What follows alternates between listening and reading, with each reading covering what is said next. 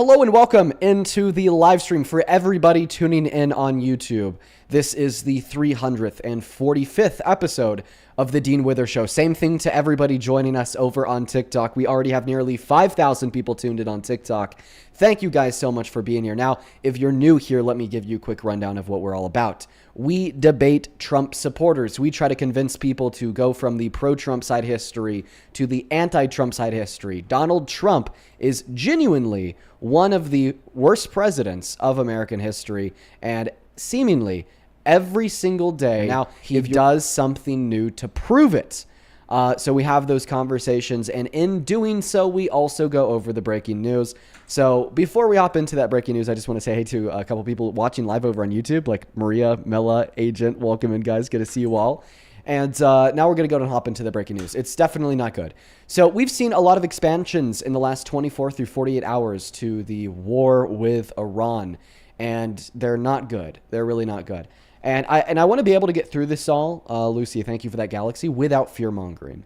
I'd say one of the largest burdens that creators have to pick up during times such as these is to ensure when they're walking that very fine line of reporting what is factually true and fear-mongering an audience of thousands, that they never even inch towards that fear-mongering region. So I'm going to try to be hyper-specific with everything that I say.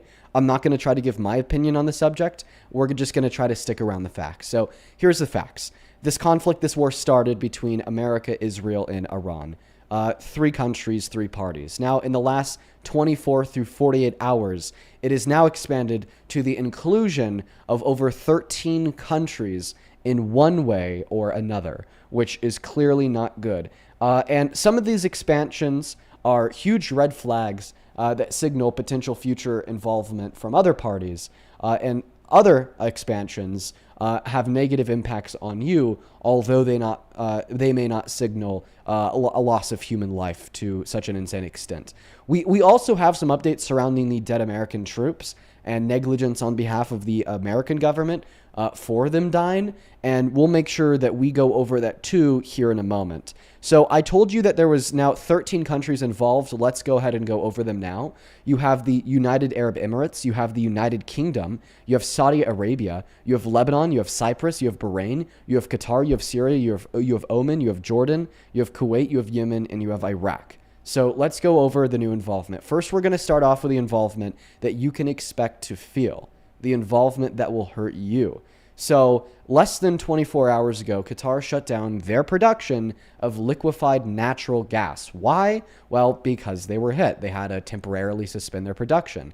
And the issue with this, okay, is that they account for around 20% of the global supply of liquefied natural gas.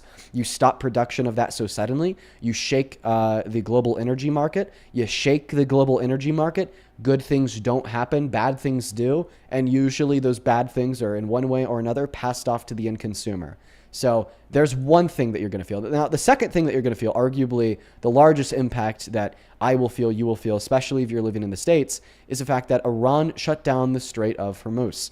If you do not know what the Strait of Hormuz is, well, it oversees around 20% of the world's global oil production. Because it controls the inlet to the Persian Gulf, which is the water access to a lot of parts of the Saudi Arabia, the UAE, Oman, Iran itself. It is a very important strait. So Iran shut it down. Can they do that? Not really, because they don't have sole control over the strait. Oman, has a lot of control. Same thing with the UAE. But what matters here is that they said if even a single ship goes through that strait, they're going to sink it. So this will also shock the global oil market, and you're going to feel this because guess what happens when we watch a very sudden and a very sharp drop in global oil supply is, well, then the price of oil goes up. And when the price of oil goes up, the price of your gasoline goes up. Experts are predicting that a gallon of gas could cost anywhere between $5 and $7. When the price of oil goes up, the price of everything goes up. We experience heightened global inflation. Why? Because oil is involved in the transportation of all the goods you buy. Regardless if it's the oil involved in the transportation of your groceries by truckers locally, or the fuel that is put in planes and jets to ship things across the seas. Same things with cargo ships, so on and so forth. And that cost of transportation going up is ultimately going to be passed off to you, the consumer. So this means you're going to be paying more for gas, you're going to be paying more for a lot of goods, and this is not a good thing in the slightest. Now, let's hope that the Strait of Hormuz is opened up rather quickly. We definitely need that. It is of utmost importance, and so we'll be keeping an eye on that. Now, another update that we've seen from new involvement in the last 24 hours is the fact that Iran struck a British military base in Cyprus. Cyprus is a part of the EU. The EU says an attack on one is an attack on all. And that's exactly what Cyprus pointed out to the EU. One of their members of their parliament said to the EU, you must get involved at once. You must come to our defense. You must fight Iran. Now, that would be bad. Okay, that would be really bad because that would kind of start a larger, more complex geopolitical war where now we have multiple bodies or superpowers involved. But the good thing is, good news, the EU's kind of ignored that. The EU's kind of ignored Cyprus saying, hey guys, get involved. And instead, the response has been the UK, Britain, okay, turning around, not directly getting involved, but indirectly getting involved by giving authorization to America, okay, to use their bases when conducting strikes on Iran. And that's kind of a good thing because we don't want this to get bigger. We don't want this to explode. I don't want war. We don't want war. So I'm happy that Britain's response is just to give more power to America compared to getting directly involved. In my mind, it's kind of the lesser of two evils, if that makes any sense. And we've also heard something very similar from NATO. Their Secretary General finally spoke out. They said that this is pretty much, to be succinct, this is America's war. That's pretty much what they said. So that's also a good thing, right? Like I really, the smaller amount of countries that are involved, the better. The less complex this is, the better, because that means the quicker it'll end. The American people don't want this. I mean, it's so insane to me that I'm reporting this news to you. I can't believe that this is the world that we live in. I mean, imagine being MAGA right now. The best way I could describe it is like cattle to a herder. They don't have principles. They don't have their own beliefs. They're like AI robots. And then Trump replaces the chip in the back of the brain anytime he wants to do something new, right? Like a year ago, they were applauding for no new wars. A year ago, they were applauding for less interventionism and more isolationism. A year ago, they were applauding, for kind of sticking to our own, lowering the price of goods, gas and groceries. Now, a year later, they're like, well, no, we just have to take over the totality of the Northern Hemisphere. We have to invade Greenland. We have to invade Venezuela. We have to go after Iran, right? We need to start a new war. The Middle East actually might be a good idea. And it's gross. It's disgusting. And we're going to be talking to a lot of those people today. And then one last piece of breaking news that I wanted to go over. I know we have a lot today, but a lot's going on, so buckle in. Now there's been a total of 6 dead American soldiers. They were all killed in a set-up in the moment of operations base in Qatar. And now we know that there's actually some level of American culpability involved here because they weren't warned. There's no sirens. They had no time to get to a bunker. Like, from their perspective, I know that this is really draconian and sad, but one moment they were alive, the next moment they were dead. There's no heads up. Okay? And see, this is an issue because what will usually happen is when we know that missiles are heading towards one of our bases, the people on that base will get a heads up. They'll hear the sirens. They'll know the air raid is coming because we already have the defense mechanisms in place. Okay, but these 6 soldiers didn't. They just died. And then one other thing as well is Donald Trump was talking to NBC News yesterday, and he told them that he actually had a next supreme leader picked out that he wanted to take charge, but then added on that he accidentally killed them in the missile raids that we conducted on Iran in the first place nearly 2 or 3 days ago now.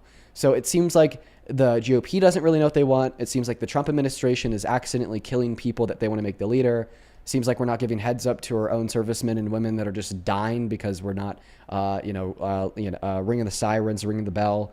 And we are now involving other countries. The Strait of Hormuz is shut down. Oil will be more expensive. UK is greenlighting us to use their bases. It's a mess. It's a big mess. And if all of that kind of went over your head, don't worry about it. Okay, because it's a lot of news all at once. It's like 5 p.m. where I'm at. It's taken me all day to kind of sit through this and digest it piece by piece. So if that all just went over your head, don't worry, because it's a lot. It's very overwhelming. Now, at this point in time, we are going to go and hop into the debate. So if you happen to be watching and you're a Trump supporter, feel free to hop in that queue. We're going to get you pulled up here. I've had the rules on the screen on TikTok for quite some time now, so you know what they are. Only hop inside of that queue if you are an American adult that supports Donald J. Trump as president, please. And for everybody watching on TikTok, y'all are doing great. We're already at 1.1 million likes, and we're less than 10 minutes into the stream. Huge shout out to y'all. Sci-Fi Modeler, I appreciate you for the galaxy as well. Shout out to you. Now, let's go ahead and hop into the debates, guys. So we're going to get the very first guest of the day loaded up into the box right now. Do follow our rules, guys. We are just looking for some debates. Please do respect that. Please do respect that. And there's also already been like a handful of really kind donations on Venmo, PayPal, and Super Chat. Just know that I really appreciate you guys, and I'm going to get around to shouting y'all out here in a moment. Let's get that first guest in. Welcome into You Support Trump. Yo, yeah. I support Trump, bro. How old are you? I'm 21. Okay, what year were you born in? 2004. You have a British accent. What time is it? I'm Australian. It's Okay. 10 a.m. I'm going to ban you for breaking the second rule, guys. You got to be American. Let's go to move on to the next guest. Follow our rules. Me, as well as my moderation team, are going to be taking a look at the people inside of the queue. And if we recognize that you were breaking the rules, like you just like clearly have anti-Trump repost, posts, so on and so forth, you are going to get banned. Welcome into You Support Trump. Hi, Neil. Okay, yeah, they're a troll, and they sound like they're under the age of 18. So I'm going to go ahead and ban you for breaking rule number 1 and rule number 3. Moving on to the next guest right now. We have our next guest, Noah, loaded up into the box. Do your best not to troll today, guys, just because obviously there is a declining amount of Trump supporters. It's really hard to support Trump right now, which means it's going to be really hard to find people that are down to debate. Now, if you happen to be a member of the 13.3 thousand people watching on TikTok, go ahead and hop inside of that queue. If you happen to be MAGA, I'd really appreciate it. I'm sure that the audience would as well. That is if you have the courage to, you know. I understand that there's a lot of Trump supporters watching that, you know, are too weak and too scared to join. Don't worry, I get it. I would be too if I was in your position, especially right now. But for the Trump supporters watching that aren't too weak or scared, you know, you feel like you have the courage to take me on, feel free to hop in that queue. I'd love to chat. Welcome in, Tanner. Do you support Trump? Yes, sir. Okay, are you driving? Yeah, right now I am, yeah. All right, man. Feel free to hop back in that queue as soon as you're not driving, man. I'll actually keep a lookout for your name. I'll keep your name in my head. I'll write it down on my notes. You just can't be on live when you're driving. All right, guys, we're still looking, you know, for the courageous MAGA to come up here and join. It seems like a lot of the Trump supporters watching now are very weak. Like, you know, Victor in that comment section, he's saying that Trump is the best, but, you know, Victor's not in the queue, so very weak Victor. Welcome into You Support Trump. Zeke, I'm going to go to give you around 5 seconds to respond. And never mind, I'm not even going to give you the 5 seconds because I can hear you playing a video game. Moving on to the next guest, guys. Like I said, a bunch of very weak Trump supporters. Not too many are joining the box. Not too many are joining the box. Welcome into You Support Trump. Yeah, hi, my name is Mike. I'm from Minnesota. Hi, welcome in, Mike. How old are you? I am 51. Okay, perfect. Well, it's a pleasure to meet you, man. Good to have you up here. Nice to meet you, too. I'm going to take a moment here, just thank a couple people, then I'll pass you that mic so we could hop into the debate. Sound good? Sounds good to me, Dean. Perfect. I'm going to first start with Aaron over on YouTube Super Chat. Thank you for the $20. That is ERIN. Let's get 200 Aaron W's down below. Aaron with the 20 says, my groceries are already depleting my bank account. I hate Trump. I just need to say that. You know what, Aaron? We all hate Trump. Fuck Trump. Thank you for the $20. Good to have you here. Same thing to you, Sherry Dixon. Miss Sherry, thank you for the $20 as well. It's good to see you again. Sherry says, thank you for keeping me up on this. My brother's stationed over there and I can't get a hold of him. So your live is keeping me sane. Oh my God, Sharon. Sorry, Sherry. I feel for you. I really do feel for you. Coming from a family that lost a member of the family in Vietnam, I get it. Just know that your brother is likely safe. Likely safe. Thank you so much for the $20, Sherry. Valkyrie, thank you so much for the $10 over on Venmo. So sending you positive vibes. Good to see you, Valkyrie. Thank you so much for that love. And then Lexington, you were the very first donation of the day over on Venmo. Thank you for the $50. That's insane. Thank you for the $50 on Venmo. Lexington says, thanks for cutting through the noise and advocating for what actually matters. Love you, dude, and keep up the important work. Well, I'm happy that we help you cut through the noise here. That's what we're all about, Lexington. We talk about facts, nothing else. Thank you so much. Let's get 500 Lexington W's and then 1,000 W's for Mary down below in that chat for the $100 donation on Venmo as well. We are less than 20 minutes into the stream. We haven't even had our first debate, and y'all are being so kind. Holy moly, just know that I really appreciate it. What the fuck? Thank you so much for the kindness, Mary. That's insane. Mary with 100 says, had to say one final goodbye to both my grandfather and my 13-year-old dog in the same week. Your streams have given me a distraction. Thanks. Oh my God, Mary. Just know I'm there with you. It's a rough feeling. My family had to put down our dog a couple weeks ago. Now my grandma maybe has a week or two left. So right there with you, Mary. It sucks. It's hard. And I'm really happy that our live streams here can serve as a distraction. Thank you for the $100. And as always, it's good to see you. Then quickly over on PayPal, Chandler, thank you for the $10. Happy 23rd birthday, bro. Huge shout out to you. Thank you. Aaron, thank you for the 5. Brianna, thank you for the 5. And then Lacey, thank you so much for the 25. Who says, hey, Dean, love what you do. Keep it up. I'll never stop, Lacey. Thank you so much for your kindness. Let's get 300 Lacey W's down below. We're all caught up. Appreciate y'all for that love. Mike, appreciate you for the patience. The mic and the floor are yours. I want to know how the hell you could still support Trump, especially after this terrible war in Iran and the terrible expansions that we've seen in the last 48 hours. Well, I'm not a big fan of the ICE strategy he had here in Minnesota. That pissed me off. But with Iran, I think that's something that needed to get done and should have gotten done probably 30 years ago. Iran's been a problem not only in their neck of the woods, but around the entire world. And I'm glad that we're partnering up with Israel and finally doing something to put it to an end. Where are you at on that? I mean, I agree with the first part of that statement. The government of Iran is a fucking problem. Okay, that's not contestable. I mean, they are a terroristic theocracy hell-bent on the oppression of their people. There's actually a mutual of mine whose grandma and aunt are in Iran, and when their aunt was pregnant, she was beat to the ground by members of their government. Okay, for speaking out of line. Okay, no one supports or endorses that shit. But I heavily disagree with the second 50% of what you said. All right? Because you said we should have done this 30 years ago. Well, one of the largest examples of state-sponsored terror in the leadership of said state-sponsored terror was nobody other than Saddam Hussein, right? We took him Agreed. out. What were Americans saying back then? How to be done? What were the Iraqis and the Afghanis doing? Celebrating in the streets, dancing. Okay? Because we just took out Saddam Hussein, a brutalistic dictator that needed to go. What did that create? A power vacuum. A 20-year endless war where over 1 million Iraqis and Afghanis died. Hundreds of thousands of Americans, too, lost their lives. And then what did we leave? A power vacuum that then led to the overthrow of another authoritarian regime, the Taliban in Afghanistan. History proves, okay, that U.S. interventionism doesn't work for solving the issue, okay? Because our objective is not the liberation of the people in the area, but rather the extraction of either profit through war or minerals through oil. I'd say it's never ever going to work in Afghanistan. I mean, the Soviets tried it back in the 80s. We took a stab at it back in the 2000s. You're never going to flip Afghanistan into like a modern country. That's a lost cause. With Iraq, I got to say that it's better there now than it was before we intervened. And we did intervene for the wrong reasons. We got some report about they had weapons of mass destruction. They obviously didn't. We all got taken for a ride on that. But with Iran, I feel like there is a real glimmer of hope that that country can be turned around. I do have a family relative that is from Iran originally. He has not been able to go back since the mid-'80s. He's lost a lot of family members that he hasn't been able to see and be with, in their last years. So I see Iran being flipped as a good thing. And yeah, I got my fingers crossed that they can get a decent government in there in a timely manner. And it's probably going to take at least a year.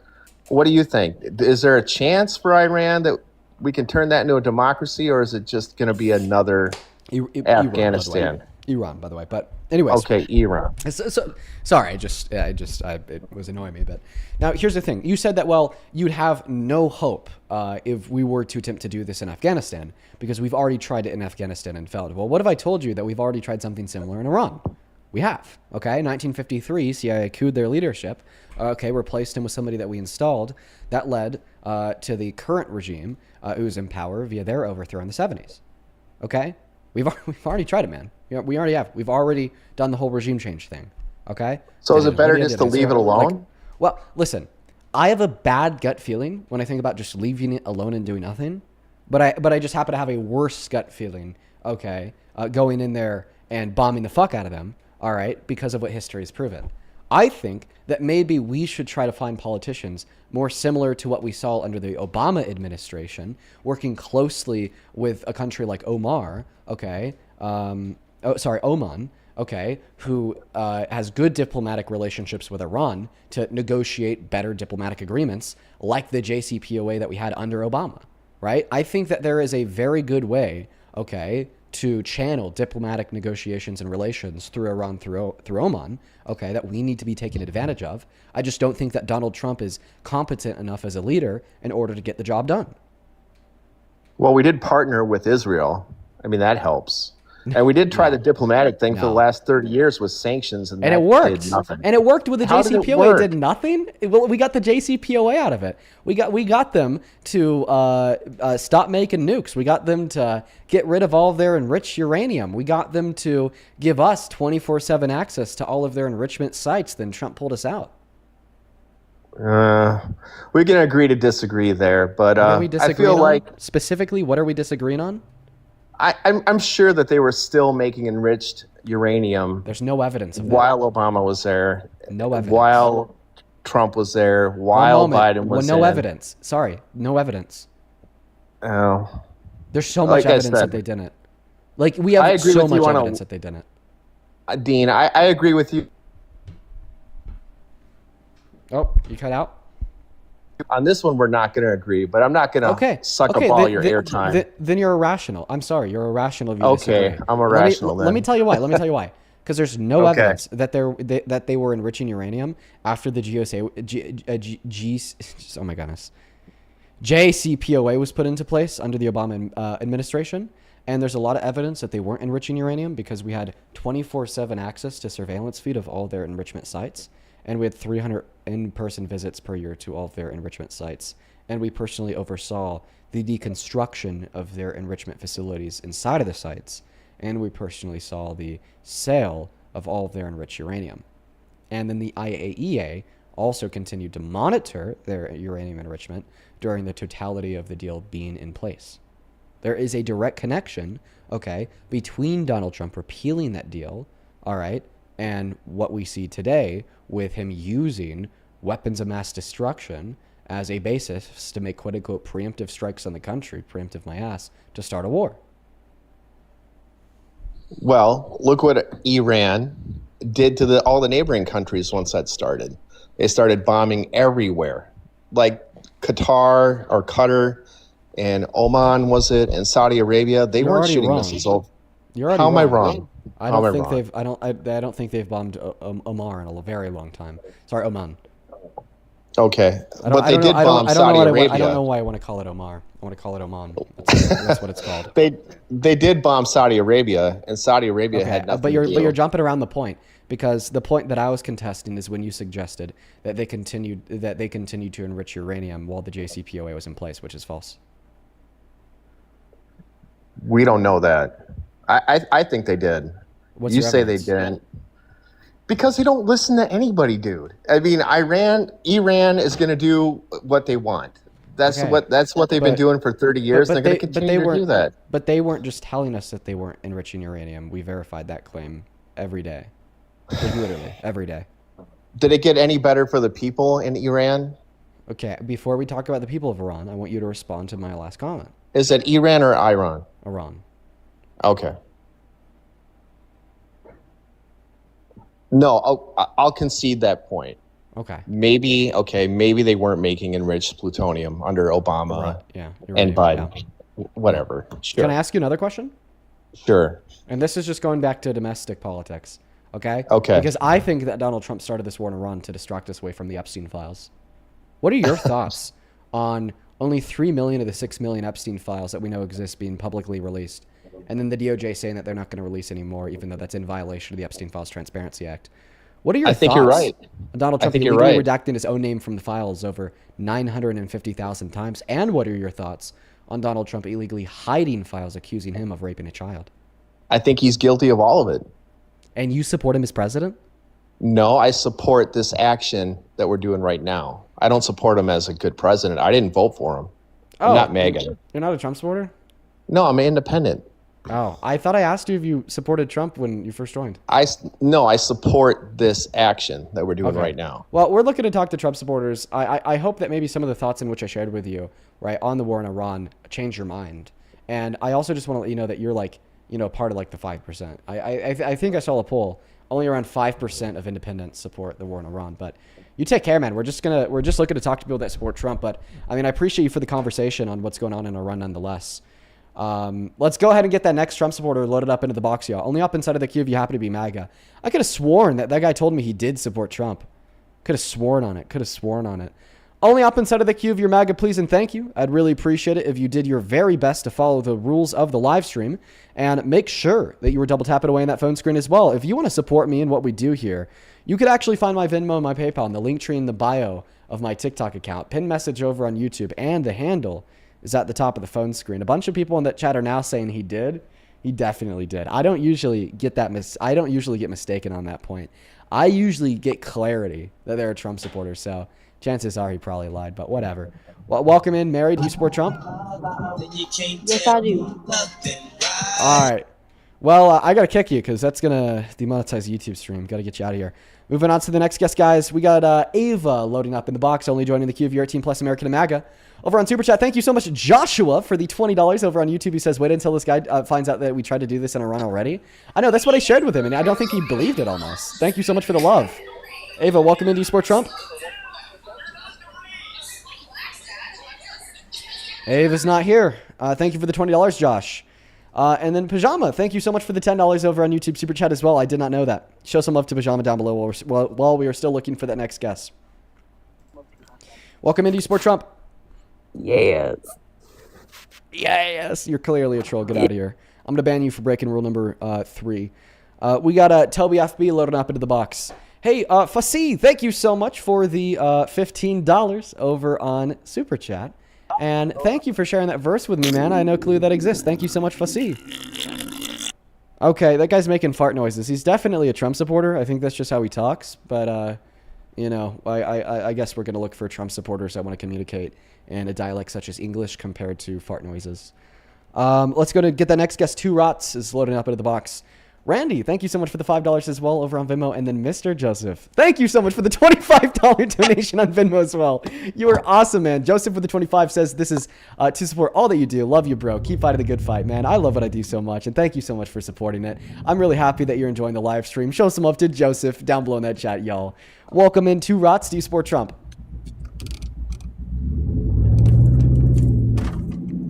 Is he just ignoring me? I guess so. He's driving, so we got to kick him out anyways. Right now, we have 16.5 thousand people watching on TikTok. Can't find a single person who supports Trump. I understand that there's a lot of Trump supporters who are very terrified. Now, go ahead and hop in the queue if you happen to be a Trump supporter that's not scared of me. But for all the Trump supporters who are scared of me, just saying, I get it. You don't have to be courageous every day, but for the Trump supporters who are watching who are courageous, join in that queue. Welcome in. How old are you? I'm 18. What year were you born in? I was born in 2007 in December. Do you support Trump? No, but I am an independent. I'm gonna go ahead and ban you for breaking that 3rd rule. So for everybody who's in the queue, I want you to play a quick thought experiment in your head. If you were to join, would you be in violation of any of these 3 rules? If your answer is yes, just leave the queue now. Welcome in. Do you support Trump? Brett, you got 5 seconds. 1. Yes. Hi. How old are you? Can't hear you when you I'm leave 27. You're 27. Sorry. Nice. And I'm sorry, what it's lagging. There's a little bit of lag, man. There's a little bit of lag. Can you disconnect me from any and all Bluetooth devices connected to your phone, such as headphones, headsets, earbuds? Yes. All done. Perfect. So, you're a Trump supporter? Yeah. I would say I would lean towards Trump when it was the election time, yeah. Yeah, knowing everything that you do now, if the election was held tomorrow, who'd you vote for, Trump or Harris? Still Trump. I think we did a good thing in Iran. Really, why? We took down their supreme leader. Okay. I think that's a W. So, I think if we want to evaluate it from one dimension, yeah, it's good that he's dead. But if we evaluate it from more than one dimension, it's bad because of what caused him to be dead and the short and long-term impacts on Iran and the globe, right? Like, for instance, in those strikes, we also killed upwards of 100 girls at an elementary school. You can't convince me that's liberating the Iranian people. Not to mention the power vacuum that it's very likely to create and what has filled power vacuums in the Middle East historically. That being, of course, various terrorist organizations and authoritarian regimes. Honestly, I think short term, like obviously that's terrible that all those things happened. I think long term, we did need to take that guy down. Okay, yeah, they said the same thing about Saddam Hussein. Look what happened there. If I'm being honest, I'm not even like that politically involved. I don't even know much. Well, let me tell you, it led to a 20-year endless war Let in me the know. Middle East. You know, this is exactly why 80% of Americans do not support the war in Iran. Also, what changed? Because you voted for Trump knowing that he was running on no new wars. Probably something that you clapped for. What changed? I mean, if I'm being honest, I didn't know too much. All I really based my election off, which, this is bad, but I mean, I guess it's better than voting for nobody, right? What I based my vote on is the economy while he was president before. With the economy?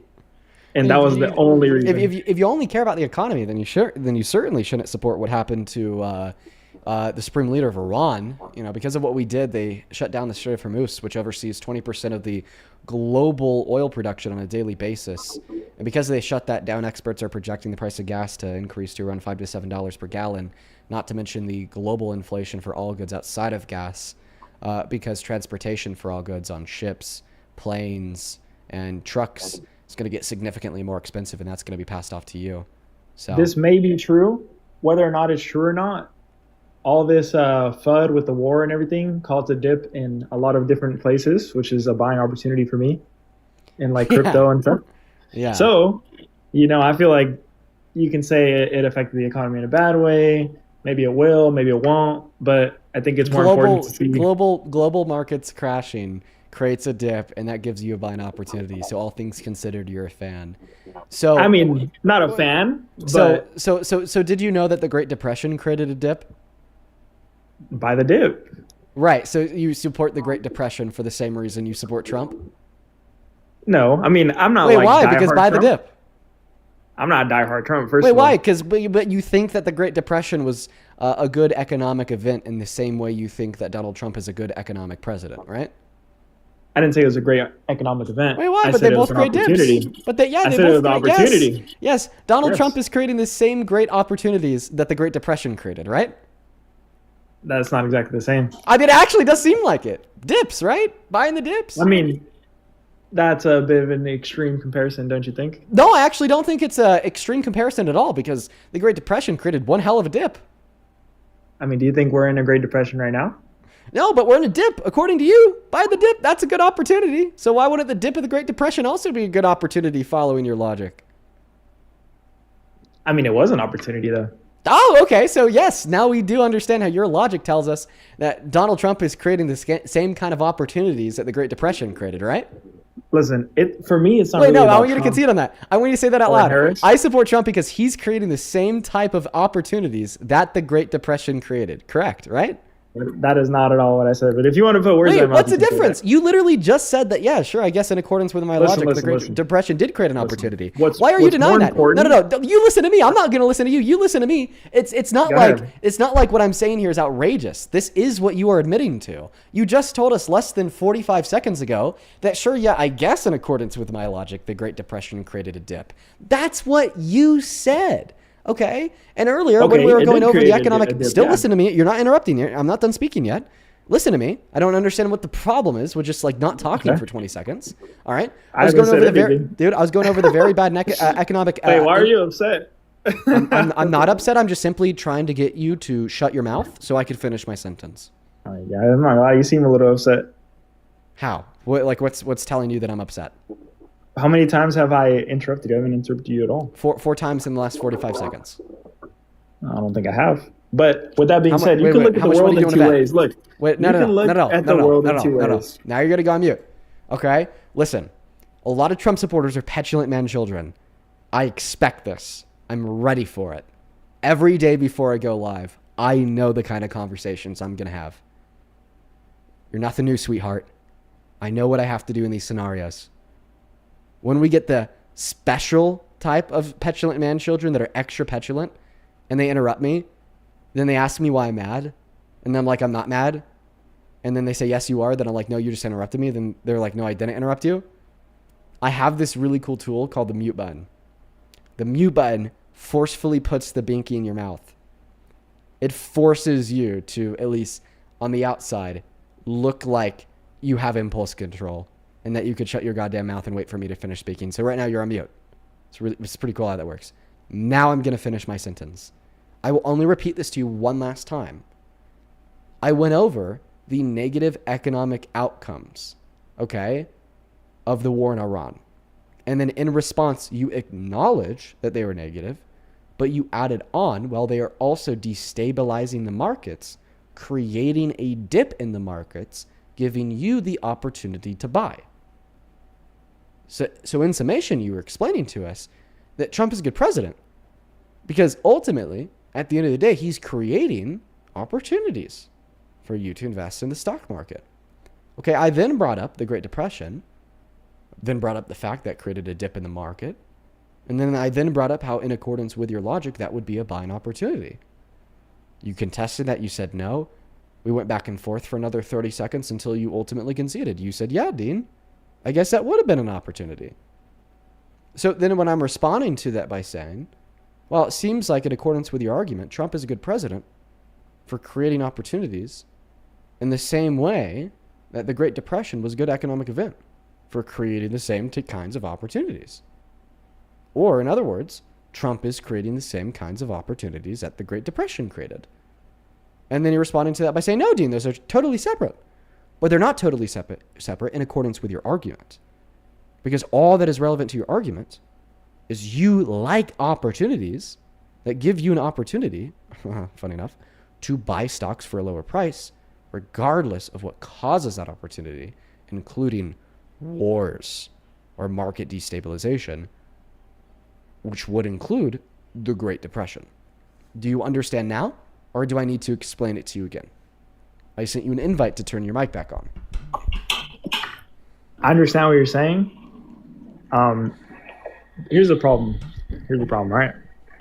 I think we're worried too much about who's president, what's going to happen. I mean, look at Mexico. You wanted to elect a woman. What happened in Mexico? You think that's a good idea?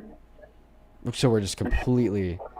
So the conversation about the economy and markets... No, I hear what you're saying. It's over. And now we're going to this. You wanted to elect a woman. No, look. Wow, that's very sexist of you. It was. It can be. You can take it how you want. So do you think men are better at leading than women? Yes. Okay, now we have something to debate. Why are men better at leading than women? Naturally, I believe that's how households should be ran. That's just my opinion. I don't think a lot of men... What are the relevant differences between men and women that make men naturally better at leading? I think with proper care of a man's hormones, I think he's a more logical being than a woman. Yes, I think that's true. Okay, so the claim is that men are better at leading than women because men are more logical than women. Not all men. Don't get me wrong. Not all men. There are a lot of men who are wrong and are not capable of doing that. So the claim is generally men are better at leading than women because generally men are more logical than women. I wouldn't even say generally because nowadays a lot of people don't take care of themselves properly. But I think so then what's a man in his right mind. What's that? Then I don't understand what the claim is. Because if you're not even saying like typically men are better at leading than women, then I don't even know what you mean when you say men are better at leading than women. I would say ideal like man. The ideal man is better at leading than the ideal woman? Yes. I think you put a man at their peak, they're not doing drugs. What's like a man's peak? They're not doing drugs, they're not out drinking, they're not doing BS, they're taking care of their testosterone levels. I think when a man's testosterone levels drop... Okay, so you think that sober men are better at leading than sober women? I would say so. Okay. And you think that sober men are... Okay, so we're just going to drop the word sober. We'll just assume that for the conversation, okay? Sure. Okay. Whenever I say man, I mean sober man. Whenever I say woman, I mean sober woman. It'll just be easier this way. So you think that men are better at leading than women because men are typically more logical than women? Yes. Okay. And what is your argument or justification or evidence that men are more logical than women? I mean, apart from like anecdotal evidence, let me why are men more logical than women? Is that what you asked me? Yes. Okay. Well, testosterone, just on its own, having high testosterone levels leads you to be less depressed, less anxious, yada yada, et cetera, et cetera. It puts you in a position to be like that, logical and whatnot, right? Okay, and then what is your evidence Women, of that? And that's just scientific evidence. Like, what do you want me to do? You want me to like? So then you should have be able to link like for cite me a everybody? study for that, right? I mean, here's the problem with people like you who go to school and But ask think evidence. you're like a genius. Problem Because with I have people a that go to friend just school, like you. I have a friend just like you. Mhm. After you went to college, this guy thinks that, oh, you need a fucking evidence for this. No, sometimes you need to use your fucking brain. All right, you need to think Well, for using yourself. Your brain would be thinking predicated on the You need to think examination for of evidence. yourself. You need to have some common sense. So when you say thinking for Why is yourself, there- you just mean be a dumb. How many presidents are there in the U.S. that have been women? Yeah. Why? And There why? have been 0 women that have ever served as president, because for the vast majority of this country's history, when women weren't legally able to become president, and then even after women were legally able to become president, women couldn't legally get into the positions of power required to first run for the presidency because they couldn't legally open a business, open a bank account, or a credit card. And then even after they gained the legal ability to own a business, open up a bank, or own a credit card, still yet you had these social barriers that existed from women entering into these positions of power, such as like high esteemed career fields and other career paths, in which would be a predominant prerequisite required in order to run for the presidency. And then even after we've seen women be able to get into these positions, then men are significantly less likely to vote for them because they're women, and my evidence would be you. All right, there's a lot of people that think like you. So I'm happy that I was able to give you a critical examination about why what you're saying here is wrong, in contrast to you refusing and failing to answer my request for you to give me your critical examination insofar as what led you to the conclusion that men are more logical than women. And then you said, well, the issue, Dean, is people like you who think that evidence is important. You should be a free thinker. And that's actually really ironic, because there's no way in hell that the guy who's telling us that men are more logical than women is a man who disdains logic and tells us that it doesn't matter and that evidence is irrelevant and that we should just be free thinkers and believe whatever we want for any goddamn Not that reason. evidence Which, is by the way, irrelevant. is by definition illogical. Not And that evidence is not necessary. now I want to tell you why you're wrong. Right. Because the suggestion that men are more logical than women is just false from the get-go. Okay, it is. I'd actually That's say, untrue. well, remember when I investigated that claim that they are more logical, we winded up with you citing common sense. So in other words, if I could provide evidence that is more compelling than common sense, it is true that men are not more logical than women. So I'll do that easily. We'll go back and forth about this. Oh, no, we will. Because you're not a logical we can agree person. to disagree. No, check this I'm out. sure- Check this I'm out. sure Check I'm this not. out. The reason that we will go back and forth after I give you my evidence is because you're I'm a not a logical feminist. person. I'm a feminist. I love women. Name one piece of feminist literature. I don't need to do that to love women. Right. Yeah. Now, anyways, sorry. I had a somber moment there. Now back to what I was saying. All right. So that claim, men are more logical than women, I'd say it's false. I actually think that men are more likely to engage in emotional thought processes compared to women, who are more likely to engage in rational thought processes. My evidence is as follows. Crime is very emotional and irrational. Men commit vast majority of all crimes, including 92% of all violent crimes. Yeah. Self-unaliving, although sad and serious, is emotional, not rational. Men commit 74% of self-unalivings. Yeah. Abusing hard drugs as an unhealthy coping mechanism to deal with emotions is very emotional and not rational. Men are 3 times more likely than women to abuse hard drugs as an unhealthy coping mechanism. Meanwhile, women are 4 times more likely to go to therapy. Not to mention that when we just look at the studies done, women have a higher EQ score on average, which is the emotional intelligence quota, which informs us about how rationally one can process their emotions. And there's actually biological reasons why everything that I just said is true. Evolution has designed women to deal with stress and pain better than men for the purpose of childbirth. I'm not saying that women have to give birth. I'm just simply saying that because they can, evolution has given them thicker dendrites in their neuroanatomy, which has given them higher stress and pain tolerance. And there's also academic studies in which I've proved that. back to the examination of our evidence for differing claims here. My evidence is like a billion empirical facts, various studies, biology, and then your evidence is common sense. So tell me, are you right and I'm wrong? Am I right and you're wrong? Or are you going to pull that crazy loser card, let's agree to disagree? I don't know. Mike, the floor is yours. I sent you an invite to turn your mic back on. Okay. First, for the chat, I've been muted. I don't know why you guys are saying I got silenced. Number one. Oh, yeah, because of What? the argument I gave you to silence the fuck out of you and your view. I'm sure you did. Yes. But Thanks. look, let me tell you.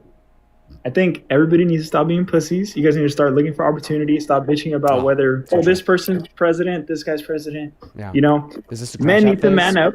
Men need to man up. Number I one. agree. I agree. You need to man up. I think that you pretend and you act like a little boy. It's very embarrassing. I take care of my family. I've been taking care of my family since I was 15. I've been the provider. Right. Can you say the same? Right. Yeah. You think that you're a man because you're able to provide. But being a man doesn't just mean that you're able to provide if your environment and situation calls for that. It also means acting your age and treating others around you with respect, treating your loved ones with love, and not treating the women in your life like pieces of shit because you think your biology makes yourself a better leader. And then when trust me, I don't treat them like that. Sit down, boy. Little boy is what I meant to say. Sit down, little boy. You're But then calling me when a little real boy. man- Well, yes, I am. Corrects you and gives you the evidence to prove your view wrong, you crash out and call everybody bitching pussies. By the way, that was just more evidence for the argument I gave you, right? Like the thesis of the argument I gave you, okay, was men are more likely to engage in emotionally driven thought processes and behaviors compared to women. And then I give you the rational evidence to support that conclusion. Then you as a man respond by engaging in emotional thought processes by just saying that we're a bunch of pussies that need to quit bitching. Like, did you mean to give me another data point to make my argument stronger? Like, did you mean to do that? I don't need to give you data. Look at you. You're a pipsqueak. Oh, yeah, there we go. Pipsqueak. Yeah, I'm also not a pipsqueak. I mean, cute, but whatever. I mean, you are, but No, so You know. true, yeah. Yeah, on God, totally. 110%. how much do you weigh? How much do you weigh? Well, You're I a mean, victim. I could tell you I bench not 355, Jesus, 255. That's it? Yes. That's kind of embarrassing. I wouldn't admit that publicly. Do you know that's more than 99.5% of the population? That's cute. Why would you I be should see what embarrassed I to do to admit that. You should see what I do to that. Well, I mean, I see your profile. It says that your bench max is 375, which is significantly Yeah. more than 255. But just because I bench significantly less than you doesn't mean that benching 255 pounds is embarrassing by any measure. I'm not gonna lie. Right? Like I this fuck- is this I is fuck like with this is you. like this is like You're another a very sign. strong guy. Th- You're this a is very like strong guy. this is like another sign of like the narcissistic male ego, right? It's like so what's the right word here? It's so insecure, right? That whenever anybody does anything less than them, especially within like lifting weights as an example, okay, they turn around and say, "Oh, that's terrible. I'd be so scared to admit that." Buddy, 255 bitches more than 99.5% of the population. Why the hell would I ever be scared to admit that? Are you kidding me? Right? And it's a pivot away from the original I'm not gonna lie, conversation good- where we're talking about good the for you fragile male ego. For that 255. Good for you for that 255. I'm proud of you. Keep on pushing. But look, I didn't come in here to disrespect women. All right. I'm sorry for all the women that if I've hurt anybody's feelings. I did not mean to do that. My only point was that I do believe that men are better leaders than women. I will stand on that. I'll die on that hill. What do you think, Dean? Well, that's what we'd expect from men who would believe that men are better at leading than women. So my psychological evaluation of all the men who've made this claim to me over the course of the last 3 years is as follows. I think that the men who make this claim are very weak and fragile, and they make this claim to attempt to cope with their low level of self-esteem or perceived self-value / worth. So instead of like going to therapy or like reckoning with their emotions and dealing with them with maturity, they instead just bottle them up and project them onto those around you. And basically, like, the thesis is as follows. Like, if you can project your own insecurities onto the people around you, women aren't good at leading. Now you're, in value of that fact, in virtue of that fact, better at leading than 51% of the population by default. Okay, then you could think more of yourself. Okay, and that's the issue. That's the issue. That's the meat on the bone, It is toxic masculinity, and that toxic masculinity doesn't start at a necessary disdain for women. It starts at a necessary low self-esteem. So you think I And should this go to hurts therapy? women, but it also hurts you. Okay, because I don't know. Are you straight? I'm actually trans. Okay, so trans is not a sexual orientation. Are you straight? Yes. Okay, so you're attracted to women. So when you hold on to these beliefs, women don't want to fuck you. I'm just going to say it like it is, right? And that actually sets forth right. this negative feedback loop of lowering your self-esteem even more, which then exacerbates the very toxic and fragile traits that you've described on this live. I'm not even going to comment on that because I have nothing to prove that women don't want to fuck me. But with that being said, I heard you say something about therapy. I personally disagree with therapy. I think a lot of people rely on that. And I think it's, I know you may disagree with this, obviously. I know, like you think the way to take your emotions out is punching holes in your wall, not talking to a professional. No, shit. That's not it. Of course, like that's like the most expected thing I've ever. never like, punched course a you don't hole believe in my in. wall. Of course you don't Calm believe in down. therapy. Like, bro, no shit. Correct. I definitely would assume that's your view.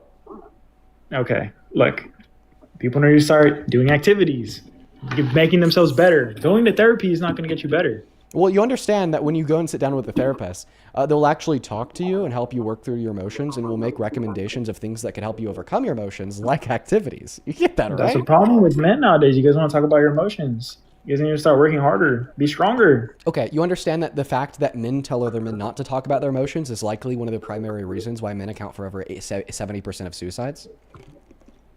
You know what? Why men do that? I don't know. I think. Well, I just told you. That's why you need to talk about your emotions. Sometimes, I mean, right?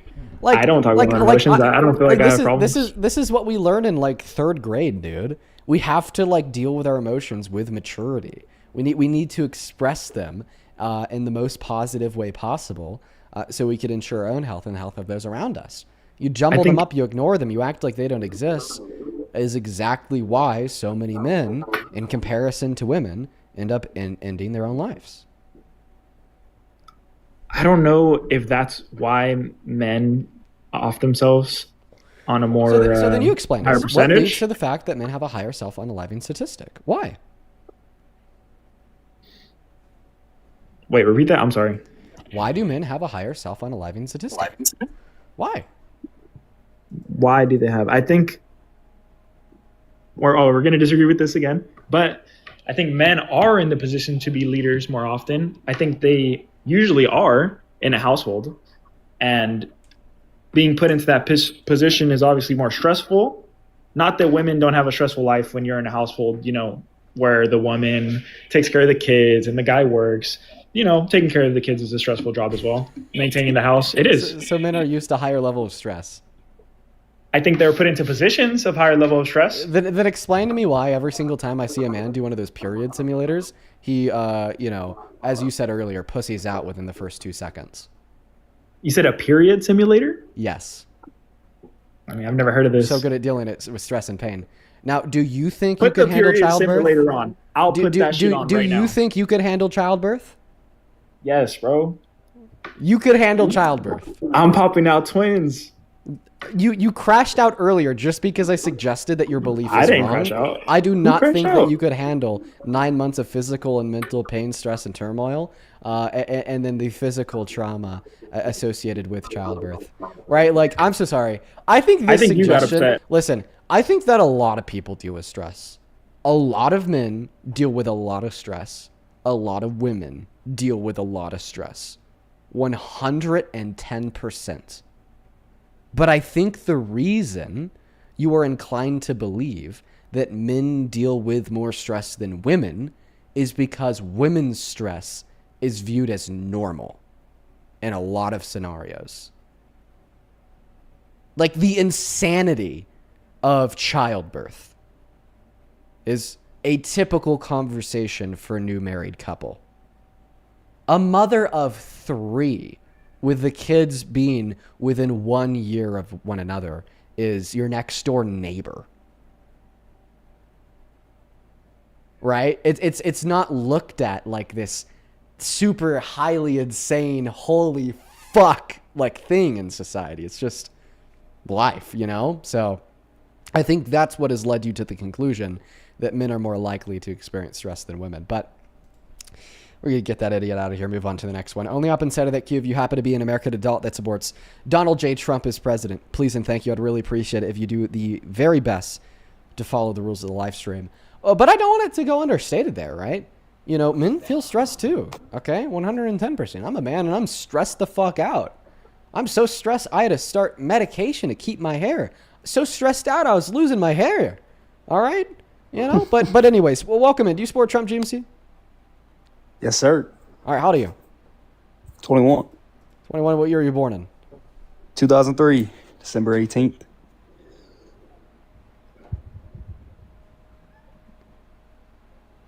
Yeah, dude. Oh, sorry, my cat's in the room with me.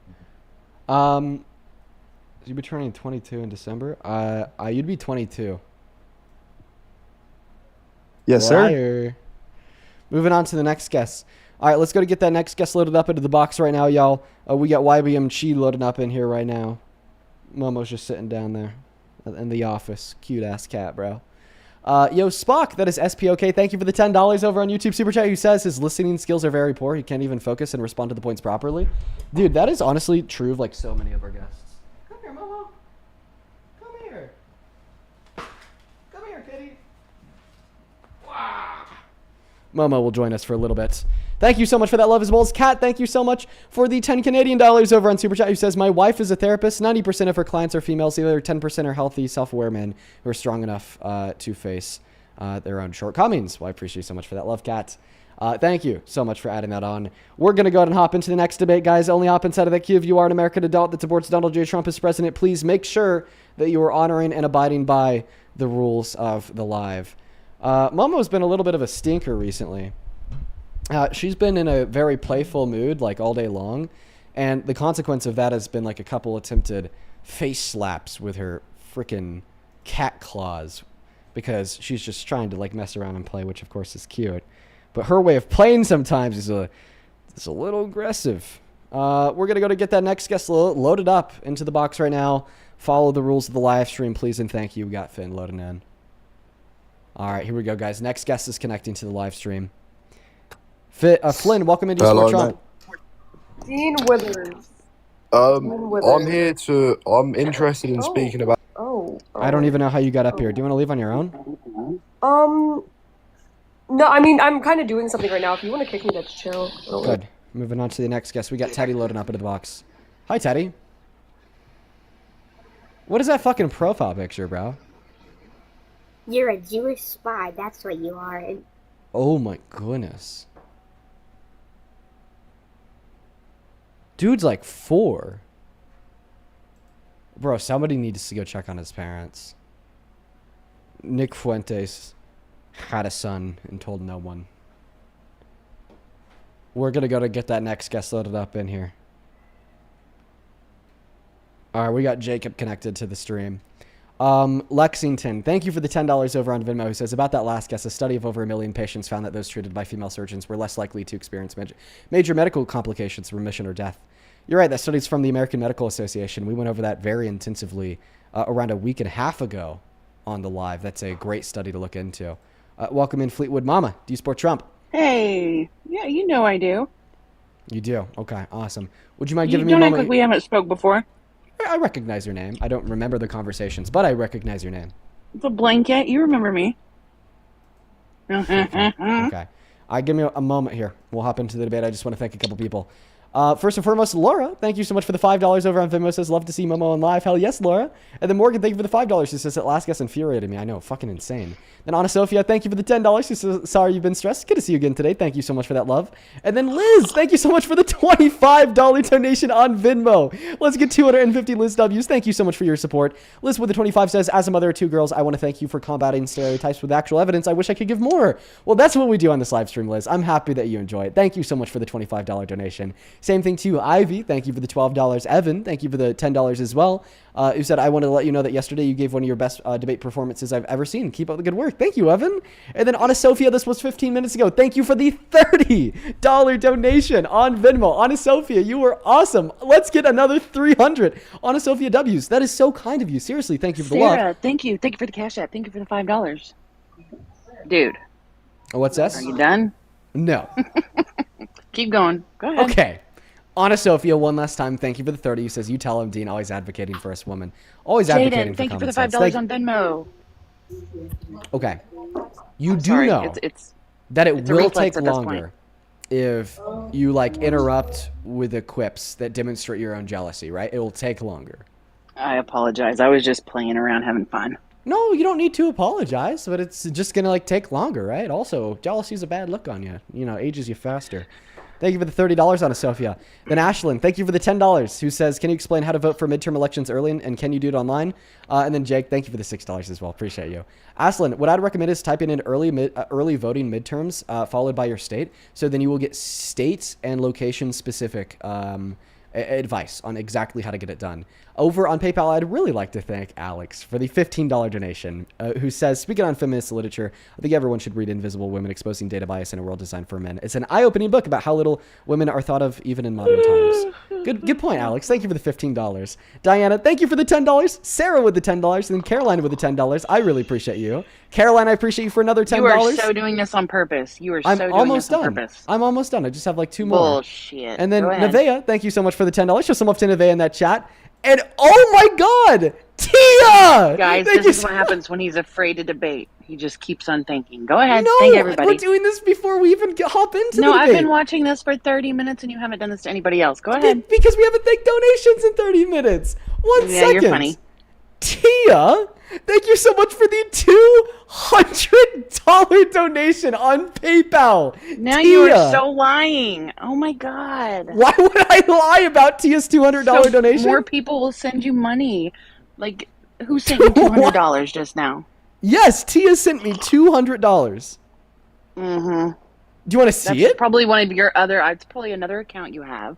Why would I send You're myself sending to yourself. $200 from another email address with a random name? Vamp it up to make it look like people are sending you money when they don't. Let me read you the message. Tia with a $200. Casey, thank you for the under control. Tia with the $200 says, sending support from the UK. Love your channel from Tia. Thank you, Tia, and I'm so sorry that you are having your literal existence be invalidated by this asshole. Let's get 5 trillion Tia W's. And then Lacey, thank you for the $25 donation as well. I said, hey, Dean, love what you do. Keep it up. Thank you, Lacey. Dude, let's get 5 trillion Tia W's down below. As well as over on Super Chat, Julia Roberts, thank you for the $20. She says, donated yesterday, but please buy Momo something on me, bro. You got it, Julia. Thank you for the 20. And then it's Ryan, thank you for the 20 as well. He says, man, she's annoying. Thank you so much for that love, Ryan. Just some love to all of our donors down below in that chat. All right, the time has come. The mic and the floor are yours. Come back to that TikTok app and tell us why you're MAGA. Unless she's running. Is this like her leaving? Fleetwood Mama? Oh my God, she left. I guess that she just got so upset with all the donations. She just had to leave. You know, Fleetwood Mama, if you still happen to be listening, I mean, you left right at the end, you know, like really unfortunate timing for you, right? You know, like you stuck around for the 5 minutes that it took me to catch up, and then you jet the moment we're all done and ready to go. Super unfortunate. Super unfortunate. Moving on to the next guest, Lucas. Thank you for the hand arts, man. If you want to support me, you could actually find my Venmo, my PayPal, and the link tree in my bio on TikTok and on YouTube. It's in the pinned message, and the handle is also at the top of the phone screen. You could attach a message, and I'll do my very best to read it off. Welcome into Sport Trump, and they left. Okay, guys, I want to do a very quick thought experiment with all the viewers in the queue. So ask yourself, if you were to get, we'll do that here in a second. Welcome to Sport Trump. I don't want to hear anything. That boy lives in his house. He's not. When there's Trump is not a president, he ain't gonna have any more money because he ain't have nothing to complain about. That's all he does is complain. You know? Does she know that you're connected? He's an American sitting in his home, a rich boy.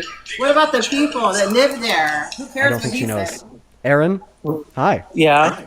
Hey. So Aaron's mom, is that who it is? I don't even want to. Yeah. Are you serious? Mom, like, I want you to talk to him. I don't want to talk to him. I have nothing to say. Will you hear me out? No, I have nothing to say to you. My children are in the military, and you're sitting in your home, and you don't have anything to worry about in your house. Right. And I don't want to hear from you. I want to hear from the people, is what I'm telling him. The people. I want to have a good, productive dialogue with you. Exactly. Do you think you could do that? A good, productive dialogue? No, me and Aaron were having a dialogue, not me and you. All right, we're gonna kick it and move on to the next guest. All right, so anyways, to that woman's point, I really wish that she was down to debate me. You know, I'm sitting here at home while her children are in the military, getting deployed with the risk of death. See, that's what I'm fighting against, because Donald Trump is sitting on top of a stockpile of $12 billion from the Oval Office, while your children are potentially getting deployed to face possible death. And that's what we stand against. No new wars, man. No new wars. And that's a promise that Donald Trump couldn't keep. Welcome into Sport Trump, Lewis. Yes, I just want to hear your opinion. What do you think is Trump's end game on the Iran war? What do you think is the end game? He answers that question every day, and every time he has a different answer. I would say his end game would be a deflection away from the Epstein files, potential reason to mess with midterms, and money extraction through oil, other resources, and profit off a war. Now, you said that you're a Trump supporter? No. I wanted. I'm happy I could answer your question, but you totally told us that you're a Trump supporter. Let's go to get that next guest loaded up into the box, y'all. Only up inside of the queue if you happen to be an American adult that supports Donald J. Trump as president, please and thank you. Yeah, we got a bunch of Trump supporters really riled up today. Super unfortunate that Aaron's mom didn't want to talk. I was really looking forward to that. Hi, do you support Trump? Yes. How do you? Okay, they're like 4.5. So in order to stay on the live, guys, you need to be at least 18. I just want to put it out there. There's no reason why it should be this hard for us to find a guest with 16.4 thousand viewers. Just think about that to yourself. I think it's a good sign. I think it is. You know, if Donald Trump was like truly like a president of the people and a president supported by the people, then I don't think it'd be this hard to find a singular person who's down to debate. Yo, follow me. Everybody follow me. Oh, Zach, yo, follow me. Yeah, I just want follows. I'm not gonna lie. And low-key, fuck Trump. 1 second, Zach. I left you up here for 15 seconds to see how many people would follow you. Zach got you guys are 0 freaking followers. amazing. Thank you. Thank you for all the gifts. Oh, it's this Holy guy. crap. There's a whole different guy. Oh my gosh. W live, W I've people. tried to remove you 3 times. Why did it take... It was a whole different guy. Wrong guy. Whoops. And then I tried to remove him 3 times. We're going to move on to the next guest. Hugo, do you support Trump? Okay, Hugo's not here. Yeah, people do that follow me thing every once in a while. And it just doesn't work. It really doesn't. Welcome in, Jacob. Do you support Trump? I do, yes. How do you? Can you hear me? Yes, I can. How old are you? I'm 21. And why the hell do you support the worst president of your life? I don't think that he says a lot of good things, and I think he's arrogant and has a huge ego, but I do think in the state of the country, especially with national security, I think that there's some things that need to be done. 1 second, Jacob. Annie! Oh my God.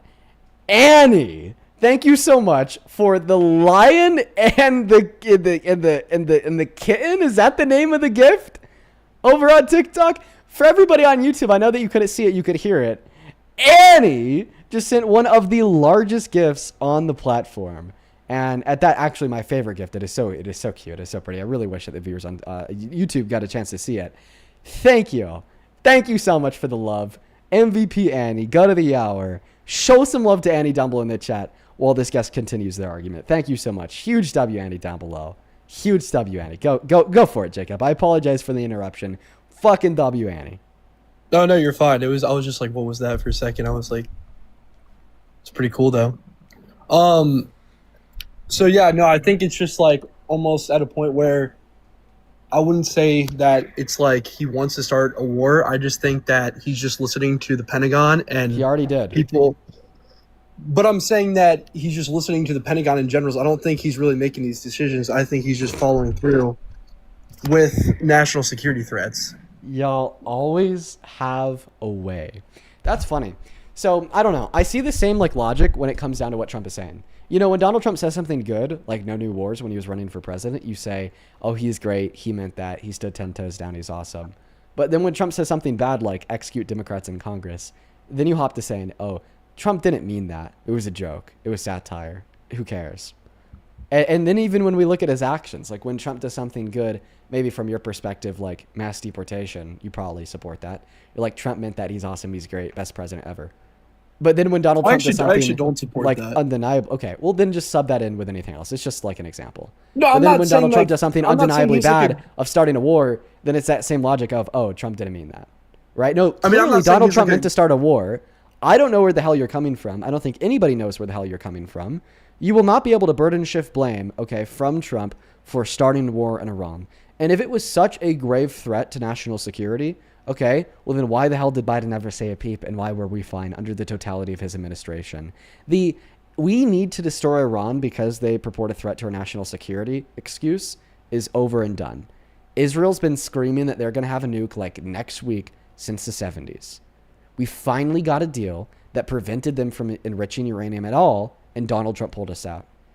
And then 3 months ago, he was like, they're going to kill us all next week, so we have to drop bunker blasters on all of their enrichment sites. And then according to Trump and the Pentagon, we completely destroyed them, meaning that they pose no threat to our security or safety.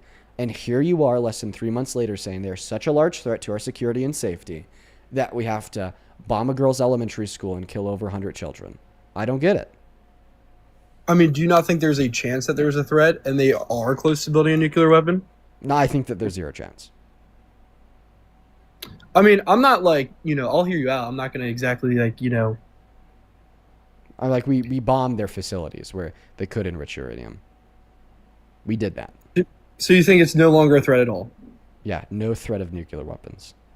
So why would you think, even with, like the Iran people supporting his decision, why do you go against that?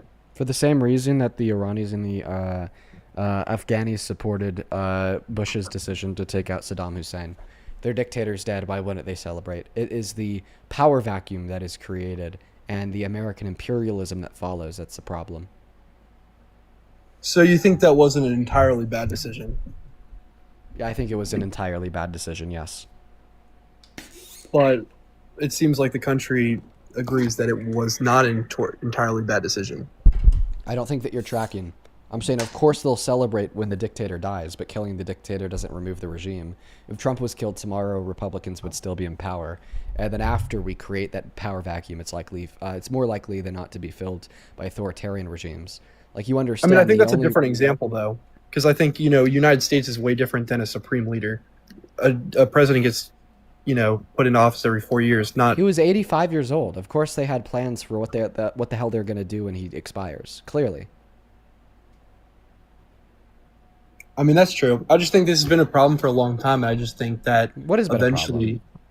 I mean, I think that we've always had a problem with Iran. Can you agree? Well, actually, no.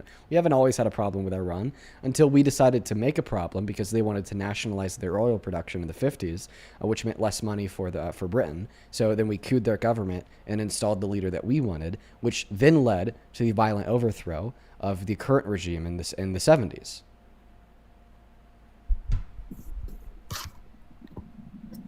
I mean, that's fair. But I even think even during Biden, Iran was still something that he was talking about. I could identify a time where we had no problem with Iran, specifically in relation to national security concerns of our own. Sure, when?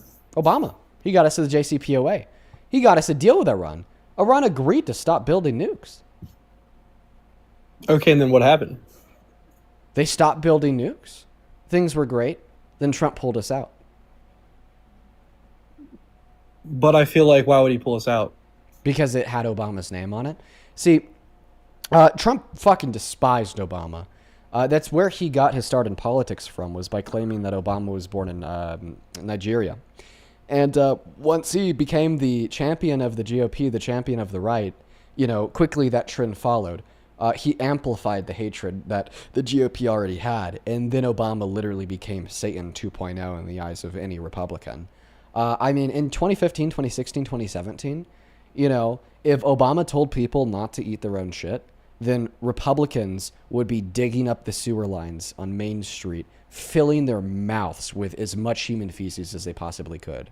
Whatever Obama did, they'd do the opposite, good or bad. And that is exactly why Donald Trump pulled us out of the JCPOA, merely because it had Obama's signature on it. Sure, and then just a question. I mean, I think I pretty much said everything that I wanted to say, but also, I mean, even just for you and, you know, as being someone who's very involved in politics, what would be your advice to someone who is trying to get true information and true research on their opinions and beliefs? Look at the facts, don't look at the feelings. I think that every single news station like just put their own spin on things, but ultimately what they're spinning are the undeniable facts. So, you know, make sure that you're paying attention to nonpartisan sources, and if you're going to look at partisan sources, and make sure you're looking at partisan sources on both sides of the aisle. You know, when there's a fact or a set of facts that are just too bad to spin, there's no way to make it look good. Then if it makes the right look bad, then the right will ignore it and they won't report on it. Me personally, I'm a big fan of AP and NPR. I think that they both do pretty good at non-biased reporting. Ground News is another good tool. But yeah, Jacob, it kind of just sounds like you want to, you know, the good tools are to kind of start researching in politics. So, you know, take a look. I kind of stay away from CNN. I kind of stay away from Fox News. I'm more of like a Reuters, NPR, AP, independent journalist kind of guy. And that's what I'd recommend. Let's go to move on to the next guest right now. Welcome into Sport Trump. Hey, how are you today, Dean? Doing all right, man. How are you? I'm pretty good. Yeah, I support Trump. Before we get into it, can I ask you a question? So I debated you a while ago. Okay. It's been probably 7 months. For a while. Yeah, been a while. So I had a bunch of your followers and your supporters fucking start harassing me on the online and stuff. Yeah. Do you condone that? Do you mean condemn? Yeah. Yeah, I condemn that. I don't really like it when people will like follow a DM and like harass super harshly, you know? I think sometimes that there's some pretty funny comments that viewers of the live stream will leave on a guest's like posts, so on and so forth, but I don't really like it when they go from being funny to like holy shit, like die, you know? Right. Do you think that we should ever support people who Have like? a good day. No, don't leave yet. I have a question in response. Do you think that we should ever support cool. people who like call for the execution of others? No. Ever. What do you mean? You're gonna twist this on me. No, I just like, we're just talking about like online harassment and bullying campaigns. We should like never support people who with no good reason call for the execution of others, right? I'd agree with that. Okay. All right, so now I want you to take the red hat off. I want you to tell us that you're no longer a Trump supporter. I changed your mind in under 60 seconds because 10 weeks ago, Trump went on Truth Social and called for the execution of 7 Democrats in Congress that reminded members of our military to abide by the oath they took under the UCMJ, which is to not take any order if it were to be illegal. Did he? Yes. Oh. All right. You'd have to like see it in order to believe it. Right, yeah. Right. Well, that's also no worries at all because here it is. He responded. The president of the United States of America, Donald Trump, to you need to know. Donald Trump posted this. Oh shit, that's sweet. He responded to a post published by the Washington Examiner titled "Democratic Veterans in Congress Urge Service Members to Refuse Unspecified Unlawful Orders" by saying that this is really bad and dangerous to our country and that their words cannot be allowed to stand. He then followed that up with a second post that reads, "This is seditious behavior, punishable by death." And then he reposted a comment that reads, quote unquote, "Hang them, George Washington would." Okay, so just to clarify, you're not a Trump supporter, right? I think he's talking about like sex traffickers and stuff. Oh, well, I mean, no, I just showed you the tweets. He was talking about 7 Democrats in Congress that urge members of the military to not follow any unlawful order if they were to, if there was one to be given to them. What Democrats were they? The one that I can name is Mark Kelly. Mark Kelly? Yeah, sweet. Okay, so you're no longer a Trump supporter, right? No, I am. Oh, but you just told me that we shouldn't support people who basically call for the execution of others. Are you just walking back on that now? Why do you expect me to What? condemn anybody who would like drop like a little harassment DM saying like, "Oh, you're ugly," but then like turn around and support somebody expressly calling for the unjustified execution of members serving in our government?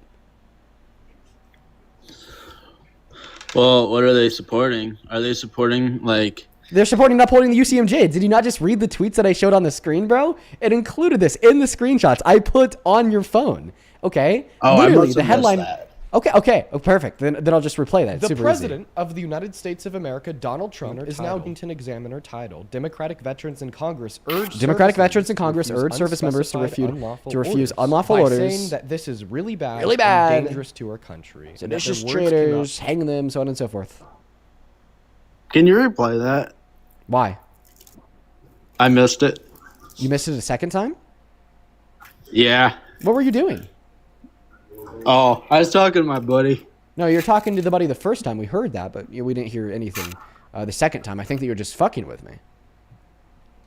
Was I? Yeah, you definitely are because, you can't open your eyes. You're MAGA cultist. You don't care about what Trump does, but you know that you got, right? Like, you know that you got. Like, you know it, all right? You got fucking got. You said that we should never support people who call for the execution of others.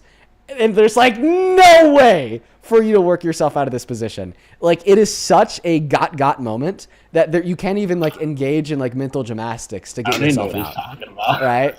So now you just got to kind of like ignore it. Right? Like you're fucking with me, right? What? You're like fucking with me, right? Like you didn't listen, right?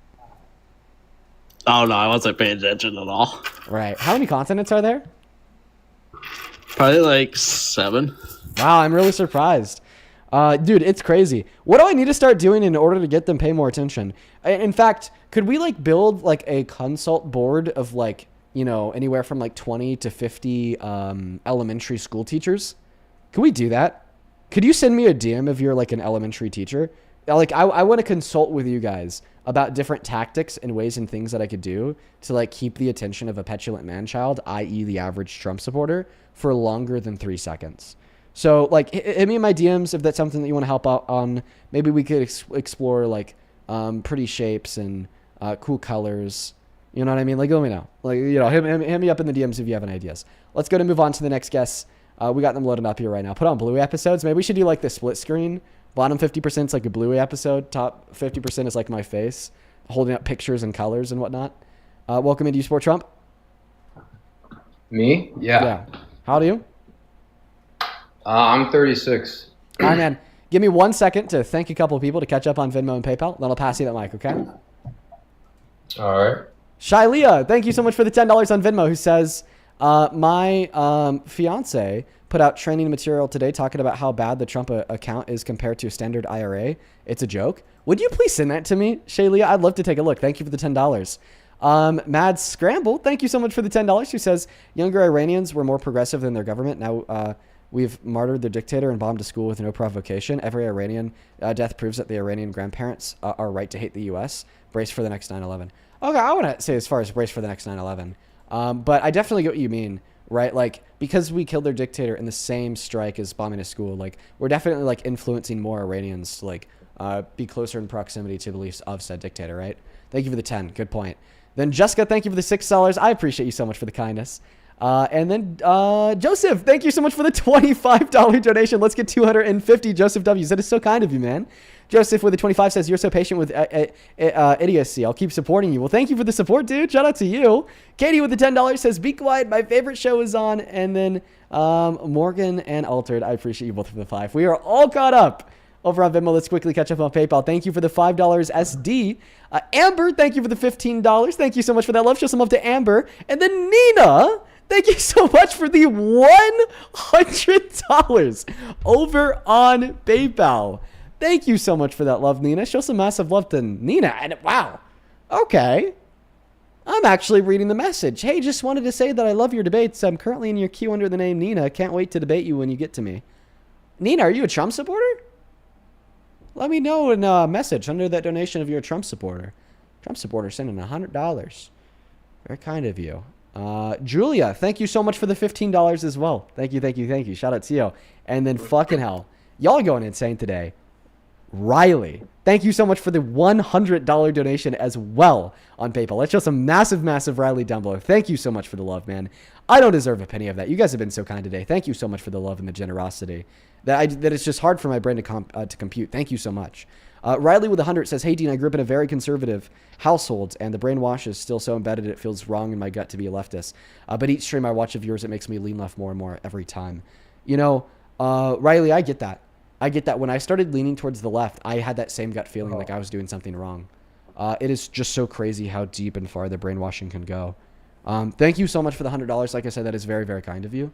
If you are watching and you want to support me, you can find my Venmo, my PayPal, and the link tree in the bio of my TikTok account. It's in the pinned message of that YT stream, and the handle's also at the top of that phone screen. David, if you want to take it away and tell us why you support Trump, the mic and the floor are yours. I have a pretty interesting relationship with what I feel about Trump. I would say I am less of a Trump supporter than I was. I think that he's not professional in what a president should be, honestly. But I think, unfortunately, he might be the best option right now. I don't really know. I lose more and more focus with him. I think that he contradicts himself a lot, but I think that he does a lot of good things also. I think don't the know. fact that he's such a bad person is what makes his presidency rotten to the core. Because not only are we like sane washing the insane, saying that it's normal for a rapist to be the most powerful person alive, voted in by the people, but it also taints his policy. He doesn't care about other people. Listen, there is a multi-bipartisan situation there. I mean, cross like Clinton's, Biden, and different things. So let's not, you know, there's a bunch of stuff going on with the latest presidents. So, I mean, it's not just Trump in that regard, you know. I'm so sorry. You can't just basically accuse Biden of rape to attempt to justify and / ignore the fact that a civil court not determined Donald Trump justifying it. raped a I'm woman just 2 years saying, ago. you know, it's kind of immature to just say one person when the list is obviously, and different things have said, you know, the same amount of information for the past few presidents. That's insane. I'm sorry, that's not true. What's the evidence to justify that Biden is literally a rapist? Well, no, I'm not saying just particularly Biden. I'm just saying it's a multi-bipartisan situation. You named Biden. You said Clinton. Yeah, and I said Biden. spanning Clinton's, Biden, and the past presidency. Like okay, there's been things going on for a while. So who? The Clintons, Biden, Obama, spanning Obama? over that. Wait, whole what's the period. evidence that Obama's a rapist? I didn't say that. You're taking my words Wait, out of context. so just to clarify, Biden's not a rapist. Obama's a rapist. Do you think that Clinton's a rapist? No, I never said that. You're actually saying that. I mean, I said that Trump's a rapist, and then you said it's immature to call Trump a rapist because the same thing could be said about Clinton or Biden. And then you changed the claim to say a president's between Clinton and Biden, and then you named Obama, and I'm like, what's the evidence that Obama's a rapist? And you couldn't give me any. I'm losing my brain cells, dude. No, I just said it was a multi-bipartisan cover-up. That's what I said. Are you talking about the Epstein files? Yes. Okay, you're talking about the Epstein files. I don't think that the Biden-Harris administration covered up the Epstein files. And one second. Because Annie just came in hot with a goddamn dragon flame. Annie, thank you so much for the love. Okay, while we cook this fraud, okay, on the Biden-Harris administration and the Epstein files, show some love to Annie down below in that comment section. Thank you so much for that love. Huge shout out to Annie down below in that comment section. Thank you, thank you, thank you. Now back to the debate. W Annies all day, every day. I don't think that the Biden-Harris administration concealed and covered up the Epstein files. Okay, well, I mean, it's obvious that it's been going on for a while, and there's like information to show that, so you can say that, but it's So what's the evidence that they covered up the Epstein files? That it was which group, which president are we talking about? Biden-Harris administration? This last presidency? Yeah. Yeah, well, what do you mean? They had access to files and they didn't release them. I don't think they did. Okay, well, I do think they did. So, okay. Like, the reason why I think that you're wrong here? is because I don't think they held to unitary executive theory. Well, I do think they are. Okay, well, so like, what's the argument here, Dean? Well, I'm trying to give it to you, but you keep interrupting me. I'm not right now. Okay, thank you. So the Biden-Harris administration did not believe in unitary executive theory. Okay, they were not a body of people. Okay, who would just kind of tell Merrick Garland to do whatever the hell they wanted to, and then Merrick Garland complied with their every wish and demand. And I actually have really strong evidence of this. By the way, Fleetwood Mama, welcome back. Good to know that rage quit is only temporary. To you, David. All right, we already know that there has been some files released that make Trump look bad. That if they were released by the Biden-Harris administration as an October surprise when Harris was running against Trump, could have lost Trump the election.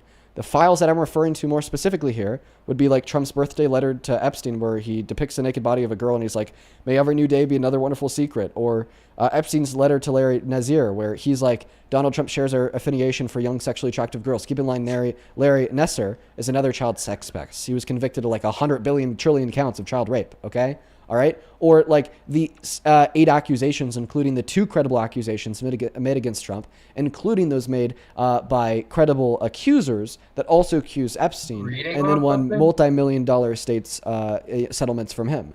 The Biden-Harris administration, if they were to hold to unitary executive theory, if they were to want to dip their toe into the DOJ, could have selectively released these files and these files alone that make Trump look bad. But they didn't. And that shows that they truly observed total independence from the DOJ, which tells us and explains to us perfectly why. Okay. There's no evidence. It is not true that they didn't conceal the Epstein files. What's the evidence? The evidence. There's no evidence there. The evidence is that the biggest bomb on Trump's character is in the Epstein files, and they could have released it but didn't. Yeah, that's not evidence. Yes, it is, because if they were it's to, not. It is evidence for the fact that they truly observed. You have to tell him how. The Tell him how independence it's not, dude. Of the Department of Justice, even when against their own self-interest. Is this a 2-person debate? What is this? This person is I'm a the Trump moderator. supporter, David. No, they're not a moderator. They're a Trump supporter. Yes, I am. Stop. David, don't get attitude with me. I can get attitude if I want, and there's no attitude given.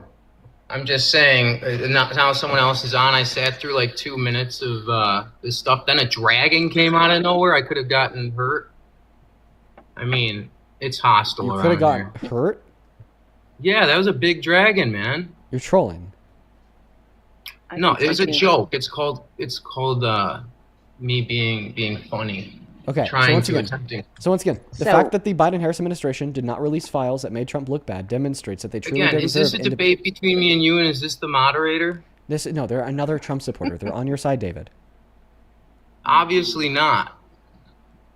I don't even know what you're arguing about at this point. I'm trying to catch up. She's just waiting for All her I turn, said David. was it was a multi-bipartisan cover-up, and he said I don't think the last group was a cover-up, and then he said it's because they would have brought certain things up to, make Trump look. Okay, my point is, guys, Trump or no Trump, Democrat or Republican, Listen, Dean, hey, we're it was all nice being to played.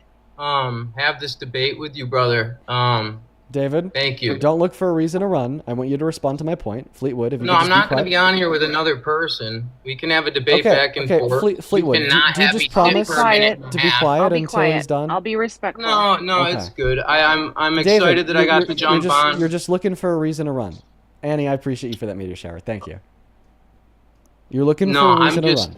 I'm not going to have you keep saying the same stuff over with Okay, another. whatever. Get the fuck out of here. I'm sorry. Dude, for everybody watching, I'm really starting to get like a little bit fucking annoyed by the IQs of the Trump supporters.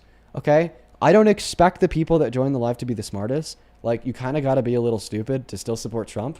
But like every single person that has like joined so far today has been so dumb that there hasn't even existed the ability to like effectively communicate an argument. Like, we're not even hearing like counter like arguments to like the positions described. Like, we're just hearing what? Can you repeat that? I don't think evidence matters. Just use your brain, common sense. Like, those are actual quotes from the 3 Trump supporters that I've debated so far today. Like, they're like, it's like the law of diminishing returns, you know? Like, the dumber you get, all right, like the worse these debates are by various factors. So if there's any Trump supporters out there with an IQ over 45, please join my guest requests. These guys are so dumb, it's not even fun. So, hi. Welcome in, Fleetwood Mama. You did leave a little bit ago. Yes, I am back. I have a question for you, but you have to put your hands in front of you so I can see them before I ask the question. How many words are there in the Declaration of Independence? I have no fucking clue. You need to guess. No, I don't have a clue. Okay. Can I ask you a question? Sure. How many articles are there in the Constitution? 44? No, 7 plus the preamble. What the fuck are you doing? I'm just kidding. That last guy threw me off. I've got to go. I'll catch you later. Don't leave again, bro. You're running all day long. Stop running. You're terrified of me. Did she already leave? Oh my. Okay, what? Make up your mind. Are you gonna run or are you gonna stay? Come on. Snap, snap. Okay, 5 seconds before you're just kicked. 5, 4, 3, 2. Okay, I'm back. Sorry. Okay. I was making dinner. No, so here's my thoughts, Dean. Like, let's expand your arguments a little bit. Let's create some little tributaries of ideas other than the same 5 or 6 or 7 talking points that you keep coming back to. Oh, you think I only have 7 talking points? Cute.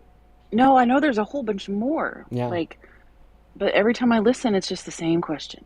It's the same thing over and over and over. I know that's not true. Everybody knows that. Because we're talking about like developments about like the war in Iran that like popped up today. Lane, thank you so much for the galaxy. You know, I wasn't even talking about them shutting down the Strait of Hormuz yesterday. So there's just like clearly no way that I'm just repeating the same thing over and over and over again. Like what? Not to mention that I let the guest pick the topic. I let you tell me why you support Trump. If you want to be original, be original. But guess what? You'll always wind up being unoriginal as fuck. So, I think that she's leaving again. Dude, honestly, so like clearly this is annoying for the live stream. But I actually think this is indicative of some real positive change within the electorate base of America. Right? Do you support Trump, Zeke? Dean, what's up? I was in your live a few months ago and we actually debated. I don't know if you remember me, but I had my camera on and you had ended up, it was like, I had my notebook out and I was going through my topics. I kind of remember that. Are you still a Trump supporter? I actually wanted to thank you for helping me open my eyes and see the truth of what's going on, because it's actually funny because my dad ended up the Super Bowl halftime show. My dad turned it off and watched The Simpsons instead. My whole family went to the kitchen, turned it on full blast. It was really funny. But yeah, I just wanted to thank you and I appreciate you, what you're doing. So Zeke, thank you so much for coming back, man. I love to hear that. I think I've been trying to get in here for a while now, but I haven't been able to. I think I even remember, you know, giving you some kind remarks about how I don't think you'll be a Trump supporter in the future. Is that true? I also thanked your Is that chat. something I did? Yeah, you did. I was also thanking Yeah. your chat at the end, and then talking about the other guy said I did have somebody in my DMs tell me that I should burn and die in hell as well after the thing was over. It was crazy. Yeah, so like clearly I condemn that. I clearly think that that's wrong for so many reasons. But Zeke, I'm really proud to hear that about you, man. And it is awesome that you're able to change your mind. And I think that really proves, you know, like you're telling us when you're up here, you had the notebook out and you're just trying to look at the facts and have a debate about the facts. I think that really does prove that when you are focused on the facts, you are bound to not support somebody like Trump as president. I hope that you have a great rest of your day, Zeke, and I appreciate you so much for coming up, all right?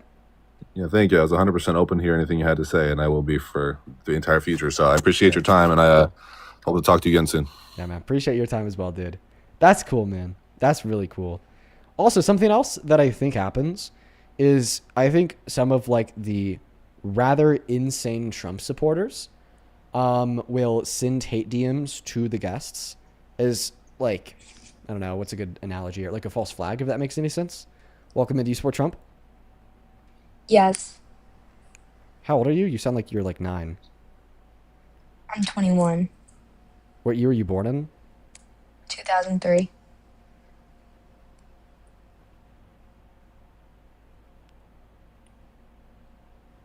Every single one of your posts is Dean Yeah, what about them? hate. Yeah, I'm spreading awareness.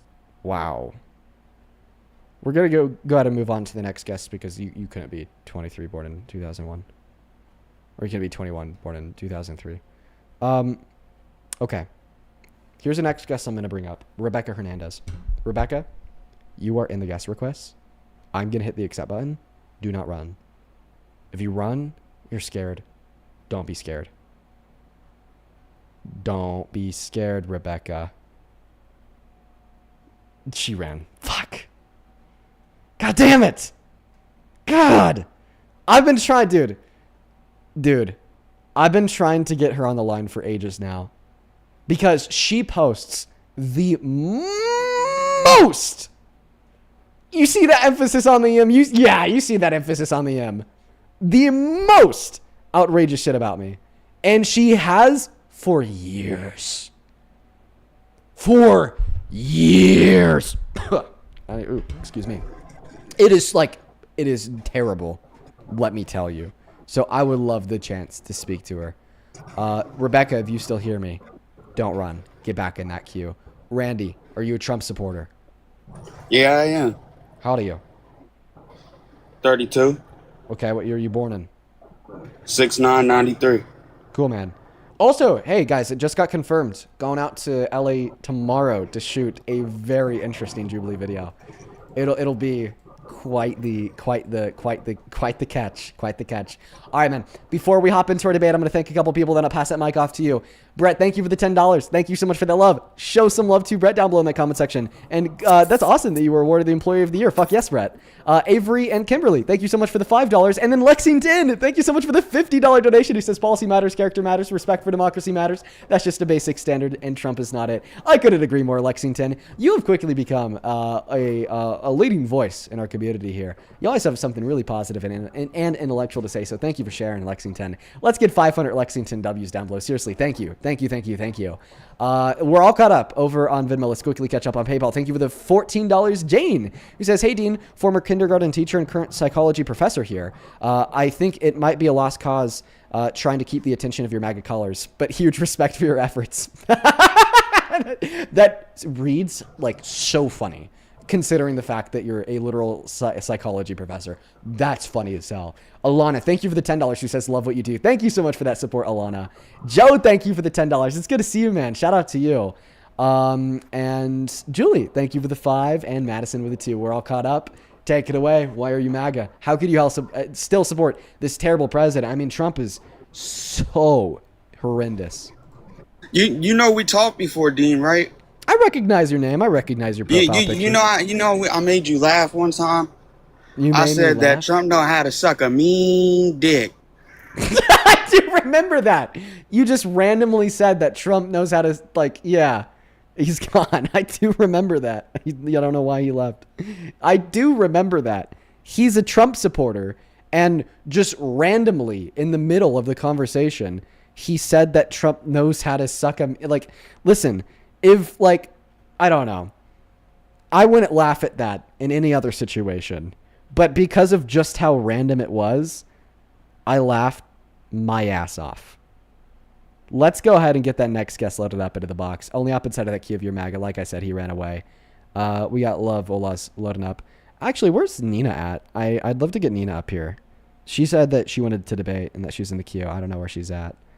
We're going to try to get the next guest up here right now. By the way, if you want to support me and support the stream and the work that we do here, you can through Venmo or PayPal. It is in the link tree in the bio of my TikTok account, pin message on YouTube, and the handles at the top of the phone screen. I appreciate you all so much for the love today. You guys have been very, very kind. Let's go to try to get the next guest in. Welcome into Sport Trump. Hello? Okay, clearly not here. Damn, man. We are just running out of Trump supporters today. Okay, this guy said, let me in, tough guy, in the comment section. Imagine he's like 9. Yo, what up? I don't know. Could go either way. That either is like a 14-year-old or an adult. Yo, how old are you? I am 21. What year are you born in? Nigger. Okay, so definitely a Trump supporter. I mean, so guys, there's a lot of really racist Trump supporters that love to scream the N-word because they're very racist. But, obviously I'm going to ban them for spamming the N-word, breaking TOS, you know it. Hi, do you support Trump? Oh, another, super racist Trump supporter. You know, something that I've really realized, guys, is that with the downfall of the Trump administration failing our economy, giving us one of the worst jobs reports since '03, failing us geopolitically and through our foreign affairs by starting a war after running on no new wars, failing us morally by concealing the release of the Epstein files and protecting Preds, that a lot of the Trump supporters just don't have anything else to shield their bigotry with. So a lot of them have really started to lash out, just come up here and like hard spam the N-word, okay? Because that's just who they are, you know? So to like that average viewer, the apolitical viewer, the independent viewer, there's even more reason not to side with MAGA because a lot of them are just really racist fucks that support Trump, okay? For the fury of their own bigotry shared with his. Welcome in. Do you support Trump? Everyone come follow me, please. I need some more Oh, sorry, Milo. No follows for you. Banned. Moving on to the next guest. Let's go to get that next guest out of Ben. Hey, Challenger, thank you so much for the $25 donation on PayPal. Let's get 300 Challenger W's. Dude, what is your problem? What is your problem? Show some off to Challenger down below. Challenger with the $25 says, question. You think that taking sociology classes would bring awareness of such of our society who kept locking in the fact of past norms, took this class, and holy crap, it kind of locked me in to being ideologically left, not woke left, but lean left. Well, I mean, that's the power of education. Reality has a left-leaning bias. Thank you so much for the $25, Challenger. Okay, hello? Yeah, so I just want to know why everybody's taking my profile pictures. Like, Can that's you kind of stop? weird. Can I stop what? Yes. What? I'm The confused. whole make a new account and then come and IDing. It's This very, is my like, same it account. does, it doesn't You're being even like, quite like dramatic. I You're being think really I think dramatic. I told you this last time. No. And I'm gonna, You're being like extremely why dramatic. are you speaking You're over being me? so dramatic. Sit the fuck down. Dude, who do you think you're talking to now? I think I'm talking Dude, shut to the fuck up. a I don't know who crazy, you think you're talking obsessed to. fan who Genuinely really piss needs me to go off. to therapy. Dude, I need to go to therapy? Yes. Yeah, why? Why are you saying that? That's actually Because your obsession is that's genuinely incredibly concerning. rude. I'm not even kidding. That's what? You think I actually have 18 accounts of you? Genuinely? Yes. Dude, I 'Cause- have 4. I have yes. 4. You have 4 I accounts. have 4. For sure. I have 4 that I alternate between. And You're saying that you only have 4 you're compared to 18 genuinely stupid. because and you know that it's actually Dude, you're insane slut. that you have 18 accounts. Dude, you're. What's that? Dude, stop fucking muting my shit. What Stop were you muting gonna my say? shit. What was I gonna say? I was gonna. Dude, Yeah, you're what- actually. Yeah, what's that? I'm sorry, I can't hear you. You keep on cutting out. Well, like, what were you gonna say? You piss me off. Oh, what's that? Sorry. Dude, you're just angry. I'm ang. Wait, Dude. I heard ang. What You're was the ang- last syllable? Ang? What? You're so fucking annoying. Annoy? Just shut up. Annoying? Shut up. Shut up? What's Dude, going on? Your connection is so fucking bad, bro. You got MAGA mobile. You got MAGA mobile, bro. I'm not even MAGA gonna lie. mobile? Yeah, bro. You're on like that Starlink, like LTE from like early 2000s. You're dodging. You got like Elon's pre-release. You're dodging. You're dodging. You're running. Running It's an from excuse what? to run. What am I It's running an from? excuse to run. What am I running It's from? an excuse to What run am I running from a from? debate. You're running. You're running. What fucking debate? You've never debated me ever. Yeah, because you keep on running. No, because you're not a debater. You're an obsessed, insane person. Thank you for the heart hand thing. Thank you. So you think I actually have 18 accounts of you? You think that somebody's like legitimately that obsessed with you? That's what you told me. You believe, like, you can't just go believing everything you see. Okay. And I'll like, so it's definitely quite believe what somebody no, I just admits have a when it makes question. themselves I have a look question bad, so. for you. Like, why do your fans like to like when you do this whole little argument? You're like, oh, why would you support somebody who calls for the death of blah blah blah blah blah blah blah? And then your fans are like, oh, go jump off a bridge, go hang yourself, go paint the ceiling red. Like, I don't you think that you condone could that? say That's that on absolutely disgusting. TikTok, I don't. so I gotta kick you. We're gonna move on to the next guest, guys. Only join inside of that queue if you happen to be a Trump supporter. I am gonna be putting the rules back up on the live stream. Please do mind them and follow them to a T, guys. Today we are facing. Oh, that's not the rules. That's a picture of the jury verdict form where Donald Trump was adjudicated to be guilty for rape. There are the rules. I think that today we're facing this. Damn, I'm stuttering a lot. Holy fuck! Give me a second. I'm just get. Oh my goodness! Wow.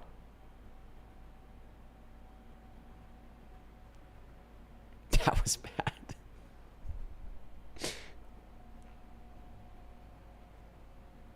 I just need to do a reset real quick. Damn.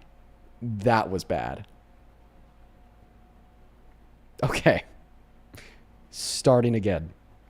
I think that we're facing a chronic, shortage of Trump supporters. Which for the intents of this stream, is kind of like, oh, Annoying because every guest is a troll, but in all reality, it's pretty beneficial to society at large. Grayson, do you support Trump? Yes, I do. Hello. How old are you? Dean. I'm 18. Okay. Can you go into another room where we can't hear the Cocomelon on the Yeah, TV that you're I'm just in a watching? good room right now.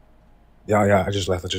But Okay. I want to ask you something. What year were you born in? So, like, I'm 2008. What month? 1 January. Yeah, 1 January. January. And what time is it? Well, it is like 5 o'clock. 5 o'clock? What state are you in? Virginia. Okay, you're wrong. It's 8 o'clock in Virginia. Moving on to the next guest. You're banned for breaking the second rule, sorry. We got I Love Bass. No way. No way. This is hello? not a Trump supporter. You're definitely a Trump supporter, right? Yeah. So do you have that picture? Well, I need to ask this clarifying question first. How old are you? 18. What year were you born in? 2008. I don't know. I believe you. You don't believe me? March 1st. 2 days ago. Or 1 day ago. You literally just turned 18. Yeah. That's why I'm happy. I used to be banned on live, but now I'm unbanned because I'm 18 now. I believe you. Okay, I believe you. All right. So first, I'm gonna say about your character. You're very immature. You kept muting that person. It's kind of messed up, but it's fine. And liberal propaganda is very real. Okay. Half of y'all's supporters have been brainwashed by this liberal propaganda that has been placed on TikTok. By me. Am I the liberal propagandist? I mean, I wouldn't say directly you, but there's these accounts. Come on, dude. I don't get the liberal propagandist role. Come on, dude. I'm like the big There's these shootout. accounts. I gotta be like the propagandist, like Mr. DNC himself over here.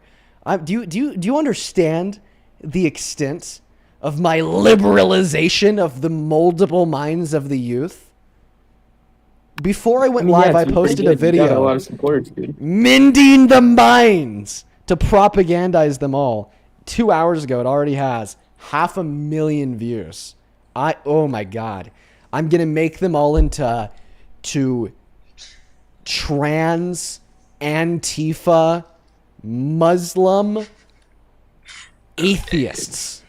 Okay? But another thing. So you know the bombing that was at the school in Iran? Yes. I think you should look into detail. So that wasn't made by Americans. Yeah. It's actually by Iranian. It was a accidental bombing. You can look it up, dude. And your source? It's all over Twitter. Or, I mean, more so your proof? It's on X. I saw it on X earlier. It's all on X, so what is the proof that's on X? Let's see. The exact video for you? I'm just asking, like, what's the proof? So it was the statement of this person. They're like, it was a video actually, showed the bombing, and it said how it was actually made by Iranian. I don't know if it's true. I'm just bringing this to you. It's another example of liberal propaganda. So somebody just said it? No, there's multiple reposts of this one comment. I think it was by a governor, Republican governor. Oh, a Republican governor said it. See, you want to know the issue? I would pull it up, but it won't let me. Can I share the issue with you Yeah. about saying that was a strike from Iran? That elementary school was hit simultaneously to the Supreme Leader's bunker being hit. Simultaneously, at the same time. Now, the issue, and more so the contradiction that exists, if you want to posit that was a failed Iranian strike, is that Iran only struck back hours later. Where do you get these facts from? Just wondering. I mean, I was keeping track of the breaking news the day of. Anybody who did knows this. But I mean, if you want like a source for this, I mean, just go to like any like mainstream journalistic outlet. I don't care if it's Fox News. I don't care if it's CNN. I don't care if it's MSNBC. I don't care if it's Newsmax, ABC, NPR, AP. Okay, and then go to their breaking news updates under the U.S. and Iranian war. And then what you'll find is the first breaking news update from like 2 a.m. Eastern 2 days ago saying that we struck Iran. And then a second breaking news update around 3 or 4 hours later saying that Iran has sent the first wave of retaliatory strikes back at Israel. I mean, you may be right. Probably are, but I'm going to keep talking about liberal propaganda. On TikTok, I don't know if you've seen them, but there's these 2,000 follower accounts, 1,000 follower, 9,000. random accounts created with them weird captions that are just videos making up rumors about Trump. Like, and sometimes Daily News posts videos about Trump stating like things like I can't think of one right now. I would pull up one, but it doesn't let me leave the live. But like it states all these outrageous things that are not true. Like what? And it's just to baptize what I mean. Brainwash the youth. Like what? Actually, I'll pull it up on my other account. Oh, like Trump being a rapist? No, I mean. Oh, I yeah, don't because know. that's true. Right, thanks for agreeing. Yeah, but. Like okay, Trump also, illegally hiding Epstein files? Oh, wait, that's true. Like Trump sexually exploiting naked women and girls. Where did you find that at? Where does it say that at? Oh, Trump illegally hiding Epstein files? Yeah. Yeah, I hear that, but I've never seen it. The fact that Jamie Raskin tells us that his name is mentioned over 1 million times in the unredacted files. Meanwhile, we know it's only mentioned 32,000 times in the redacted files that are public. Not to mention that we also know that there's 6 million Epstein files. Meanwhile, only 3 million of them have been released that have been heavily redacted. And the DOJ says that they're done. Seems pretty impenetrable to me, right? Yeah, dude, sure. Trump, maybe horrible person, your claim, or maybe all these files and stuff. Don't say this. Don't say, oh, he might be a child No, rapist. I'm just saying. Hoorah, American president, USA. No, don't do that. Okay, but he's done a lot of great things for this country, and let's say like earlier you were talking about this guy with. Yeesh, that hurts to hear. We can debate that in a second. Do you think that violent right, sex whatever. offenders should be able to get a job flipping burgers at McDonald's? I'm not going to answer that. I'm going to finish what I was saying. I really appreciate what you it do if you is answer it. Okay. I'd love to answer that. Let me finish my point. Okay. So earlier you were debating this guy, and you said things like Trump said he wanted to murder all these people or murder governors or Democratic leaders. Okay, yeah, better word. But it's another thing if he does it. He only said it. Did he do it? No. Right. He So if he never said did that he it. wanted to said rape a bunch of kids, but never actually raped a bunch of kids, would you still support him? Did he rape a bunch of kids? No. In this hypothetical, he only said he wanted to publicly. He never actually did it. Well, maybe someone could have logged onto his account and hacked it, or maybe it could have been like a fake account. We know he said it. Would you still support him? I've seen that before. I know, because if he raped him, that would be another thing. I know. In this hypothetical, but he didn't No. actually rape him. No, he just said he wanted to. And then another thing is, can you answer my question? Oh, what was your question? My bad, bro. If Trump went on Truth Social and said, I, Donald J. Trump, want to rape your child, okay, and we know it was actually him, but he never actually raped anybody's child, would you still support him? I mean, it depends. That's like a crazy situation. I mean, like everyone would say, no one would support him after that, but it's another thing if he does it. Actions speak louder than words. It depends. Actions speak louder than words. I don't know if you've heard that before, but that's very true. So if he's raping people, dude, get this guy out of office. But another thing is he's not raping people. Those are files that have been sent out to y'all. Oh my god. To these. There is an issue with this country and the people in it. What happened that's to you? Very true. To make you the way you are? That's my question. You're like cattle. You're barely even a sentient person. You are like cattle to Trump. Cattle. Applaud when he says no new wars. Then applaud again when he starts a war.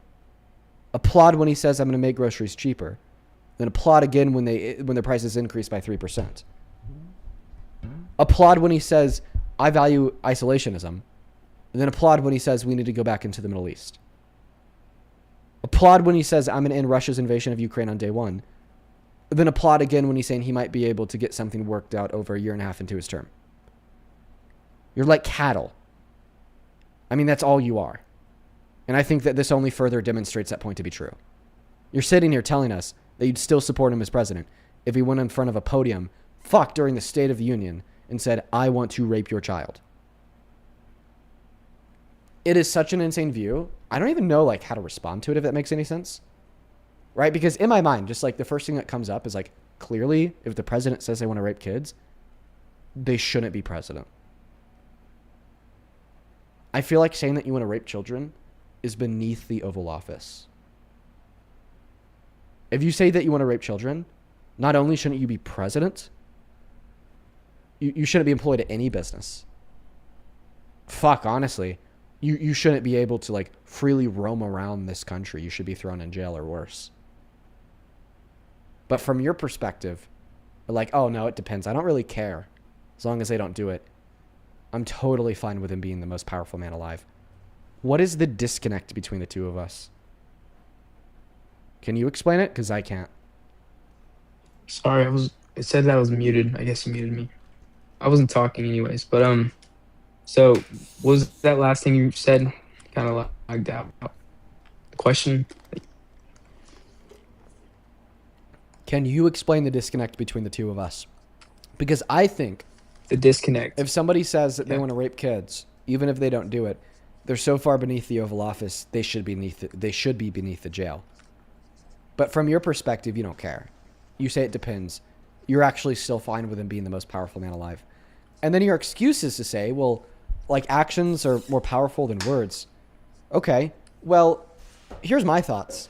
When you're the president, your words are an action. Because your words drive the actions of others. Your words drive the beliefs of others. Your words drive the moral attitudes of others. A president's word is an action. I mean, that's a pretty good point. But, dude, I don't think he ever raped someone. I don't know. Why would people believe that? Well, Maybe it's just because it's what a court determined excuse 2 to hate years him. ago. A court determined that? Yes. What court?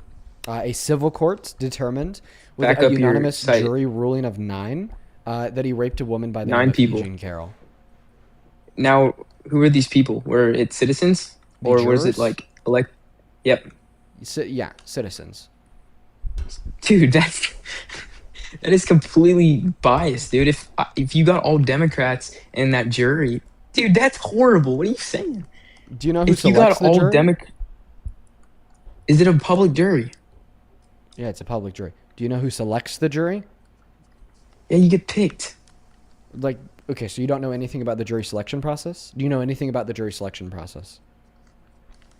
No. Okay. I'm taking civil next semester or whatever. Okay. Let me help you out here.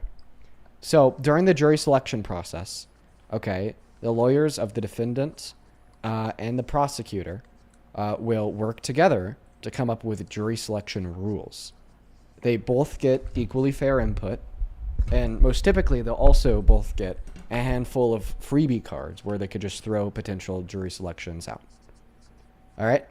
So Donald Trump's billionaire-funded lawyers were instrumental to that process of choosing the jury. So, of course, within that jury selection process, they are going to have rules to mitigate political bias against him. Not to mention that even if they didn't have any rules to mitigate political bias against Trump, this jury was held in Manhattan where only 80% of the people are Democratic, yet there was 9 jurors, which means, statistically speaking, it's quite likely, all right, if not more likely than not, that at least one of the jurors was not a Democrat, even without any special jury selection rules pushed for by Trump's attorneys, which there certainly was. Ratio still 8-1, even if it's not likely. That's without still 8-1, and that's without the special jury selection rules. And 8-1 doesn't matter because all 9 agreed, and they had to per the jury rules. So I'm just baffled by it because I've literally never heard of this. And I feel like if this is such a big deal, it should have been more widespread. You're like 18. You're like a kid, bro. Of course. Like, I mean, when this happened, you were like 15 or 16. I don't think that you were too politically engaged at, 15 or 16. I don't know too much about what happened under Obama's administration because I was like 10. All right. 10-year-olds, 15-year-olds, how old are you they're now? not too politically engaged. 21. Have you went to college? I appreciate you for the work hard, play harder. Thank you. Yeah, I did for 2 years and I dropped out. Where'd you go? Boulder. Oh, you went to Boulder. Wow, that's pretty Republican. I think they got to be lied about your age. You're trying to talk about college. You don't know anything about college. If you're going to call Boulder Republican, I think that he's lied. We're going to move on to the next guest. I think that guy was lied about his age if he's going to call CU Boulder Republican. No fucking shot. We're going to go to get that next guest loaded up into the box right now. Only up inside of that queue if you're MAGA, please and thank you. Santana should hopefully be joining us here any moment. which I cannot wait for because I need to go pee. Dude, by the way, a moment of silence for the Buffs QB. He died in a car crash last night. Really, really sad, man. Really sad, dude. Sad day out there in Boulder. We're going to go to get that next guest loaded up into the box right now, guys. Only up inside of that queue of your MAGA. Welcome into Sport Trump. Bro, he was ready. Hello? Okay, it looks like they're a little bit busy. They probably didn't mean to join. Moving on to the next guest. There's like 4 people in the comment section spamming leftist. Trump is still your president. Look at what happens when I invite one of them. This is the person speaking so loudly in the comment section. Invited. Let's see if he joins. You could even see the invite sent at the top of the phone screen. Let's see if he joins. Oh, no, he didn't join. He just stopped commenting. I sent that message and then he just stopped commenting.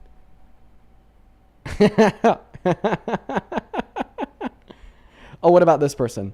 There's another person that was spamming leftists. Trump is still your president. Invited. Let's see if he joins. Oh, he's already in the queue. Hi, welcome in. Do you support Trump? Sure do. How old are you? 21. You got up here in like the most interesting way possible. So what were you doing? Rage bait in the chat? I was a little bit. A little bit. Give me a moment here to thank a couple donors, and I'll pass that mic off to you. Mr. Chris, thank you so much for the 20 Canadian dollars over on Super Chat. My man, show some love to Chris down below. Chris with the 20 says, 4 legs good, 2 legs better. George Orwell, for the love of God, have some rational thoughts. Animals are you. Thank you so much for that love, Chris. Shout out to Chris. Show some love to Chris down below. Muse, thank you for the $10. He says, hey, Dean, hope your day's gone well. Excited for the Jubilee vid. Stay safe and take care of yourself. And that goes for everyone else as well. Well, thank you for the $10, Muse. Oh, my God. I'm so excited for this Jubilee video. Y'all are going to, dude. Oh, my God. Y'all are going to love it, man. Y'all are going to absolutely love it. And then Ryan, thank you so much for the $10 over on YouTube Super Chat as well. I just read your message. Based niche reference. Over on Venmo, Zoe and Megan, thank you both for the $10. Let's get 100 Megan and 100 Zoe W's. Zoe says, I love what you're doing. Megan says, so is the caller going to join the war, right? You should go enlist. Then Aiden, thank you for the $10 as well. He says, thank you for helping me get through U.S. history, DB Keel. I'm doing all my analysis right now, and your streams are keeping me sane, knowing that these Trump supporters can't do what I'm doing right now. Haha, have a good one. Oh, they definitely couldn't, man. 110%. Shout out to you. Appreciate you for the love. Dude, this just came through. Oh my God. Denisha and Kathy. Denisha and Kathy, thank you both so very, very much for the $100 donations on PayPal. Show some love to both Denisha and Kathy down below in that comment section. I'm so sorry, not Kathy, Caroline. I'm so sorry, not Kathy, Caroline. Caroline, my apologies. I saw the C, I saw the A, I thought it said Kathy. My brain is broken. It has been too rotted by all these Trump supporters. To make up for that, okay, I want y'all to show some very extra special love to Caroline and Denisha down below in that comment section. Caroline, I'm literally so fucking apologetic. My bad, Caroline. Let's start with Caroline's donation. Thank you so much for the love one last time. Caroline with 100 says, oh my God, what is wrong with these people? I would have loved to share something with you and everyone on that stream. I also said on one of Santana's panels, you don't do non-debate panelists, though.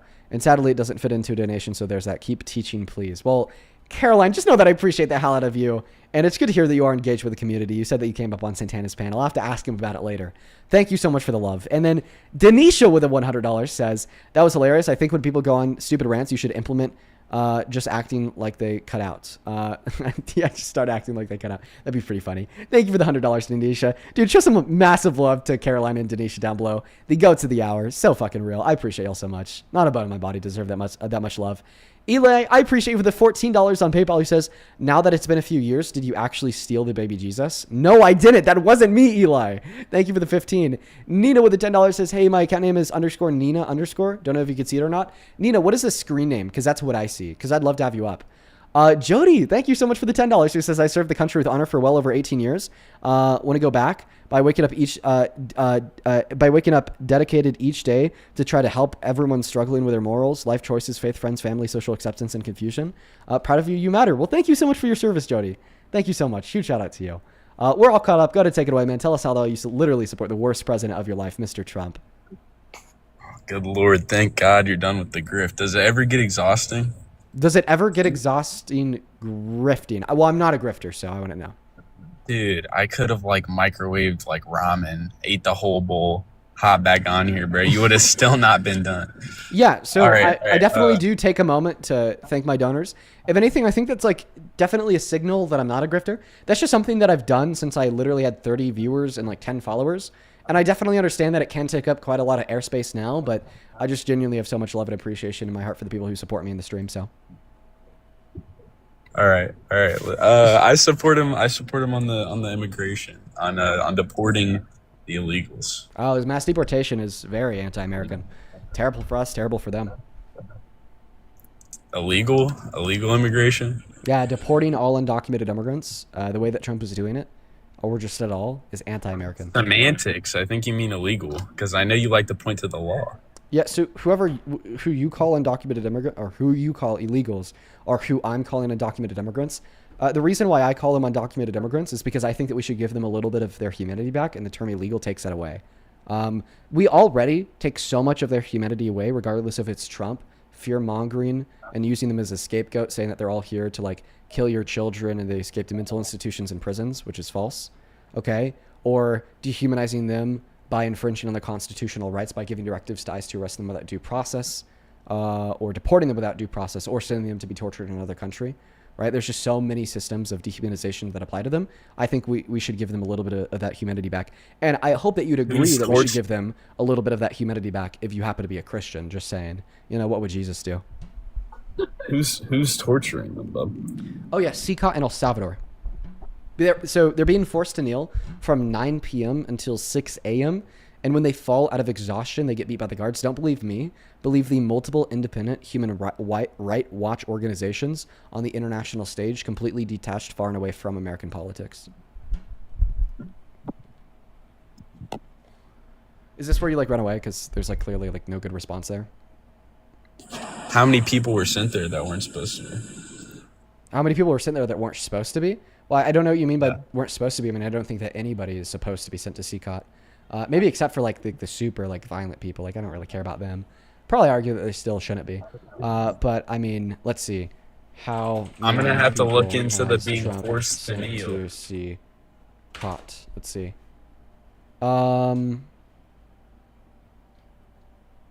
Let's see. I'll look for a total number. But I mean, one example of deportations to CCOT was last year we had 280 deportations of Venezuelan immigrants to CCOT illegally. He deported them with no due process. We even had a federal judge say that those deportations were illegal and that we had to bring them back to America, and he just said no. Brother, violent criminals are being forced to kneel. Do you care? Well, the thing is that not all of them are violent criminals. 70% of the people that have been percentage are not deported by the violent Trump administration so far have had no criminal record, and only 5% of the people deported by the Trump administration. 4% of people on death row are innocent. Yeah, 4 to 6, which is exactly why we should abolish death row. Good point.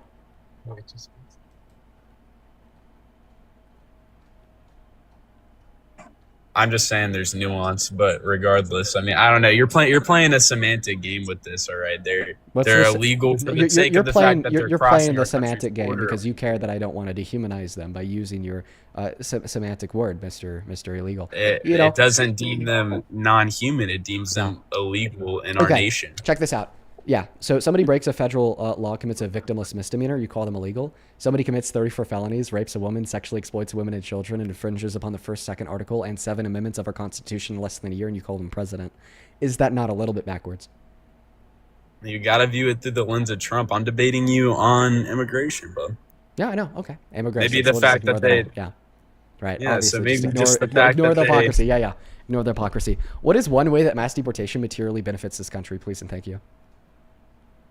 It helps our wages increase, for one, for low-skilled Americans. Mm-hmm. All right, they're losing 10% of their wages. Mm-hmm. According to that's huge to me. I mean, I'm the economy first, according to Borges. Okay, you're right. Undocumented immigrants do have a downward pressure on labor wages. You are right. Do you know why that is the case?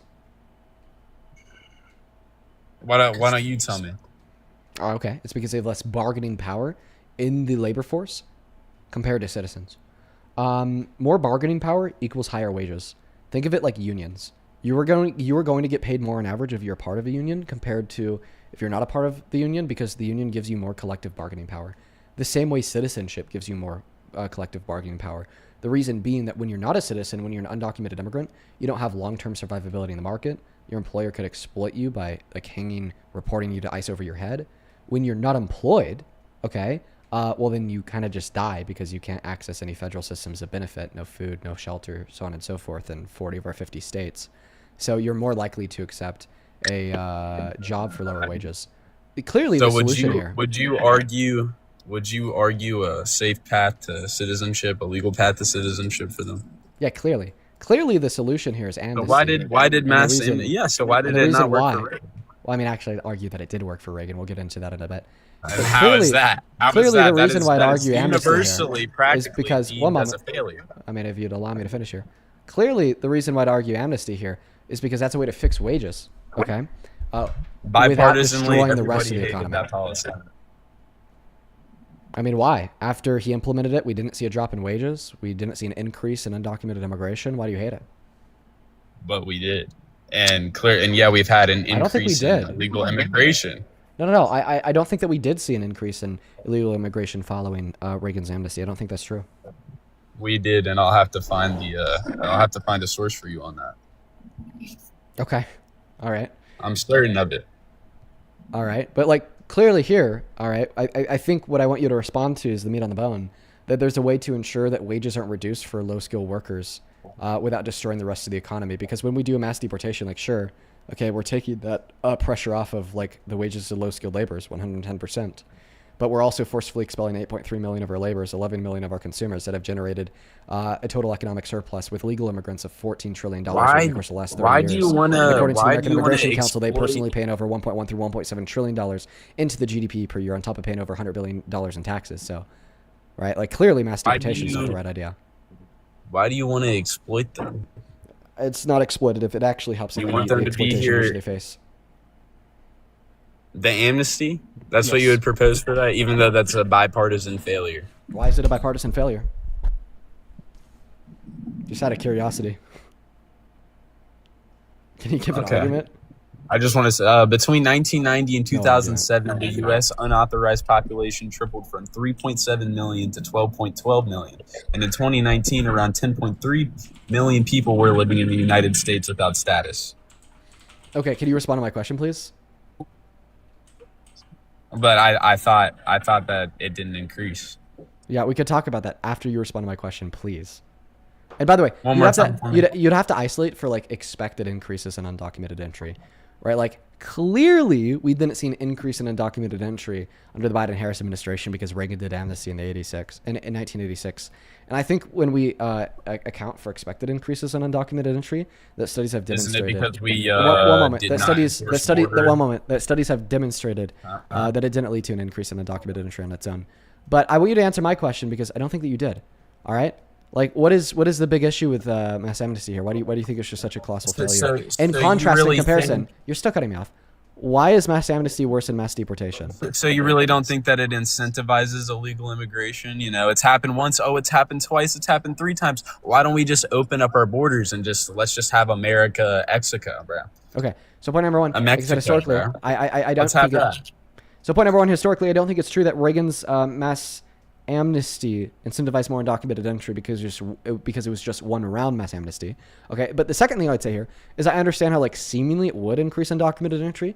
You know, like if people knew that they could get citizenship numerically faster. Okay, can you stop interrupting me?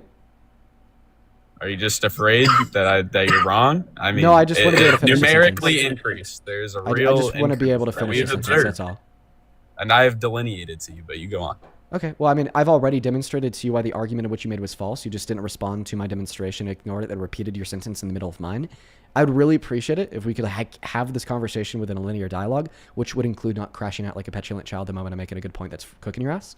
But once again, I'm just going to go back to the point that's cooking your ass. So once again, okay, I could understand seemingly how mass amnesty today would incentivize more undocumented entry because the legal means of entry into this country are so delayed. They take so long. I mean, I was talking to a legal immigrant yesterday who told us that it took 8 years to get his green card. Like clearly, okay? If you could just walk into the country over the open border, and then apply for residency or citizenship, more people would do it. So that's why I think if we were to do mass amnesty, we should do it alongside other good policy, like extending that same expedited path to residency or citizenship to any and all immigrants that want to seek legal means of entry into the country. And then, obviously do a background check on them. And if they have any bad or violent crimes, How much immigration is beneficial? Okay, there it goes again. How much immigration is beneficial for us? Do you see the issue with this? How much would you debate that we're having? No, not necessarily, because I'm responding to a point that you made. No, I'm just saying. So you're interrupting me in the middle of my sentence again. You think that it takes too long, right? Okay. It takes too long to get in. I've been How trying much to make a. Are you Listen, proposing? Chris, I've been trying to make a point here for the last 3 or 4 minutes at this point, but every single time I've been in the middle of making the point, which does require quite a bit of words because immigration is very nuanced. I mean, I was doing an interview with Stephen A. and he asked me about my thoughts on immigration. I was like, hey, I can't tell you in 30 seconds. It's really nuanced. And then the first time I started to go through this all, you interrupt me talking about Reagan's amnesty. And then the second thing I start going through this all, you interrupt me asking me about what I would think would be a good level of immigration into the country. So I'd actually really appreciate it if you could work on your impulse control so I could finish the point. Is that fair, Chris? I wouldn't necessarily call it impulse. You're providing a point. I'm responding to a point. Well, is it a debate or a monologue? Well, the thing is I actually haven't finished my point yet, Chris. Well, it's not a cohesive conversation, but you know what? I'll give you your time. You let me know when I'm allowed to talk in our debate here. In your monologue. We just had a cohesive conversation. What does that mean? A conversation that flows between the two of us where there's banter and response. Clearly we won't have a cohesive conversation if you don't have the maturity to allow me to finish my point, Chris. All that listen, dude. All that I'm asking you to do is to control yourself. I understand that you likely have a problem respecting boundaries, but I bet that you could try your best and you'll be fine. I Chris. You want a word vomit? I respond to a specific point, and then you tell me that I'm not on topic. That's another thing that a lot of Trump supporters do when they join. You just will accuse me of engaging in word vomit because the point that I'm making proves your position to be wrong. You're scared of legitimately engaging within the nuance that I'm describing. Okay, so then you just call it all word vomit. It's embarrassing, Chris, but expect it. A lot of Trump supporters do it. So I'm going to try to convince my point down to as little words as possible because you're clearly your moderator chill on needs it. No, that's me meeting you because I don't want you to interrupt me. In fact, Chris, I'm just going to go ahead and give it to you now. You interrupt me one more time, I'm just going to kick you and move on to the next guest. That is now the 5th time in the last 5 minutes that you've interrupted me, preventing me from demonstrating a point. I'm fine with keeping you up here. I'm fine with having a debate with you. But if we are going to debate conversations in which require more nuance than others, like immigration, I got to let you speak and you got to let me speak. End of story. There's no other way to do it. So can I get a verbal recognition that you will not interrupt me in my 4th attempt to make the point that has been stopped midpoint the last 4 times I've tried to make it? Got to get a verbal recognition from you, man.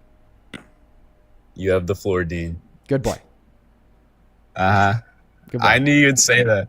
You're like an automatron, dude. Yeah. Can literally predict you. Your stick. Yeah, I mean, if you could predict the insult and you didn't account for it, I think that's kind of your fault. Don't know why you admit for that. If I could predict that somebody's going to make a particular insult against me, I'll try to account for it so then they can't make it. But clearly you didn't. I don't know, man. Back to the point. In little words as possible because you clearly need it that way. All right. Mass amnesty better than mass deportation because mass amnesty incentivizes increase in real median wages by giving more people more purchasing power.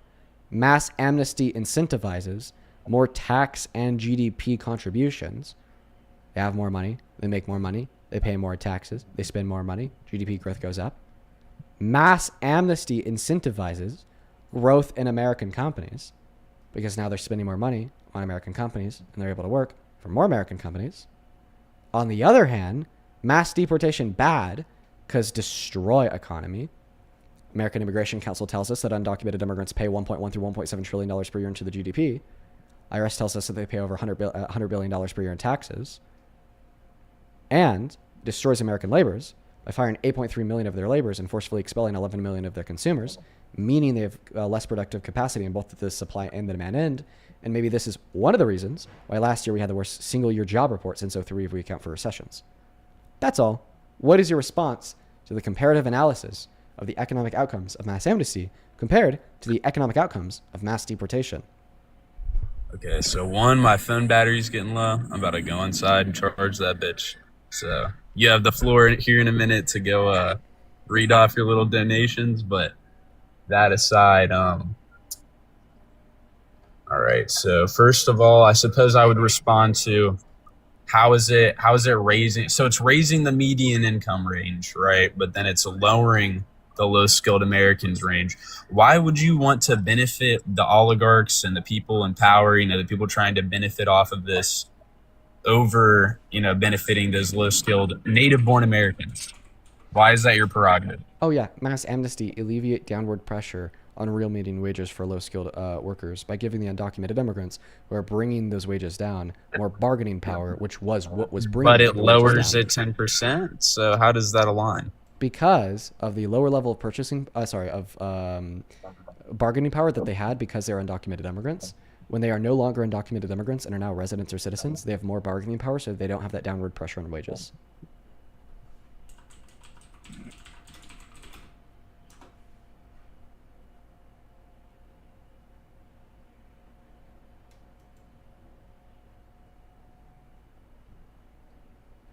Hello? I'm thinking about this. Give me just a moment. You're good.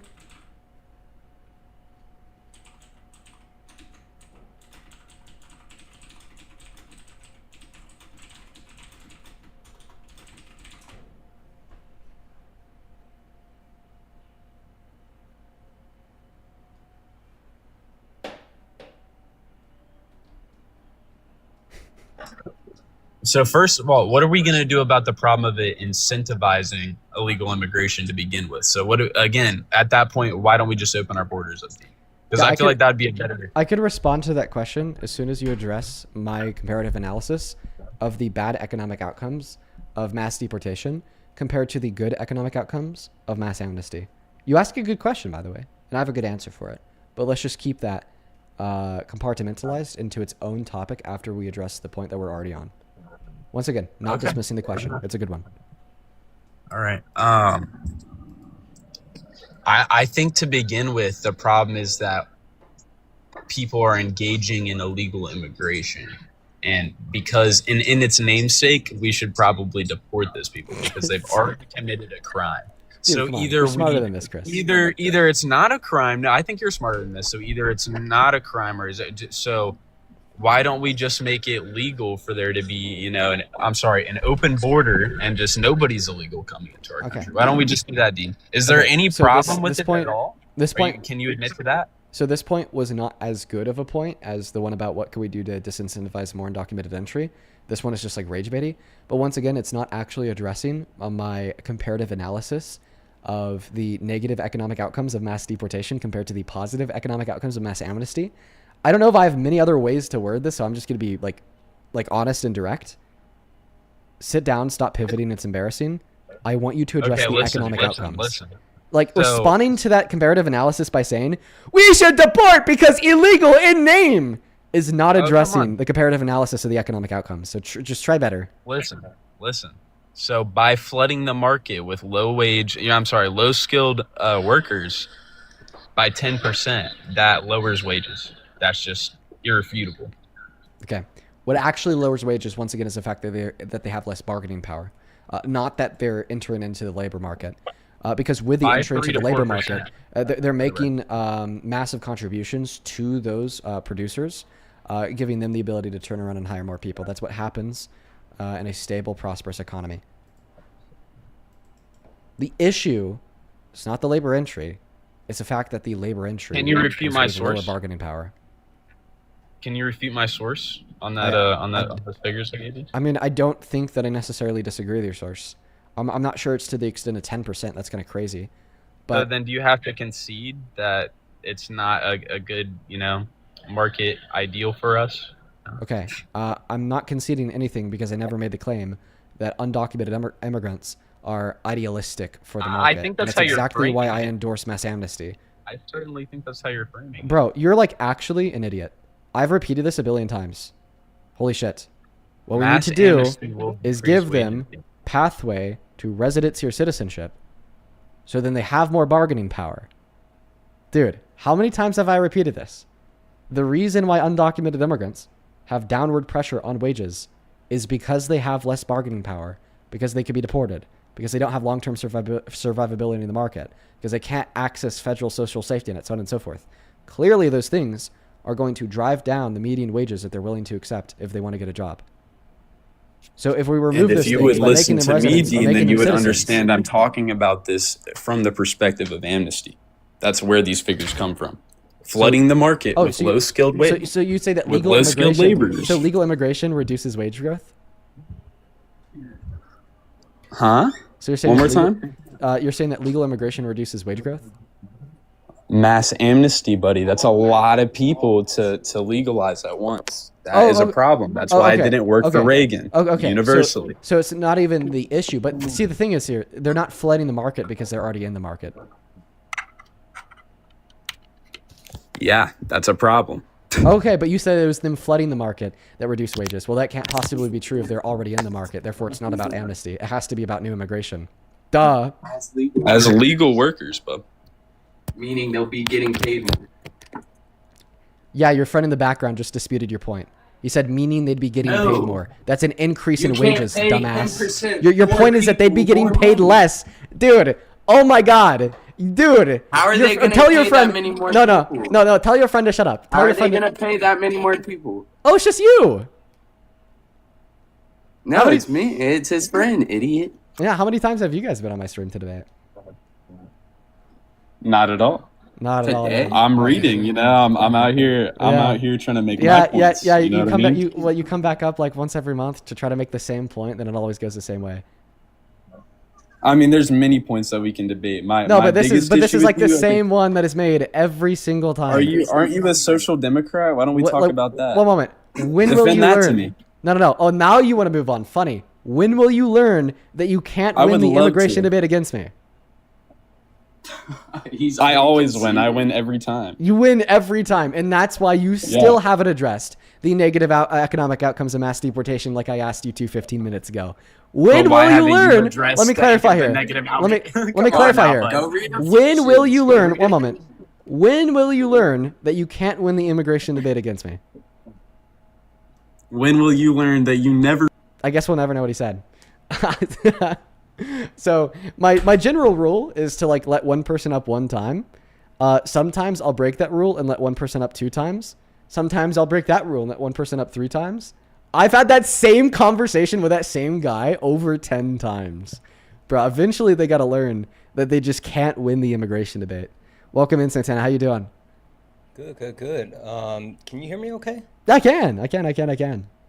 Okay, good. I got this new mixer because my soundboard crashed out. I don't understand why they come up and make the same argument. I know. Like, It's that the doesn't same make person sense. every time with the same argument. Hello, can you hear me? Hey, well, yeah, welcome in, Kenneth. Do you support Trump? I support the government in place right now. Okay, so you support the Trump administration. Yes. Cringe. Okay.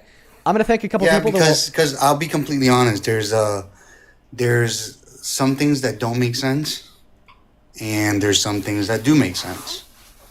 So not every president can we wholeheartedly say we agreed with all the decisions that they made. That's a fact. I'm not going to lie. Take care of the kid. Yeah. Look, crying babies, there's nothing wrong with them because all babies cry. But, like, I'm going to kick your ass if I hear a crying baby. Not going to lie. That's your hard line. I've noticed that. Like, you don't let them stay if you hear babies crying in the background. And you always say, go take care of the kids. Man, I just, yeah. Babies make noise. Babies are loud. Babies cry. It's normal. It is what it is. But, like, me personally. Hey, what's up, man? I don't want to put up with it. Welcome into You Support Trump.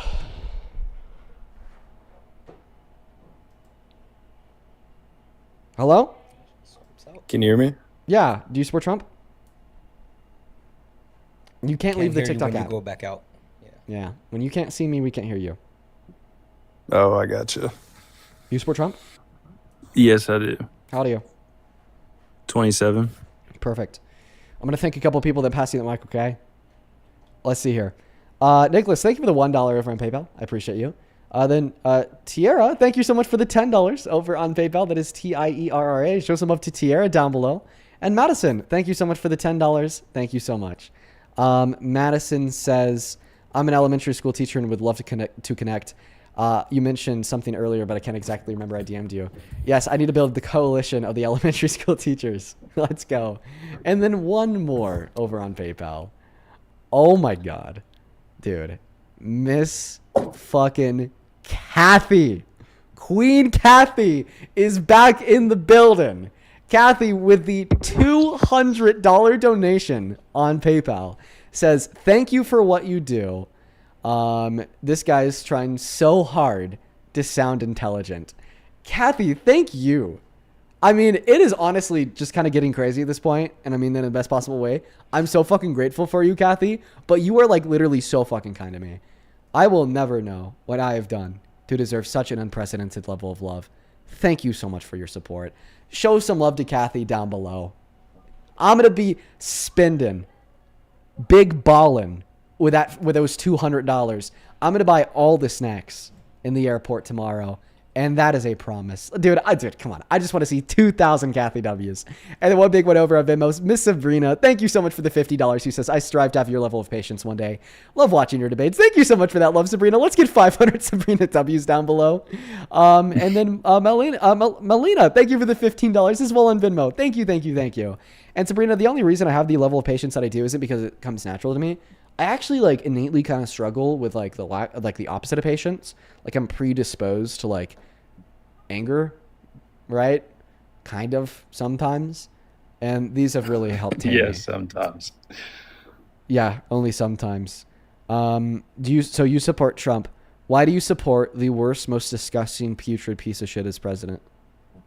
Well, kind of like the last guy said, not everything he does is great. Not everything that Biden did was great, but Biden didn't call for the execution of his political opponents or start another war in the Middle East, Yeah, no, I mean, I get that. I think it could have been, gone about a lot differently. But the biggest thing is, you live, eat, and sleep your side of the debate day in and day out. You've trained yourself as an expert debater, and you're really good at it. And I imagine you've been doing this for years. And you bring people in the stream that aren't as near as vetted on the political landscape or as good as debating in and of itself, almost like you get off on it. Like you make yourself seem smarter than everybody else. Okay. Well, I don't get off of shitting on idiots. That's kind of a weird thing to say. MAGA's never going to beat the weird allegations. And it's funny because you're like trying to make it my fault that Trump supporters are stupid. I reach out to as many Trump supporters as I can with platforms. They never want to debate me. We were talking about this at the end of the stream. I've seen some good debates between We've talked about this at the end of the stream yesterday. At the end of the stream yesterday, I was like, bro, where can I find more knowledgeable Trump supporters? I love it when somebody's able to come up here and give me an argument using more than the 3 fucking rocks in their brain. I don't understand why that's my fault, though.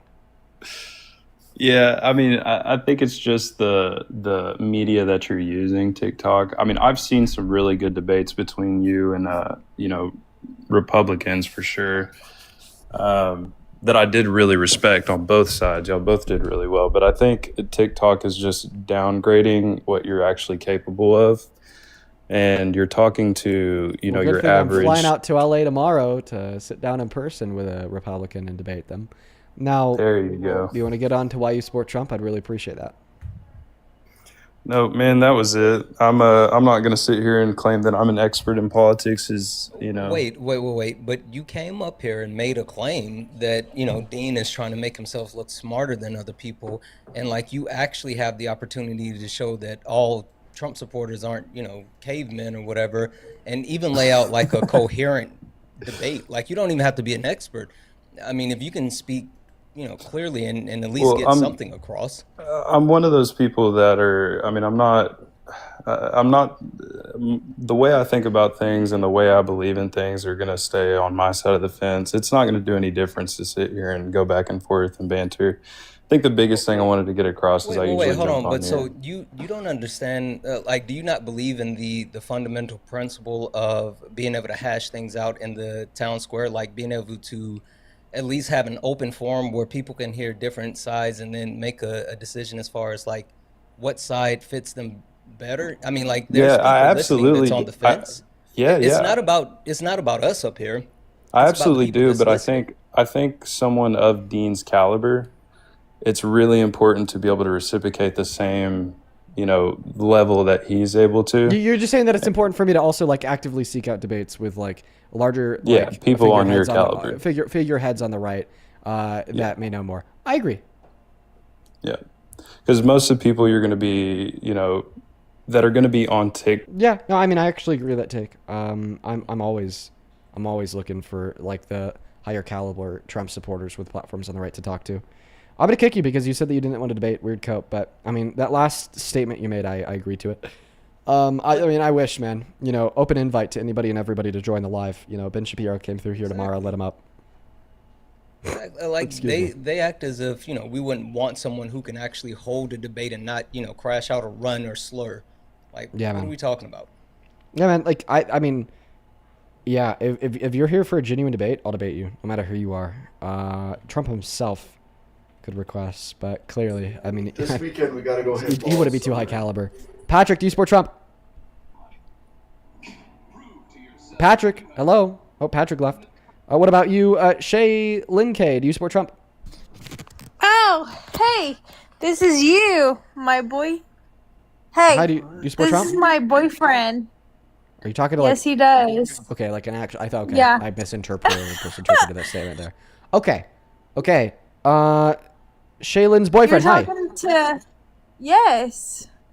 Where is he? I'm playing Helldivers. No, you're not playing Helldivers right now. You're gonna talk to Dean. Yeah, you tell him. So Shaylin's boyfriend. I will. Why do you support the worst president of your life? Please. Get into it. Can you tell him why? Huh? Oh, he doesn't want to talk now. Shaylin, sounds like your boyfriend's He not only that smart of a wants to guy. talk shit. Sounds like your boyfriend's not that smart of a guy, Shaylin. We're gonna move on to the next guest. We got Steve loaded up with the box. Dude, imagine I was in. I like to place myself in the shoes of others. I'd be pretty. You're a fucking ugly ass bitch. Damn, Steve. What was that about? You're a cuck. I'm a cuck? Yeah. Don't project your fantasies of wanting to watch Trump bang your wife on me, please.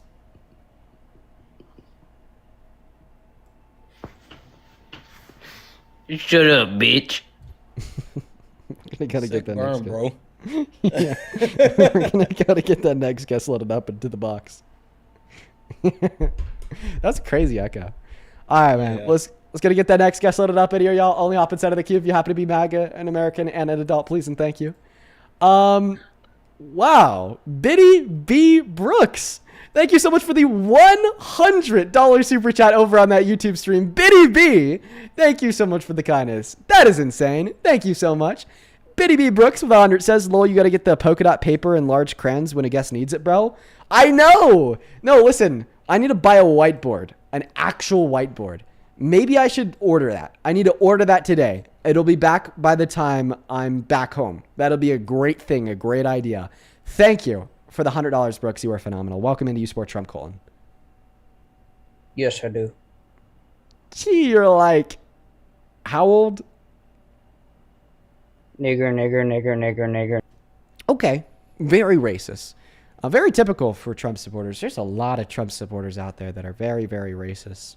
Notice the very strong correlation between spamming the N-word and being a Trump supporter. Very strong correlation. A lot of very violent, racist thugs. Yeah, what was that guy's problem? Do you support Trump? He's a Trump supporter. Absolutely. How old are you? 15.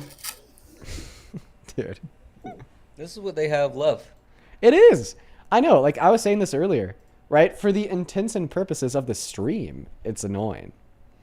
But for the intents and purposes of the future of the fucking world, it's pretty incredible. Mm-hmm. I mean, all they have left are like stupid 15-year-olds. I'll be honest. Today's stream has been so low quality because everyone's just been terrible, right? Yeah. I've been listening. It's been interesting. Yeah. Courtney, do you support Trump? You have 5 seconds. 5, 4, 3, 2, 1, ban. Moving on to Vivi. Della, thank you so much for the 20, and Heather, thank you so much for the 5. Hi. Hello. Do you support Trump? Oh, yes, kind of. Kind of. Kind of. I've been watching you many times, and you have made very good points. And I was trying to talk to you in a good way, in good faith, and because I've been supporting him since the day one, but I understand now that he's not doing the best right now. I would say. Do you mind if I ask you a question? Yes, but please don't throw me out. Tell me. Are you an American citizen? No, I'm not. You but are. Can you? You've done a lot of immigration, right? Like you did live in America for a while, right? Is that you? No. I'm not. I'm not. How Okay, did you say before? Not illegal. I'm. No. Like you legally immigrated to America and you legally lived here for a handful of years. Yes. Yeah, that is you. I'm from South America. Yeah, you're the person that kind of sounded like AI, but is not really AI. Like you're definitely a real person. Do I sound like AI? I don't know. A lot of people thought you did the last time you came up here, but I mean, I don't think you do. No. The last time you put me up, but you didn't hear me. So right now you hear me, thankfully. Okay. So, well, Vivi, I appreciate you for coming up. We are just looking to talk to Americans. I hope that you have a good rest of your day, though. I really do. Let's go to get that next guest loaded up into the box right now. Bug Life, do you support Trump? Isabella. Hi. You watch the streams a lot. I do every now and then because they show up on my feed, and then I'll like look for like a few minutes, and then sometimes I'll guest here and there, and then I'll leave. You were in the queue for like 3 hours yesterday. Earlier. No, that was not 3 hours. I literally left and then I came back. So like you left, yeah. A few hours. So you're still a Trump supporter, right? I actually I am dwindling my side. Like I halfway support him now. Ain't no such thing as halfway crooks. No, I take it. No. I take it. I take it. This is progress. For everybody watching. Yeah. For everybody watching, Isabella comes up here every once in a while. And this is the way I've described Isabella in the past. Okay? Clearly, like, not like the craziest guess. Like, you know, she comes up here, she tries to maintain. Yeah, like, I'm not racist or respectful anything like tone. you were saying earlier. Let's get that straight. But she is like the most cult-like and dense guest because I've literally never been able to have a conversation with her, like even agree that Trump has like done something wrong. So tell us real quick before like I decide if I even want to give her for debate. Okay. What's gotten your support to honestly dwindle? kind of crazy. You're gonna be like, I can't believe that made you go like dwindle your stuff. But I was just like looking at more and more of the things, and like I've been holding off on trying to just like even look at the Epstein files because it really just like I've been put in situations as like the Epstein files, so I've been holding off because it just like literally is so triggering in a way looking at them just with everything in it. So like the last time we talked, you brought it up and everything, and I just said I didn't want to talk about that at all because I have not looked at it. And so that was definitely like a bigger part of why now. And then another one was like the Iran stuff that's going on right now. I see both where like people come from that it's like a bad thing, but I also feel like if we're taking out their dictatorship, why is that also so bad? Like they're celebrating what we just did. That's a good question. So I understand where you're coming from. On the surface level, it doesn't necessarily seem like a bad thing to kill a brutalistic dictator with the bloods of thousands on his hands. Right? Right. If you're just looking at that surface level thought, I get where you're coming from. But we need to explore more than that surface level. The first thing that has to be explored in this conversation is what has historically happened when we kill brutalistic dictators with the bloods of thousands on their hands. It never works out in anyone's favor. We did that to But I Saddam feel like Hussein. we helped What them. happened next? Listen, we did that to Saddam Hussein in the early 2000s. A brutalistic dictator with the bloods of thousands on his hand. What happened after that? Over 1 million Wasn't it dead like Iraqis and Afghanis. Yeah. Right. You know, we even took out one of Iran's leaders before, 1953. They weren't brutalistic. I don't even think that they were a dictator. They just wanted to nationalize their oil production. Us in Britain, we didn't like that. After we took them out and implanted the leader that we wanted, okay, a revolution started. The extremists hijacked that revolution, and that led way to the current regime governing over the country today. What it creates are power vacuums. There is legitimately not one scenario of the U.S. taking another country's leader out that did not create a power vacuum that you could tell me, that you could name. As of right now, like, yeah, there's no scenario, but hypothetically, since we talk about hypotheticals all the time, like, what if it's a good thing now and they actually will find someone better to rule that will be like a democratic stance? Are we really going to flip a coin in the lives of so many? In the lives of millions? Also, and I would But say they're keep in also mind, celebrating. But keep in mind, they do have a line of secession. Like, this is something that they plan for. So just taking out the head doesn't mean that the entire infrastructure is going to falter. The mic on the floor, yours, Santana. I'm going to go pee for everyone watching. I'll be I got right you. back. And like, I understand where you're going, right? Taking out a bad person is always something that can be beneficial. But when you look at the track record of the United States, especially the multiple countries that we've destabilized, whether it's, direct replacement with military conflict or like, CIA operations, things like that. The United States has a really bad track record, including like destabilizing countries and just leaving. And so while it may seem like a good thing, we have a habit of creating power vacuums where the worst people fight amongst themselves, and whoever is the worst of the worst tends to gain power. So like, just knocking down the top doesn't actually fix things.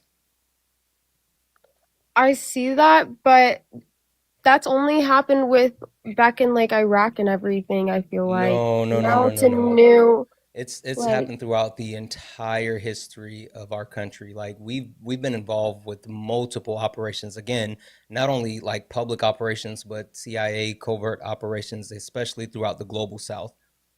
I mean, like, we've had huge parts as far as like proxy wars and additional funding. Like, it's a whole Happened thing. in Iran. I understand that, but then my mom's been deployed a lot of those times. Most of the times that has happened in the early 2000s. And so I don't see why she's never said anything bad about that. How old are you, Isabella? I'm 20, turning 21 soon. There actually is a lot of people. There's a lot of people that have served in our military that have a whole lot of bad to say, okay, about American imperialism and foreign involvement. A shit ton of bad. So much bad. But there's just also a lot of people that have served in our military that are very brainwashed into like a political set of beliefs that they don't see it. Like, I'm not going to lie, man. But You probably really think that about my mom. Yes. Yes, the conversation that I had with her was one of the worst conversations I've ever had on this live. She is very brainwashed. Also, a lot of people who are like in the military, they tend to not really talk about their experience for one reason or the other. So just because your mom hasn't talked about it doesn't mean like it hasn't happened. I mean, all of this information is public. Not like even the CIA declassifies like their operations after a certain amount of time. Like you can go back and read this stuff. Like it's all documented. Right. And then also, have you ever I asked don't know, yourself but why we many don't people listen? Listen, always say listen, that, Isabella. Let me like, give you. it's Let the me. best Let me. years of their Come on. lives. Come on. Think about this. If it was really just as easy as killing the dictator, okay, then why don't we do that more? Why don't we just kill Kim Jong Un? Why don't we just kill Putin? Okay. Why don't we just kill these dictators all across the world? The primary reason is that we when don't have, during like, listen, one more thing. Well, just one more thing, please. Okay. The primary reason why we don't just like kill dictators and take out Putin, take out Kim Jong-un, take out all of them, okay, is because during McCarthyism, the Red Scare in America, when we started just killing the leaders of other countries that thought were like kind of like socialists, maybe wanted communism, it never worked out in our advantage, okay? It just led to the demise of the people in the country. Like, say, it happened in Dominican Republic. It happened in Brazil, Chile, Argentina. Okay. It's happened in Libya, If that's the Syria. case, It's then why happened in didn't like we hate fucking those a billion like, countries. presidents? What's that? Why didn't we say that about the other presidents then that have done that as well? Because it's been able to fly under the radar and it's been able to kind of just get kicked off the back burner, and anytime it's mentioned, we find some way to justify it because America's the best country that's ever been and never will be. Okay, so now we just hate it because Trump's doing it, it sounds like. No, you should hate it always, even when Trump is not doing it. That's the thing. That's when you get a little bit further left than the Democratic Party. Wait, but then why does what? That makes no sense. None of you guys were talking about when like I forgot when it was, but 2000s early on when I was in 5th grade and everything. Your critique here actually would apply to a lot of establishment Democrats. Also, I'm going to offer a counterpoint. I'm going to say that we were criticizing, the Democrats that did that, but you didn't care, or people didn't care because it went along with the narrative that they had. A lot of times people don't care, like if people are standing up and saying things. Most people who, at least now, are on the left hold a consistent view. And so, like, it's not just because, Orange Man bad. It's because literally Donald Trump is murdering, like, innocent people. They blew up a all-girls elementary, so. Yeah, how do you feel about that? They blew up an all-girls elementary school and killed 106 children. What are your thoughts? Wait, when did this happen and who? It happened at 2 a.m. Eastern time, 2 days ago. The same time we striked and killed the supreme leader in his bunker. It happened in We did that? Yeah, city far south in Iran. We killed over 106 school children, all girls. But did we mean to do that is like the bigger picture. Like, I feel like you're... Yes, I'd say the answer to that question is a very shocking yes, and here's why. So, I mean, we have the military capacities and capabilities to drop a series of bombs all in sequence with one another at hyper-specific locations at this secret government compound and kill their supreme leader in less than 60 seconds. Mm-hmm. We have the exact precision strikes, the best precision strikes that any country's military has ever possessed since the dawn of time. Do we just lose access to those precision strikes when we killed all the children in the elementary school? Well, the reason why they wanted to kill all those children in the elementary school is to demoralize the nation. Okay, that's the thing, is that you forget that warfare strategy is complex, nuanced, okay? So much goes into it. I definitely need to look at this, but honestly, ever since I've been looking at the files and everything, a lot of things are like coming up for me because I keep on thinking like a lot of this stuff is just like, as I've said before, Trump's just joking and everything and all this stuff. Why are you changing subjects? We're talking because about... I'm now starting to believe more. I'm like trying to like be more like look into things to verify this, and now that Dean's telling me like, oh, we could have actually done that on purpose. Can you address what like Dean said, because I have even better point, and I don't know, Dean, I don't know if you saw this, but even I was looking at some of the strikes from like when we went into Venezuela for Nicolas Maduro, and we had an actual strike where we struck a building, and specifically there was a target inside of the building, and they were able to take out the target inside of the building without blowing up the building. Like, it was And that so precise. that also shows that we do have precision. So I don't understand why would we take out schools like that to demoralize the nation. See, and now like a lot of things I don't know are like coming up for me kind of, and so I still Santana, like am just in second account. awe because I don't understand like how like some of these people are saying like talking about babies in ways, and it's just so insane to me to believe. Like it's too. So a lot of it's kind of dwindling. I'm not gonna lie for now. We're gonna have Santana back up here in a moment. By the way, guys, his account got flagged for misinfo, so we're just gonna get him back up on a backup, and it'll be here in a moment. Also, for everyone spamming bio in the comment section, it says hashtag ragebait, hashtag certified troller. She's It's talking been like about that for a while. Yeah, or like personality or whatever. I don't know. I don't care. She's actually a Trump supporter. We know this. Isabella is probably one of the most frequent guests we have here, so she's not trolling. So here's the thing. I understand why you want to believe that all the terrible things in the Epstein files are not true. Okay? Because you want to believe that humanity is better than it is. I kind of went through... really, like, I'm so in awe that, like, all this is actually, like, possible. Same with, like, the strikes and everything. I just don't see, like, I think that the reason they could why do that is just you've for the likely morality. lived a more sheltered life. And you haven't really been exposed so clearly to the terrible nature of the humankind. Now maybe I'm wrong, but my point here is I went through a very similar experience when I started having these conversations and engaging in these debates. And I remember for the first little bit, I would just listen to people say the most horrendous things ever, and I would be like, holy fuck, this is insane. Like, there's no way they actually believe what they're saying because of how insane it is. But what I could tell you over a couple years later is that insanity that I once didn't believe is now what I recognize and observe in, handfuls of people every single day on these lives. There are crazy people out there. There are bad people out there. I definitely don't think it's the they sheltered have part of power me. and It's control. more of the teacher in me, just because I've worked with kids like for the last 5 to 6 years now, and so it's really just like hitting me. Like I would protect those children with my life.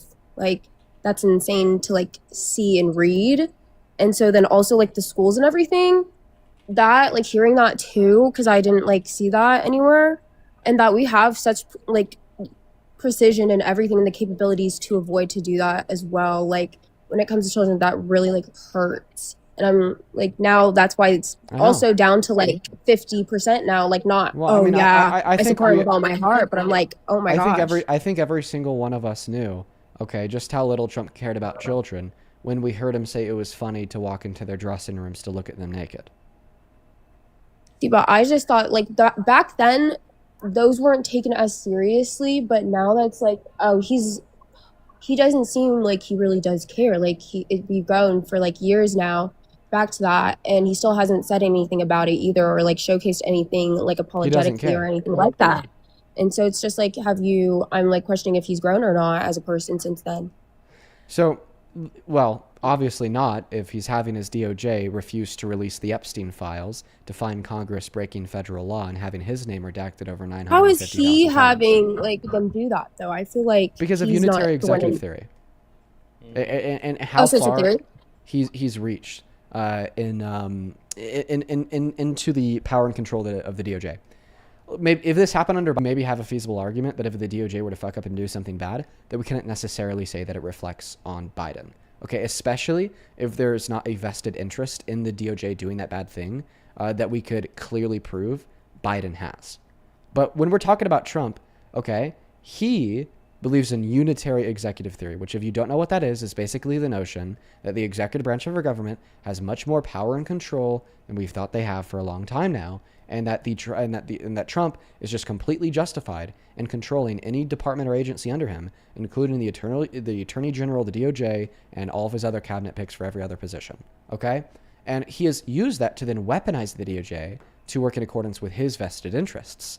And this isn't like speculation. We know this for a fact. We know that he directed Pam Bondi to try to indict the old FBI director. I forget his name. James Comey. James Comey. And how do we know that for a fact? Because he accidentally posted the message of asking Pam Bondi to indict James Comey or Letitia James. And I would say it wasn't even an accident. He did it on purpose. He posted it I would publicly. think so. Yeah.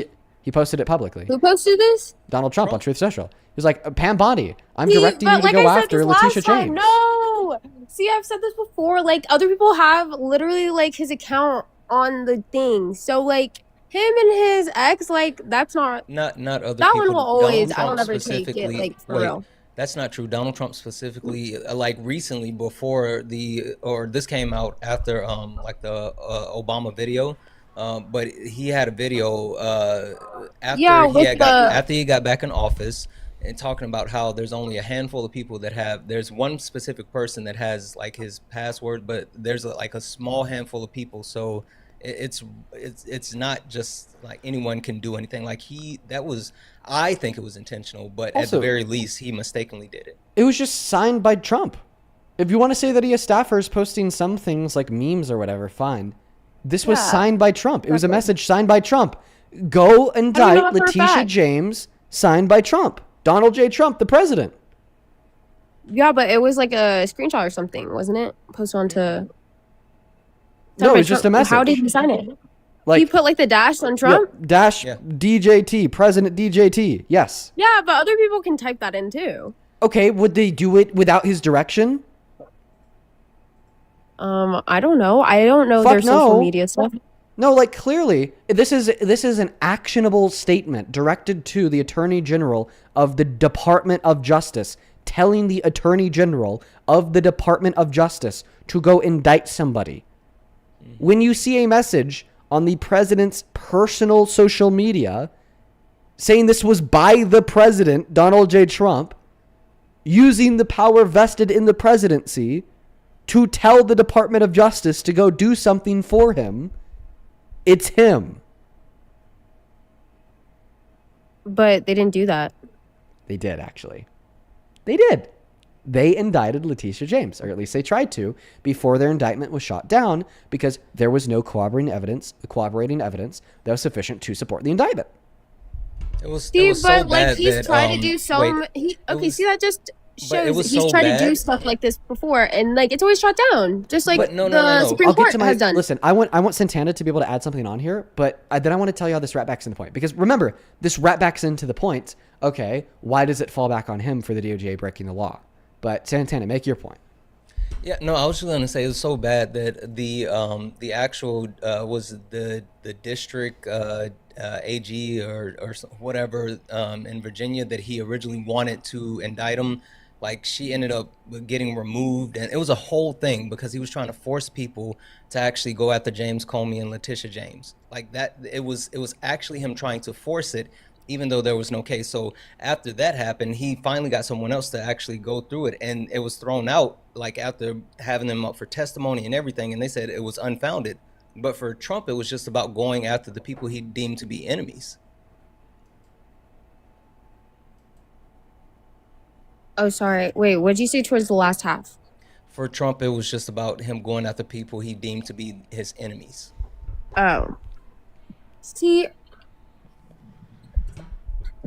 with that one, I have to look at more closely because I don't know like anything about those ones. But I feel like he always tries to like impose something. Like do you know what when the he did with the successful immigration and everything. do you know what the successful indictment rate was before Donald Trump's second administration from the DOJ on the federal level, Washington D.C.? Probably over 70% or something. 99.5%. Do you know what it is now? Under 50. 70. Oh. Okay. Oh, so I was right. The other one. Okay. So my point here is that he has so much control over the DOJ. He's been able to get them to like falsely go after all of his political opponents to the point where we see a damn near 30% reduction in the successful adjudication rate of the DOJ in DC. And the reason why I'm bringing this up wraps back into the original point that I was making. Yes, them refusing to release the unredacted Epstein files, breaking the law of redacting Trump's name, does blow back on Trump because he's already demonstrated this unilateral power and control over the DOJ because of his puppet Pam Bondi willing to do whatever the hell he wants her to do. And we already know that so that's she's why been everyone doing hates this. her and all that because they think she's like a little puppet and does everything for him. It's not that we think she is. And then on top of that, he has vested interests, okay, into the DOJ breaking the law, redacting the Epstein files, and covering up his own name because it benefits him, because it conceals the credible accusations made by Epstein rape victims against Trump, okay, and so on and so forth. So, like, clearly, because he's already superimposed himself as the controller of the head of the DOJ in all these other circumstances, and he has a vested interest in them breaking the law and redacting those files, we can say it ultimately does blow back to him, correct? Mm-hmm. So then we're saying that now him being redacted from the files and everything is just hypothetical, though. Because how do we know for a fact that he was redacted? Jamie Raskin, congressmen and women, confirmed it. The DOJ gave access to the unredacted files to members of Congress. They confirmed that when you ping Donald Trump's name on the unredacted files, it returns over 1 million So they hits. can see exactly where his name is in the files, and they haven't said anything. Like, they just are just like, bleh. What? Okay, well, A, they have said things. Like, they've confirmed. Yeah, but they haven't confirmed what. Because they can't But, like, it was legally share an what is accusation. redacted in the files. Bruh. They can't legally share what's redacted because it's classified information. And I just want to call out to Dean's point, like, there are people who have access to the unredacted files, and they've been comparing it to the files that have been released, and they've confirmed that, yes, like, the information, they're trying to scrub Trump from the actual files. But then how are there all these people, like, literally saying that he was helping them and revealing all the plans that were happening in the files and everything? Who said that besides Trump supporters? There was, like, all of these, like, videos going out that the only reason that he was there and everything, and after he found out that he, like, let people know and everything. Who specifically said that besides Trump supporters? Oh, I was just scrolling on, like, Reels and stuff and, like, Instagram. Right. And I mean, it's saw been that. Trump supporters that have said that. That hasn't been, like, substantiated by anyone that's credible. Okay, but I thought, no, because it was, like, stated in the file somewhere You should check it out. that he had tried reporting. It's not true. Mike Johnson at one point tried to call him like an informant, but then he realized the weight of calling him an informant, so he tried to walk it back, and like that's where they started talking about like him doing so, but like that was it. Yeah, Isabella, I can only take so much of you at one time. I'm sorry. Is there anything else you want to add on? No, Wait, just that I definitely will be still looking into it, as I've already like dropped half, so I'm 50% supporting him now. So I definitely will keep on looking. One other thing to leave you with, and because I know you said like the school strike was a big thing, and Nala, thank you so much for the $1. And Nala said, keep in mind it's Ramadan, which is a great point. Israel and Iran has had like a long-term agreement called the Ramadan veto, which they've made a decision to not have any type of escalated tensions during Ramadan, because it'll cause even more conflict. And Israel directly went against this long-standing tradition, an agreement that they had. Like, and they made Israel on side of us as well? Hold on, and haven't we given one them second. Let me thousands finish. of millions of dollars? Let me just finish. I'm waiting for y'all to.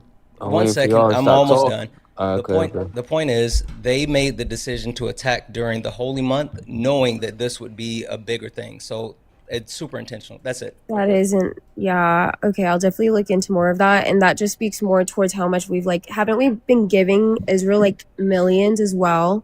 Yeah, it's and real all bad. that, and now they're siding with us? We give them money for bombs. They give us money to fill the pockets of our politicians. It's real bad. Isabella, before I move on, I just have one last question for you. Are you in Boulder? Yeah. What's the sentiment like on campus? I mean, are people talking about the QE? Oh yeah, the one that had passed recently 2 days ago in that car crash. Yeah, he was going down baseline at like 100 Yeah, miles an hour. it was baseline. Yeah, lots of people were saying rip and everything, but a lot of people, it's flying by. Honestly, no one's really making a big deal about it, which is kind of sad. Yeah, that's what I wanted to ask you. Thanks for holding me up. Yeah. Okay, you take care. Gavin, welcome in. You're a Trump supporter? Yes, sir. Okay, big time. Are you ultra MAGA? Super ultra mega? I'm a big time Trump supporter. Super ultra mega MAGA. Did you know that he sexually exploited women and girls, looked at their naked bodies by barging into their dressing rooms? How do you know that? Because he admitted to it. He said it was funny when he did it. Where's proof at? I mean, on the Howard Stern radio show from 2005, he said it was funny. No, that's crazy because Want to hear it? Trump. Go ahead. Yeah, I'll play it for you. Check this out. Before a show. Yes. And everyone's getting dressed and ready and everything else. And, no men are anywhere. And I'm allowed to go in because I'm the owner of the pageant, and therefore I'm inspecting it. I'm inspecting. I want to make sure that You're like a everything doctor. is good. You're there. Yeah, the dress. Is everyone okay? They're standing there with no. Is everybody okay? And you see these incredible-looking women, and so I sort of get away with things like that. Hey, what are your thoughts on Donald Trump, like literally admitting to sexually exploiting women and girls? I don't believe it. Why don't you believe it? You just heard him admit to it. I think it's all bullshit. Cause come on, Bird Brain, you just heard him admit to it. Believe Trump? No. Listen. I believe in Trump, but I don't believe he does that sexual shit. Wait, you don't believe that he just said it? I know. Listen, he's doing good for our people. Listen, like, answer our question here. You just heard him admit to it. How can you say that you don't believe that he did it when you just heard him admit to it? It's called AI, buddy. Cognitive dissonance. No, it's called some fake shit because some fake shit, yeah. Trump, it is fake shit, bro. Come on. Can I ask you a question? Go ahead. Do you know when AI became advanced to the point of being able to perfectly emulate one's voice? Ooh. Can get it out. I want you to get it out because you were just sitting there stuttering. Come on now, bro. Hey, I do have a stutter. And this is so wait. Hey, messed just Trump, make sure you understand. Bro, Trump just is because literally- someone is stuttering doesn't mean that they don't know what they're talking about. Also, that's fucked up for you to say. No, I wasn't trying to be like. I wasn't trying to be an asshole. I was just saying. I do have a stutter. I do. It's more pronounced when I'm more tired. I've been going live later as of recently. Bro, so Trump is doing everything. Trump is doing everything he can to support USA. He's Can you answer the question though? Iran is trying to real quick. Without I didn't bring up Iran. No, that wasn't part of my question. No. I think I'm right in this. What I'm speaking of because Iran is trying to make a bomb, a nuclear bomb, and Trump doesn't want him to have it. I thought that Trump completely destroyed all of their capabilities like 3 months ago. What happened to that? Was that a what's failure? happening now? So did he fail to destroy all their? So did he fail to destroy? But he failed. But he destroyed all their enrichment facilities. So he destroyed the machinery required to enrich uranium to make nukes. So why are they making new ones? The Trump administration said. So why are they making new ones? How do we know that they're making new ones? I don't know. Oh, you don't know because that's not even what Trump has claimed. Why are you just making shit up on the fly, bro? It's a bad look. And by the way, this is all pivot away from you saying that clip of Donald Trump admitting to sexual exploitation was AI, even though that was in 2005. My bro. Wait, I got a question. Before you speak, I want to pass the mic to Santana. But the last thing I want to say right now. Go back to it. I fucking forgot that was one of the best pivots because I what happened? No, fuck that. Go back. Address the clip. Fuck that. Yeah, you said it was AI. It came out in 05. AI only became advanced enough to a point to emulate one's voice in 2023. All right, so what happened? It's from 05. What happened to Charlie Kirk? He got killed. Now, what the fuck does that have to do? Yeah, but why? Clearly wrong. Because he was speaking facts. He was speaking facts. Yeah, so real. He got killed because he was speaking facts. Yeah, what? Can you address the clip? Can you address the clip? Neck with that pivot. Yeah, y'all are definitely liberals. Can you address the clip? Just now coming to that conclusion. Address the clip. Address the fact that that's funny. Address the fact that it can't be AI because it's from 2005. Trump is the realest president alive. Sorry to say that, but it's the realest thing. Yo, hey Patsy, thank you so much for the one moment. Thank you for the $30 donation over on Venmo, Patsy. I really appreciate you so much. Thank you so much. Let's get 300 Patsy W's down below in the comment section. Patsy with the 30 says, "Keep voicing, educating, and changing minds. Love you, Dean." Love you too, Patsy. Can you thank Patsy for sending a $30 donation? Oh my God! Look at all these liberals in the fucking chat. So many liberals. Oh my God, you're gonna shit your pants. Oh wait, Trump already did it for you like 4 times in the last 3 minutes. Actually, no, he did his fucking job, unlike you. Okay, can you thank Patsy for sending me $30? What are you doing? What are you doing? Sitting here speaking like a little fucking faggot. Ah, there it is. STR. Go ahead. Least expected slur ever, by the way. Dude, come on. Dean, we call that STR, slur to run. When they know they're cooked, they STR, slur to run. Dude, yeah, I don't know. That was the most expected slur drop ever. Dude had like 3 brain cells. He was so dumb, I thought he was probably trolling. But after that, it was insane. Yeah, no, dude, honestly, that's nuts. Welcome in. Do you support Trump? Yes. Okay, why are you whispering? Mommy and Daddy gonna hear you, or are your wife and your wife's boyfriend gonna hear you? No, sorry. I'm sorry, that's kind of mean. I expected you to be a kid. I now understand that you're a full grown man. Yeah, I support Trump. Okay, how old are you? 19. Okay, what year are you born in? 2006. All right, man. Give me a second to thank a couple people that will pass that mic off to you. Thank you, Patsy. Yeah, that was good. That's funny. Patsy, thank you for the $30, like I already said. Cassandra, thank you so much for the $10, who says, my mom's excuse is he always just says crap, but he does good. She's a teacher and highly educated. I don't get it and it breaks my heart. People just like turn off their rational faculties as soon as we start talking about Trump. I know so many people that do that myself. Thank you for the $10, Cassandra. And then Oscar, thank you for the $11.11, who says, Dean, I love you, but she's helpless, referring to Isabella. I know. That's how I feel. But maybe not. She said that now she's 50-50. So thank you for the $11, Oscar. Good to see you, by the way. Johnny, thank you for the $25 on Venmo. Let's get 300 Johnny W's down below. Show some love to Johnny. Show some love to Johnny, who says, both of my brother-in-laws are in the military. Both are extremely critical of the military in this war, including the one whose base was targeted during his current deployment. Man, I really hope that they stay safe, Johnny. Thank you for the $25. Show some love to Johnny down below. Thank you guys so much for all the love on Venmo. On YouTube, Philibus, thank you for the 20. Who says, Trump just put us in a war that killed multiple service members. Their blood is on Trump's hand. No, absolutely. Because not only were they killed because of the war he started, but it was also because of a whole lot of negligence on behalf of our own government. Because we had them in a temporary operations center in Qatar, and there was no warnings, no sirens, no heads up that missiles from Iran had breached Qatari airspace, and they were just killed on the spot of. Unlike in most scenarios, when an air raid is approaching, okay, the servicemen and women will be given the heads up so then they could go in the bunker. Josh, I'd also like to thank you for the $20. It says, long question, Dean, as somebody said that they used to employ undocumented immigrants, that they sent a large amount of their pay to their family out of the USA, and his reason is for supporting Trump. How do you respond to that? I'm not going to lie, Josh, that was a little bit hard to keep track of, but I think what you're saying is that somebody's saying that they support Trump because undocumented immigrants send money home. All right, they do, some. But the same thing is also true for legal immigrants. So what your friend would have to concede to is that, logically speaking, if this is the reason why he doesn't want undocumented immigrants in the country, you'd also have to argue that we should deport legal immigrants because they also send that money out of the country. Thank you. Thank you for the love, Josh. Then a big super chat just came in from Nikki. Nikki, thank you so much for the $50. Let's get 500 Nikki W's down below in that chat. Nikki didn't attach any message to the love. Just send it on right through. Thank you, Nikki. You are awesome. Awesome. And then Nina, thank you so much for the $80 over on PayPal, who says, my profile picture is me with a furry black hat and a teal bluish background. Nina's a Trump supporter that has now sent me around $200 to get up here. Nina, if you're still in that queue, I will look for you to be the next guest. Thank you for the $80. Same thing goes to you, Taylor. Thank you so much for the $10. I appreciate you so much for the love. Hey, I'm the girl who hit a deer listening in November. I remember you. The Mustang will be back on the road by Friday. Let's go, Taylor. I'm happy that you're good, and I'm happy that the Stang's all right as well. Joe, thank you so much for the $10 over on PayPal. Julia, thank you for the $10. Show some love to Julia down below.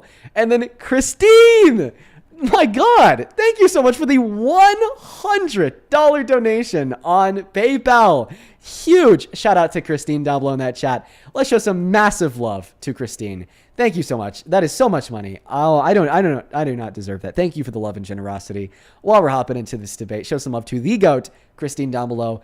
If you want to support me or the stream, you can find my Venmo, my PayPal, and the link tree in my bio on TikTok, pinned message on YouTube. The handle is also at the top of the phone screen. I appreciate y'all so much for the unreal love. Huge shout out to all the donors down below. Take it away, man. Tell us why you're MAGA.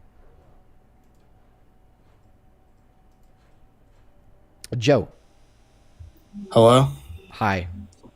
Hey. Okay, I have a question for you. Did you hear anything that he said, Joe? What'd he say? Sorry? Tell us why you support Trump. Oh, okay. I mean, honestly, I support Trump mainly because I do agree that he's going toward Iran, but I also don't think we're with a war in Iran yet. Oh, sorry, we are. Well, okay. Okay. I don't see how you can say that because I could tell one of my friends is in the ROTC. Like he like knows inside stuff, and he says that technically we're not at war. Did you say the ROTC? Yeah, the ROTC.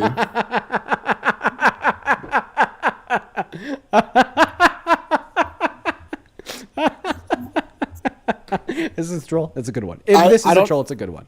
I don't know what you're laughing at. I'm not sure what you're laughing at. Oh, because am I disrespecting a future service member? Yeah, you actually are. So this is a troll, right? Yeah, he's on the Auburn ROTC. He's I'm sorry. Are you trolling? No. You have to be. There's no way in hell that you're being serious right now. He might be in the chat if you want to, because we were both in the chat. Because I've been trying to talk to you for the last couple hours. Where's he at? His name is K-Khalil. He has a SpongeBob profile picture. He can tell you about the war. I swear to God, I'm not even trolling.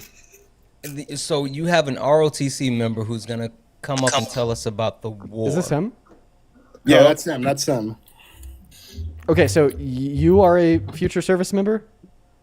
Indeed, yes. Yes, I am. ROTC, big time. So we're not in a war. Big time, big time. It's a huge commitment. Tell him about what you told me about the war. Okay, so actually, can I first explain to you why I do think that we are in a war? The lieutenant colonels, the major, lieutenant major, commandant, and the CO have all told me that we're not going to Iran yet. It may happen, but right now we're not fighting Iran. There's no war happening. There's nothing happening right now. Okay, here's my response. So when your commanding officers are telling you that you're not going to Iran yet, what they're telling you is that America hasn't gone boots on the ground in the country yet, which is true. Trump clarified on this today when he did a 9-minute phone interview with Jake Tapper from CNN. He basically explained that we're not necessarily there yet. We're not ready to put boots on the ground quite yet. It's a possibility. The big strike has yet to come, yada yada, so on and so forth. But just because we don't have physical boots on the ground, shooting guns at people in Iran, does not mean that we're not at war. Okay, this has been described as a war by Pete Hegseth. This has been described as a war by Donald Trump, and this will be described as a war by me because that's what it has amounted to. Okay, it's not just the strikes on their country that made it a war. It was their counter strikes, not just on Israel, but also on Qatar, on Saudi Arabia, on the UAE, on a country in the EU, Cyprus. It was also their geopolitical retaliations, like shutting down the Strait of Hormuz, bombing Qatar's liquefied natural gas producers, so on and so forth. That has now expanded this into much more than a simple conflict. I mean, now the EU is considering possibly getting involved because they struck Europe, Cyprus. Britain has already given America the green light to take advantage of their bases across the world in furthering the attack and assault on Iran. NATO's clarified that, they're not going to get involved. It's just the U.S. But I guess my point is that this is a conflict that now involves 13 countries in one way or another, including the killing of over 100 school children in Iran to the bombing of airports in Dubai. It is a war. And just because there are not boots on the ground does not mean otherwise. Does not prove otherwise.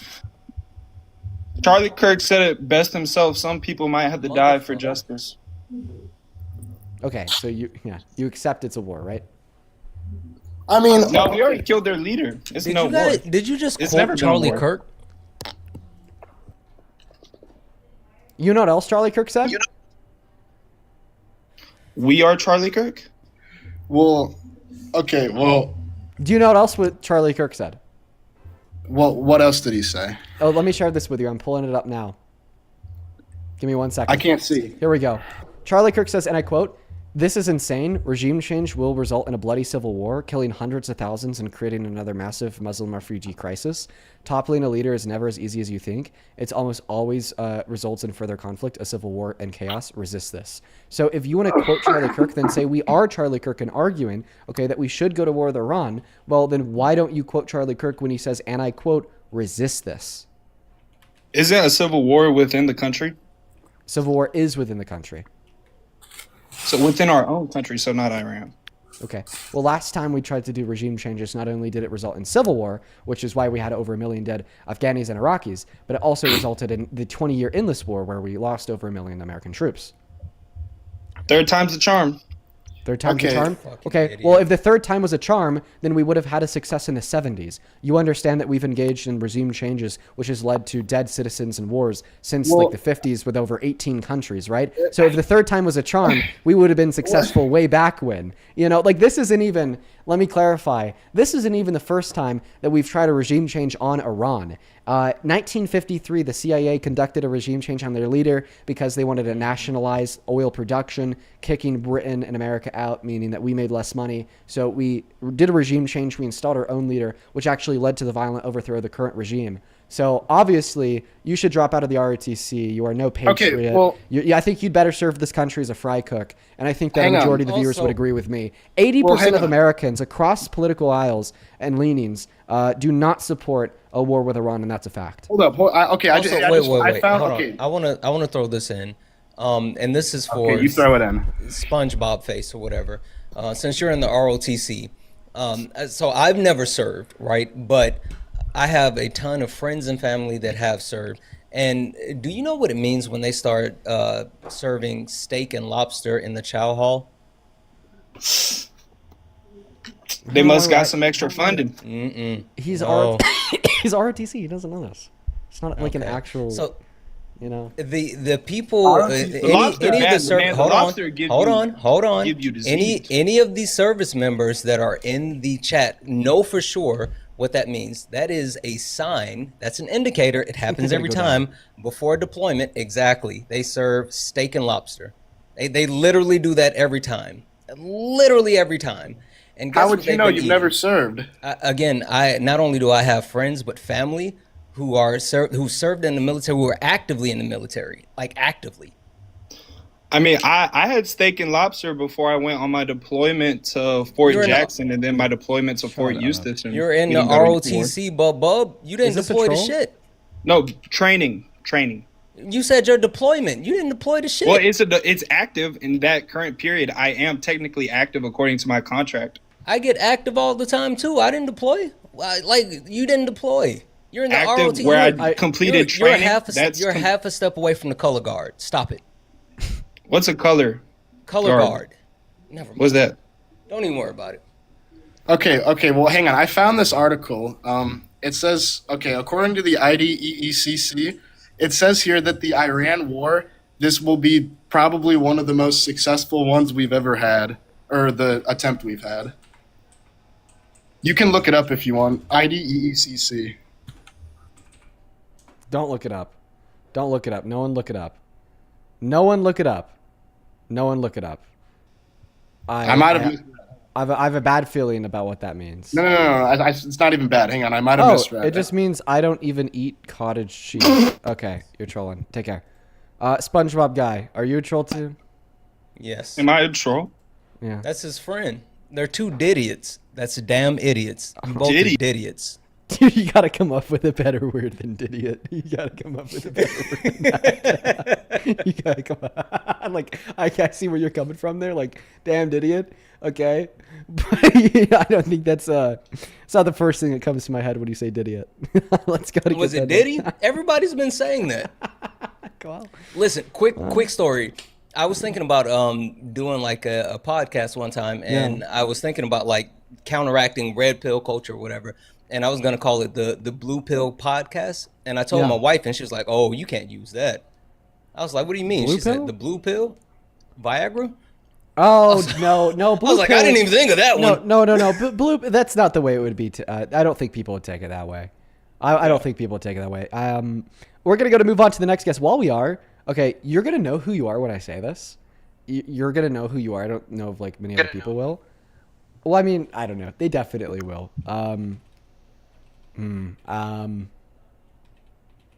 Never mind. I'll leave it alone for now until I think of a way to say that. FNAF gamer, do you support Trump? Hello, Mr. Dean. First of all, how are you? Oh, I found a way. I just, I don't want to I don't want to expose them. I don't think they'll care though. I doubt they'd care, but I want to let them know. If your name starts with a J, you know who you are. Me and my girlfriend, big fans of you and your brother. Real big fans. You know exactly who you are. Saw you in the viewers list. Big fans. FNAF Gamer 64. Do you support Trump? Oh, that's dope. At this point, I don't even know. Most of my family, they've told me he's bad, but I've heard other sort of people say he's a very good president. And I wanted to ask you, what are like 3 points that you would make to show me he is a very bad president? Sure, that's fine. I could do that real quick. Let's start with character and then policy. You said 3 points. I'll give 1 point on character. In order to be an effective president, you have to be able to effectively fulfill the requirements of the presidency. The major requirement of the presidency would be to better serve in the interests of the public. Public service. I don't think that Donald Trump is capable of public service because he doesn't care about other people. And that's a fact because a court determined he raped a woman. When you rape somebody, I believe that you are an apathetic POS. I don't believe that you possess the fundamental core moral virtues required in order to care about others and to want to do what is best in accordance with their well-being. The presidency requires that you have the ability to care about others and want to do what is best in accordance with others' well-being.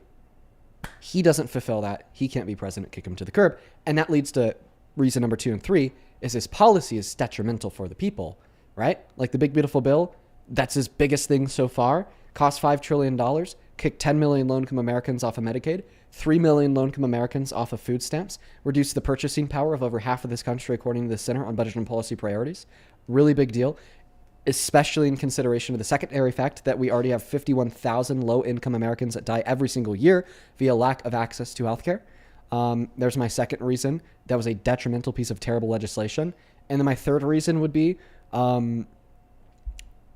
global commotion. I mean, it's like every single day he does something new to just destroy our allyships or now start new wars.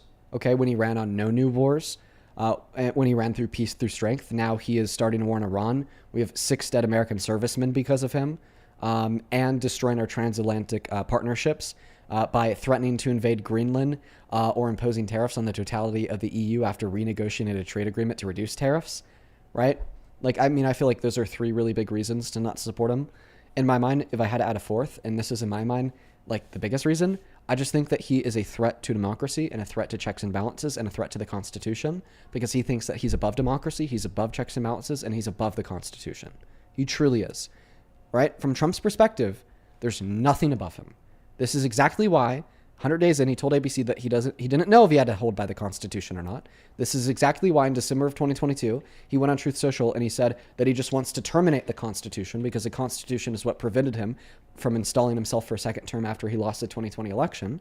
And this is exactly why, okay, he's infringed on the 14th Amendment with an illegal EO, infringed on the First Amendment by saying that it's now illegal to criticize him in the media, my apologies, and threatened the Second Amendment by directing the DOJ to try to find any way to ban any and all gun ownership for law-abiding trans-American citizens, threatened and infringed on the Fourth and Fifth Amendment by giving a directive to the totality of ICE, okay, to arrest people with no judicial warrants, and to arrest people, identify people for detention predicated on the color of their skin or the accent in which they speak English in. He's infringed on the 10th Amendment, so that's another one, by illegally deploying the National Guard in Illinois. My evidence that was infringing on the Constitution is the fact that that's what SCOTUS ruled. And he's obviously tested the waters with the 22nd Amendment by saying that he wants to run for a third term. Not to mention the first article, the second article with about a bunch of billion other things. But, to stay concise, fourth reason, threat to democracy, checks and balances in the Constitution. Also, bonus reason, he keeps shitting himself in front of our allies when he's in public. Like, that's bad too. Okay, true. I never really thought of those points, but I also have a second question. Do you ever think Trump did anything? Are you going to address any of those? Right, as president? Like Dean gave you a really comprehensive thought. You don't want to address any of those? I mean, just asking a question. If you need some time to digest it, it's fine. Unless, I mean, it would be nice if you would address them, though. All of those points, I do see those because honestly, everyone around me has just been saying Trump is this, Trump is that. So I just wanted to get your point of view to kind of know where we're coming from, Yeah. To see a different point of view. Yeah, I'd recommend getting informed, Ben. I appreciate you for coming up. We're going to continue our chase to find some Trump supporters, all right? Mm-hmm. Okay, thank you so much, and have a good... You as well. I'm going to try to find Nina. They donated like $200. Really quick, Susan, thank you so much for the 40. You're awesome. You did. It was my B-Day, but I Hello? appreciate you. Shannon, thank you for the 40. And also, Sharina, thank you so much for the 1. Shout out to the donors. Welcome in, Nina. Do you support Trump? Hi. Yeah, I do actually. Okay. Yeah. And just to clarify, you are the same Nina from PayPal, right? Yes. Perfect. Okay. I wanted to I make sure was I was able to to answer get you your up on the screen. question. Yeah. To On answer the your stream. question, I was donating because I think it's important what you're doing. Your content is connecting young people to get themselves more educated in what's going on with the country, and I think that's a very important mission to have, and also just to keep, like, most young people aren't educated, and I think that's a really rough thing. You know what I mean? Yeah. Well, that's very kind of you. I appreciate that. If you want to take Thank the you. mic and the floor to tell us why you support Trump, it's all you. Okay, so I'm a Persian woman. My parents haven't been in Iran since the 80s, I think. And I really do support what he did with Iran. And not so much also about you kept bringing up the girls' school that got bombed. It's not confirmed whether or not that it was the US bombing. And by the way, the comments, I am 18. My birthday was June 9th, 2007. So I'm about to turn 19. I'm a freshman in college right now. Just to answer your question. That's what's up. Your bio says Forbes 30 under 30. You're 30 That's a under joke. 30? That's a joke. That's Okay. a joke. I assume that it was just accurate. a funny But little thing. But anyways, so about the strike on the girls' school, sorry. If you say that we don't have official confirmation in the sense of our military hasn't confirmed it, I agree we don't. I just say that it is much more likely than not, because it seems to be the case that we don't have any evidence to suggest that this was a bombing from Iran. I think that people tried to create evidence through different screenshots on Twitter and whatnot, but I mean, we've actually had all those thoroughly debunked. And then the amount of evidence to suggest that this was an American strike, just because it happened at the same time, I mean, simultaneously to when we struck the Supreme Leader's bunker. So those would be two really good points I'd like you to address. I mean, that's fair. I just going based off of facts. There's no confirmed proof at all. I would say that would be a pretty high level of proof, what I just provided. I mean, it's happened a at the same time. speculation. It's a speculation, but okay. Well, I'm not too familiar with the bombing itself that happened. Is it also possible that it could be Israel by any chance? Oh, yeah. It'd either be a missile from the IDF or one of ours. It'd be one of the two. That's what I'm saying. Okay. Because it was a joint operation between Israel and America. Yeah. Okay. Also, I've been watching for about 3.5 hours. I wanted to go back to a point that one of your earlier speakers made, Brett. Also, sorry, my nerves are out of control right now. First time being on live. I've watched your content and I wanted to talk to you. He said that women are not fit to be in place of power, and honestly, I agree, but more from a patriarchal standpoint. What? You're saying that you agree from a patriarchal standpoint. Okay. Is the argument that you don't think that women should be in positions of power because of the patriarchy men in society, and some women in society are significantly less likely to listen to them or look up to them, therefore their leadership in virtue of that fact would be less effective, even though that reduced efficacy is not directly caused by them, but rather because of society's reaction to them? Honestly, yes. If you see, so women have been put down for centuries. So right now, in this day and age, I don't think women president or women in a powerful political position, who's like high up, like Trump or Kamala did a great job as vice president. But as a president, I don't think a woman in this day and age would be good at all. Because so I'm just going to cite some research. I've been like researching as. Do you think that black people should have led the civil rights? Do you think that white people should have led the civil rights movement because, black people were less likely to be like respected or listened to as a leader? No. Wouldn't that be directly contradictory to the argument that you made as it would relate to women? Like you're saying that women shouldn't lead because women are less likely to be respected or listened to because of the patriarchy. Therefore, black people should have led the civil rights movement because black people would have been less likely to be listened to or respected as a leader. Therefore, white people should have led the civil rights movement. Listen, in a nutshell, the only way to break the oppressor is to uplift the voices of the oppressed. We've proved this historically many times. Women led to get the right to vote, women's suffrage. Black people led civil rights movements. Gay and trans people led liberations for gay and trans people, starting at the Stonewall riots. And I think that if we want to further break through the social stigmas associated with female leadership, The only solution is to put women in positions of leadership.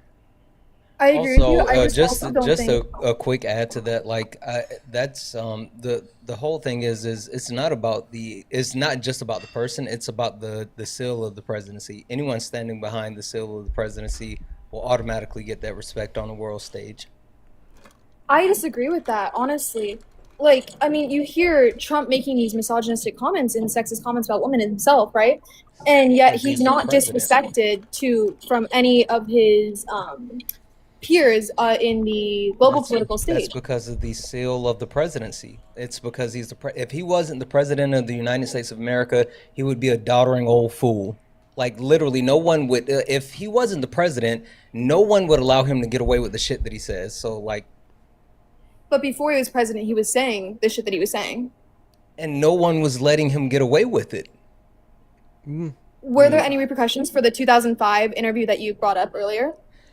Yeah, when he was a quote-unquote playboy, a quote-unquote real estate mogul, yeah, he was still ostracized by people. People didn't like Trump. Like, they looked at him as a clown. Donald Trump lost a majority, like a large portion of his wealth, and the only thing that brought him back from the brink of bankruptcy was becoming a social media personality. Like, The Apprentice is the only thing that kept him on life support, and he was able to parlay his facade as a reality TV star into like a presidency. But like, people were laughing at him in the like 90s and 2000s. He was a joke. I disagree. I would say that he was well respected. He ran in respected circles. He had peers who were also world leaders in the real estate, corporate real estate, and business field, as well as a lot of people in bankrupt casinos. He was a joke. Sorry? He bankrupt He bankrupt the Taj Mahal. He was a joke. He was a literal joke. Yet though, there was no true repercussions for the stuff that he publicly admitted online, such as the 2005. So I disagree with the point. Going back to the point that you said that the only reason why he's getting away with it is because he has a seal of the presidency. I disagree with that.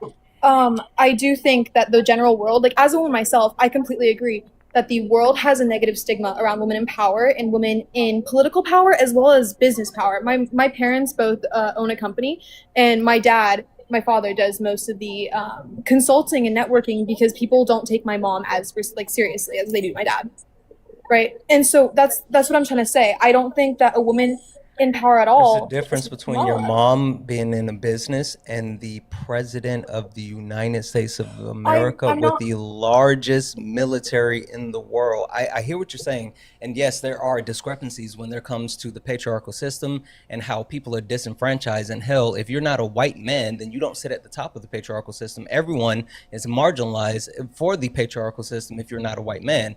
But that doesn't stop people from trying to actually get into positions of power. And even more so, it's a weak excuse to say that a woman shouldn't have a position of power just because misogynists are going to engage in misogyny. Like, that's fucking insane.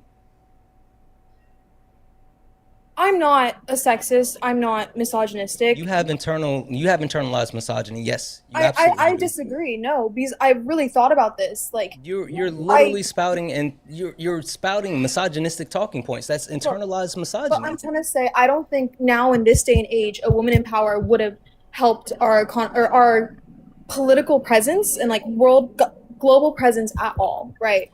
Kamala Harris had higher international polling than Donald Trump and was more respected on the world stage than Donald Trump. I would like to offer a point. I think having a woman as president would actually significantly better position ourselves on the global stage and make us look stronger than we ever have been, even to the incredibly misogynistic leaders of countries that, will punch a woman to the ground for speaking out of line. Can I tell you why? Yeah, I want to hear. Because those men know that it's more difficult for a woman to get into a position of power than a man. And regardless of what their personal thoughts are on women compared to men, still yet at the end of the day, that means that they're a damn hard fighter. If they're willing to fight through the systems in which exists to disincentivize and prevent women from getting in high-ranking positions of power, such as the presidency, what the hell would they be willing to fight through if, this other random leader were to act out of line? That's the thing, man. I mean, when we look at women that are in power on the global stage, like let's take, for example, the new prime minister of Japan, even misogynists like Trump have shown adornment and love to her. Why is that? Why would a misogynist like Trump show adornment and love to the female prime minister of Japan? I would assume it's because even Donald Trump knows that it's harder for a woman to get into that position than a man. So he kind of feels a little bit fucking intimidated when he sees her there. And that's actually a perfect counterexample against the argument that you're given. Actually, right? I completely agree with that. You know, they see some agree with that. pompous, rich asshole like Trump that bought his way into the Oval Office. White man. It's always been white men. Nothing new of, honestly, maybe a little bit embarrassing because he bought his way to the Oval. They see a fucking black woman that had to claw her way into that Oval Office despite all other facts. Little intimidating, bro. I actually agree with that. I didn't think about it from that perspective. I do agree with that. Cool. I'm happy I could change your mind. Can I ask you, what are your views on deportation? Deportation of undocumented immigrants with no criminal offense, bad. Deportation of undocumented immigrants with violent criminal offense or bad non-violent criminal offense, good. Can I ask why? Because personally for me, so I don't agree with the way that ICE is going about it, or ICE under the Trump administration is going about it right now. I know Obama deported around 3 million. Correct me if I'm wrong. But I do think as a global superpower, we can't have open borders. Yeah, I don't think we should have open borders just because I don't like deportation for a lot of undocumented immigrants doesn't mean that I do like open borders. I think that we need a vetting process, and I think that we need to ensure safe entry for legal immigrants. And because for undocumented entry, there's no vetting process and it's unsafe for them, we need to get rid of it. But I think the right way to get rid of undocumented entry is by just naturally disincentivizing it and then cracking down on those that would still be incentivized to opt into it, like the violent criminals. And the way that we would naturally disincentivize undocumented entry for the 99% would be to make the legal means of entry into this country so attainable as possible. And then all of a sudden we just see that drastic reduction in undocumented entry. Because think about it this way. No one wants to be an undocumented immigrant. It sucks. You can't get a loan to buy a house. You can't work at 70% of jobs. You know, you could get arrested by ICE tomorrow and sent for torture in another country. I mean, this current administration is acting like you have no constitutional rights, due process. What the hell is that? And most states can't get an ID, can't get a driver's license, can't vote. Okay, can't get a tax return, but you're still forced to pay taxes. It sucks. If they could be a citizen, they would be a citizen. So let's just make that citizenship more attainable. So what do you suppose that we do with the undocumented immigrants that are already in our country? Just leave them alone? For those without those crimes on the records, let's give them a pathway to residency or citizenship. It actually is an issue that they're here and they're undocumented. Okay? It's so inefficient. We don't know who they are. You know, they experience all the negative consequences that I just described. That's the thing. It is actually an issue. Okay? But the fix for that issue is to give them that pathway to residency or citizenship, not to deport them. It's better for them. It's better for you. It's better for me. It's better for the country. Yeah, it would have massive overarching benefits for American citizens as well. That's something that enough people don't talk about. It'll help with the job market, with taxes, a lot of different things. Can you explain why? That would what are the benefits? One of the reasons why individuals and companies are able to exploit undocumented immigrants is because they have the threat of deportation. And so if you remove the threat of deportation, then they can actually negotiate higher prices so they don't have to take lower rates, and it wouldn't undercut not only the undocumented immigrants, but the American citizens as well. So that's a huge thing. And then they would be on the hook for paying more than just federal taxes. So that would be an increase in tax revenue as well. But wouldn't the housing market also become more difficult for American citizens who weren't naturalized? The housing market's already difficult. Did you know that we have more abandoned homes in the U.S. than we have people that are homeless or unhoused? We have the supply. It's just the amount of people that hold the maximum amount of supply. Right now, this is the first time in U.S. history where people who are 60 and 70 years old are buying homes at a higher rate than people that are 30 years old. Like literally, we have the homes, but the people who have like the money keep buying all the homes. So about you said there were, would you say? Something abandoned homes? That doesn't necessarily take in the quality of the homes, like the state of the home itself. Yeah, I'm not saying put them in there. I'm just saying like that's just an excuse. I mean, there's plenty of options. That's fair. Can I ask you one more thing? Both of you guys, what do you guys think about the tariffs going on because I personally support them. Like I could give can you a I really share good my reason thought not to, process? but share your thought process. Then I'll Okay, give you a really good reason this to is not a lot. support the tariffs. Perfect. This is a lot of speculation on my end. So from my understanding, Trump put tariffs on machinery, I believe. Correct? Tariffs Like on everything, everything. realistically. Yeah. Yeah. So with that being said, the factories over the next few decades are going to start moving back to America, I'm assuming. That's a big assumption. Well, Is it, if you want to explain your thought process, then I could give you my rebuttal. Okay. I just like Okay, it'll perfect. kind of be a bit. So This is mostly speculation, but for my just my thought process, I would I don't know if my logic is flawed. Please correct me if I'm wrong. I want you guys to change my mind. I assume that the factories are going to come back to America, which with the increase of AI, I know a lot of businesses are now replacing their entry-level positions with AI. My parents, their competitors have done that, and now it's really hard for college kids to find jobs, and also I think the middle class is decreasing as well due to that. So with the factories coming in, I'm assuming that's going to create more jobs for the middle class in the next few decades. That's what? Sorry, did you not follow that? Oh no, I'll follow it. It was just stupid. I'm sorry. Go ahead, Dean, and I'll respond afterwards. I'm sorry. Also, I don't feel like I've been disrespectful to either of you guys. I wasn't being disrespectful. That's just how I speak. Anyway, go ahead, Dean. Okay. So to address your points. So first and foremost, more factory jobs in America does mean more jobs for the middle class. You know, I don't feel like we need to complicate it by adding in, you know, this notion that maybe AI will kind of take over a lot of like entry level jobs, if that makes sense. I honestly think that a lot of people make that claim, but from my own perspective, I would argue that I don't even know enough to like make that claim or not make that claim. I think it's a little bit more like complicated than that, if that makes any sense. I don't think it's kind of like just a slogan to throw around. Maybe I'm just like over intellectualizing the subject matter, but like I don't even think I know enough to really talk about what will the impact be on like labor, on like entry level jobs over the course of the next 10 years. Like I don't know. I don't know I don't know what it will be. That's just me trying to demonstrate some intellectual humility. But you know, that aside, I would argue that more manufacturing jobs in America is a good thing. Clearly, okay, it just depends on what the manufacturing jobs are for. But Donald Trump's tariffs will not achieve that end. The primary reason why Donald Trump's tariffs will never achieve that end is because in order for tariffs to work, they have to be specific, they have to be strategic, and they have to be based upon the projected economic outcomes. Donald Trump's tariffs are not specific. They're in every other country in the world. Donald Trump's tariffs are not economically strategic or based on the expected macroeconomic outcomes, because the imposition of these tariffs is based upon his divine will. If he's mad one day, the tariffs go up. If he's happy one day, the tariffs go down.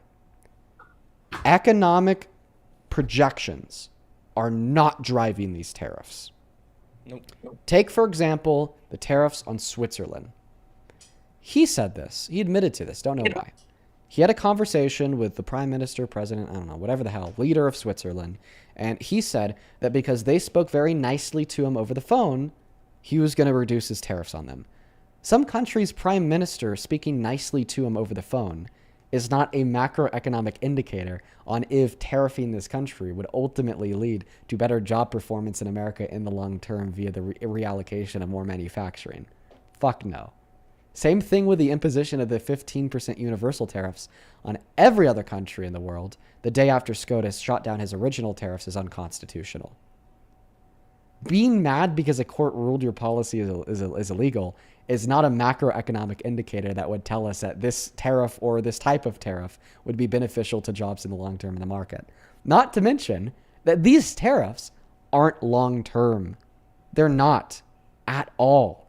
The first round of tariffs has already been shot down by SCOTUS. He replaced those with new tariffs, but many legal scholars are arguing that those are likely to be shot down as well because of the reason that the first ones were shot down. He doesn't possess the power to impose taxes, or that's a power possessed by Congress. Therefore, it is unconstitutional for him to implement them. That's led a lot of legal scholars to the conclusion that his new Section 302 tariffs are likely to be shot down as well. And on top of that, okay, something else I'll point out is high likelihood Democrat wins the next election. That's the way it is. If they were still in place, they'd take them down, because the outcomes that we've seen so far have been terrible for the American people and most terrible for the manufacturers.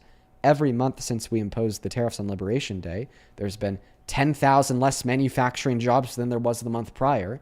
2025, okay, we saw the most manufacturing bankruptcies since '08 and the worst annualized jobs report since '03 if we ignore '08. Like, it's bad. It's really bad. And this long-term argument doesn't seem to gut it. Because if the tariffs were hurt yesterday and today and tomorrow, well then if the manufacturers were hurt yesterday, today, and tomorrow by the tariffs, then when will they be helped?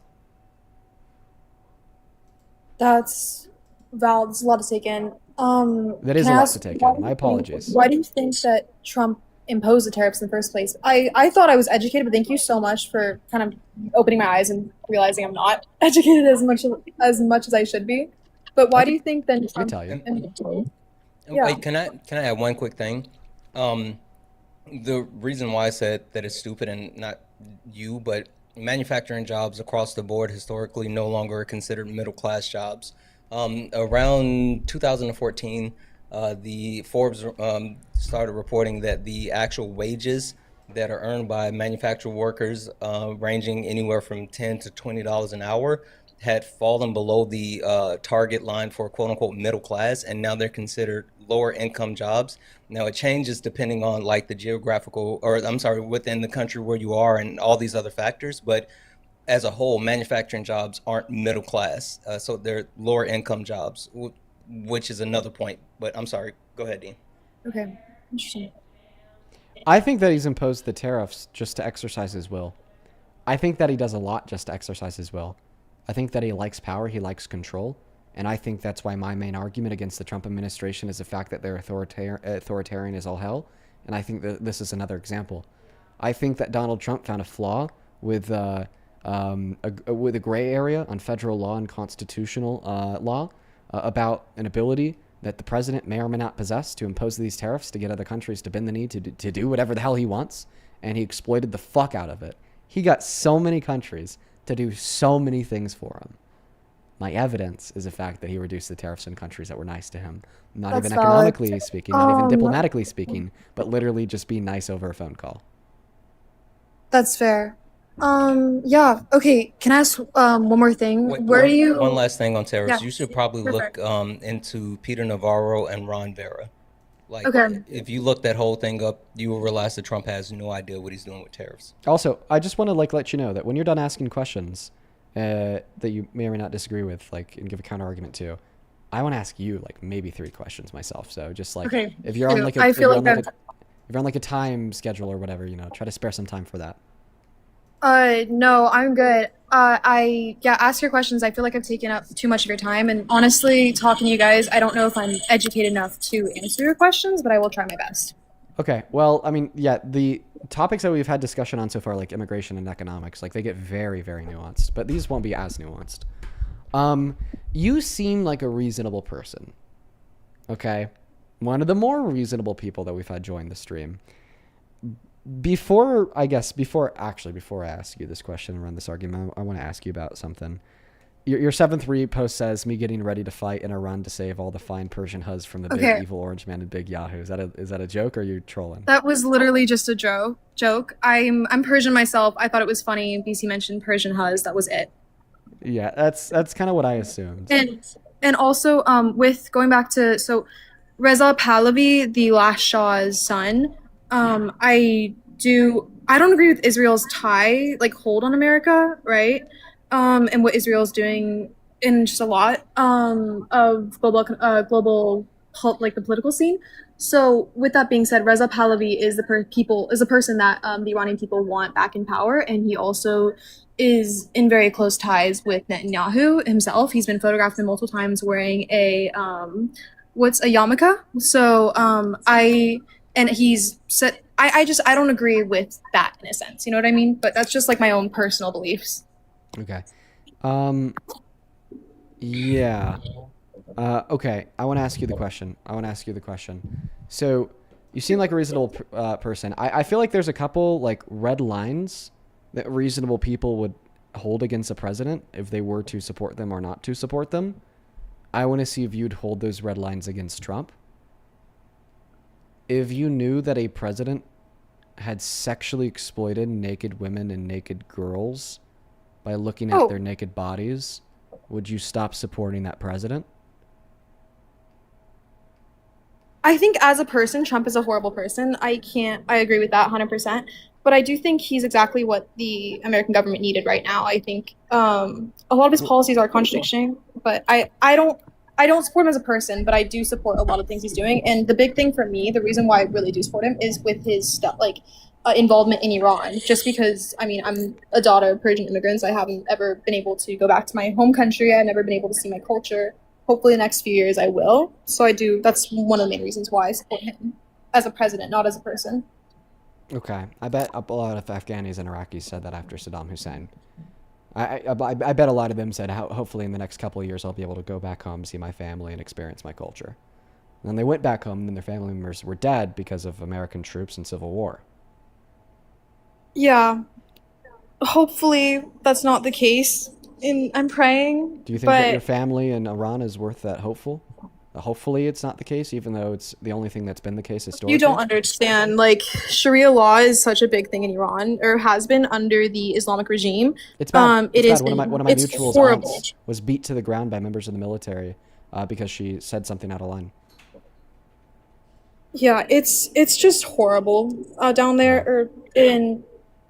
I think I think this is why this has continued to happen over the course of history, specifically American history.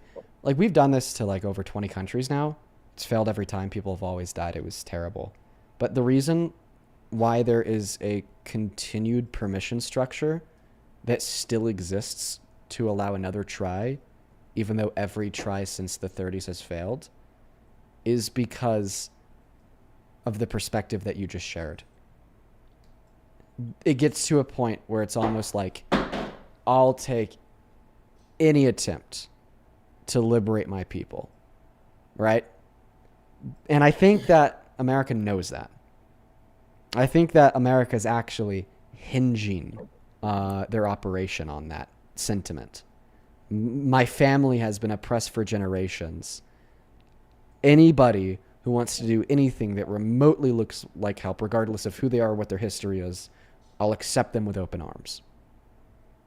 That's what America has exploited, taken advantage of to further their own directives, make geopolitical powerhouses in the Middle East, make money through oil, and destroy and topple countries and their citizens alongside them.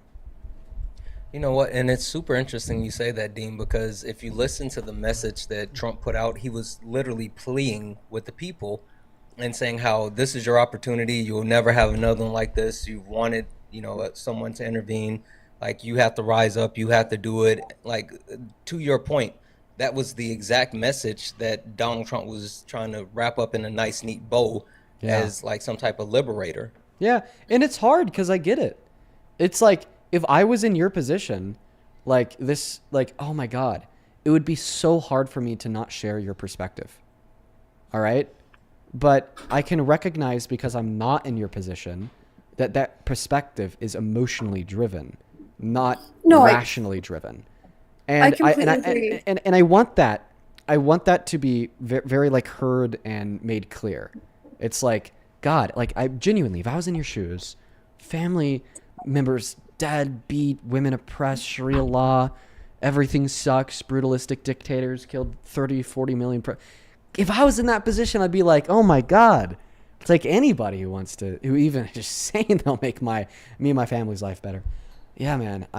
It's like emotionally I get it, rationally I don't. Okay, you've got the rational part of my brain thinking, but and I completely agree, it is fully emotional, but I don't know, like, I mean, you've never been in this position, you can't really empathize in the same way, or you can sympathize, but you can't really emphasize that you don't know how this feels, and I Right. understand it most likely, like, 70% chance it's gonna end up horribly.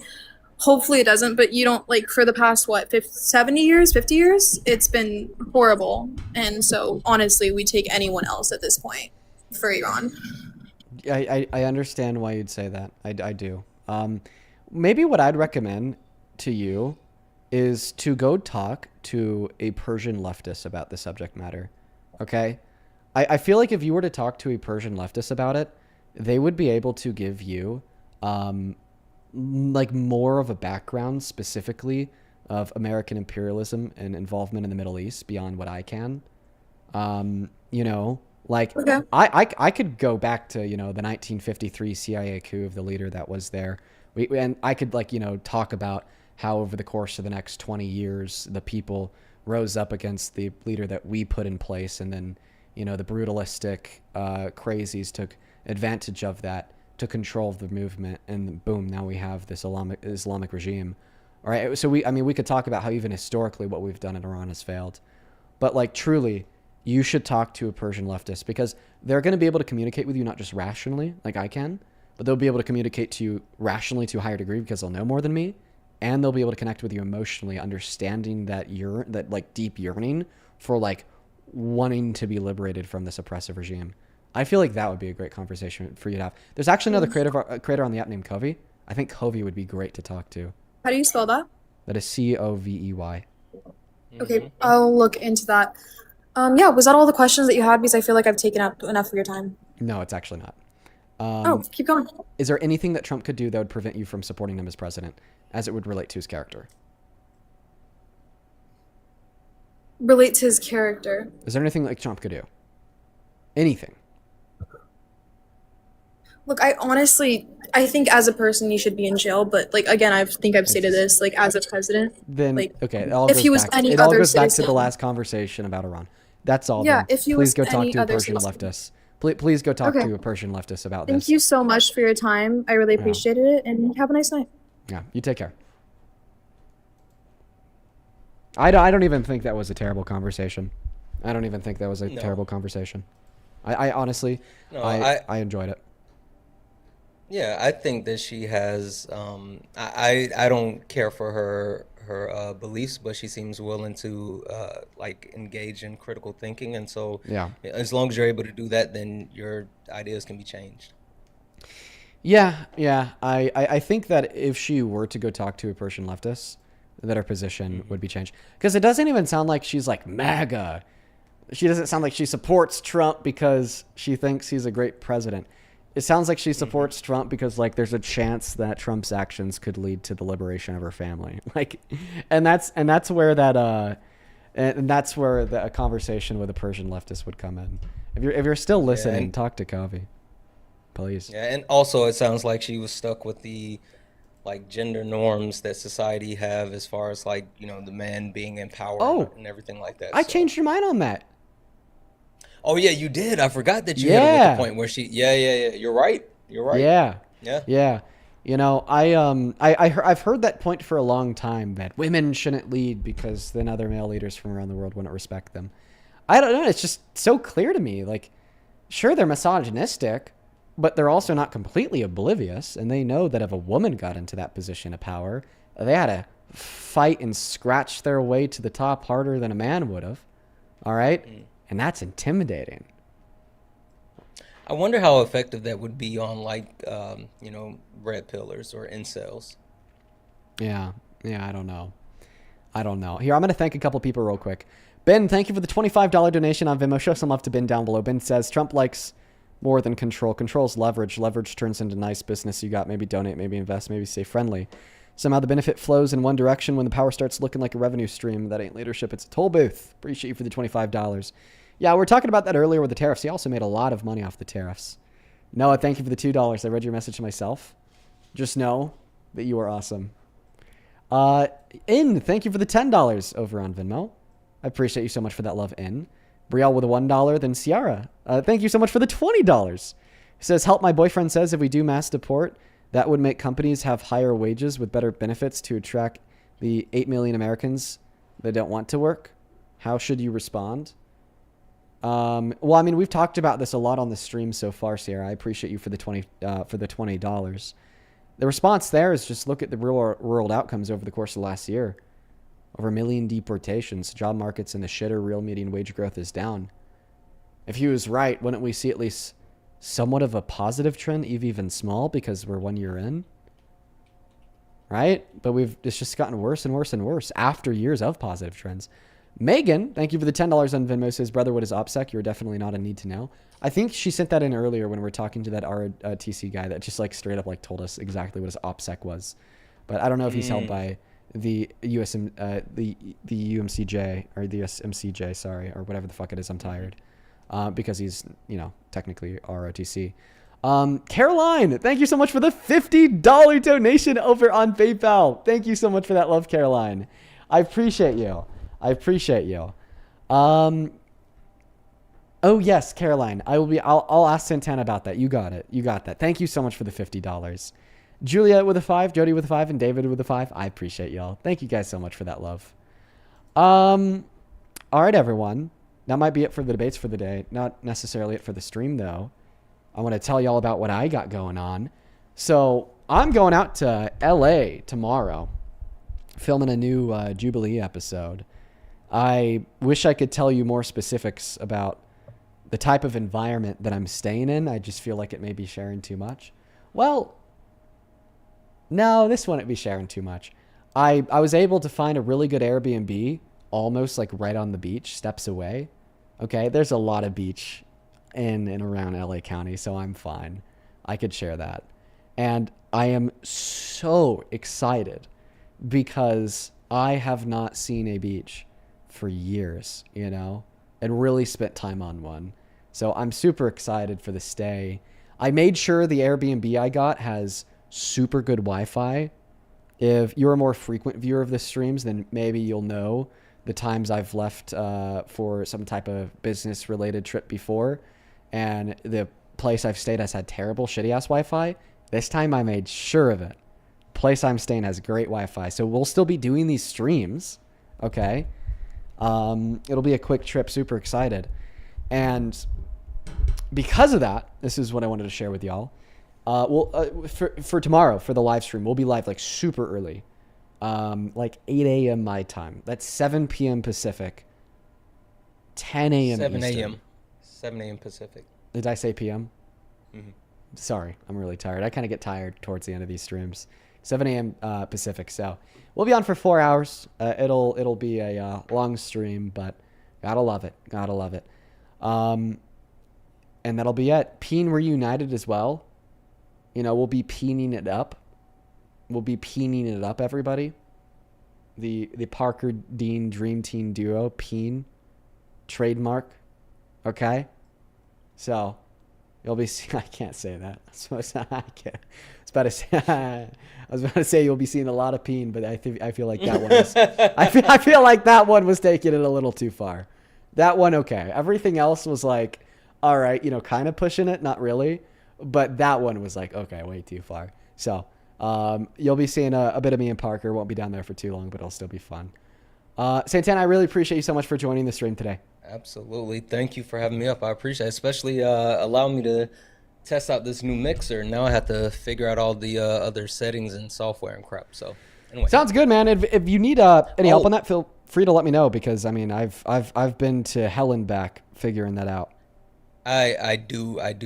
Look at the text that I just sent you. Is that it? No. Really? No, it's not. I'll have to tell you what it is. It's really cool. Okay. All right. Well, have fun, be safe, and enjoy LA a little bit. Thanks, man. You have a good rest of your evening. See you, bro.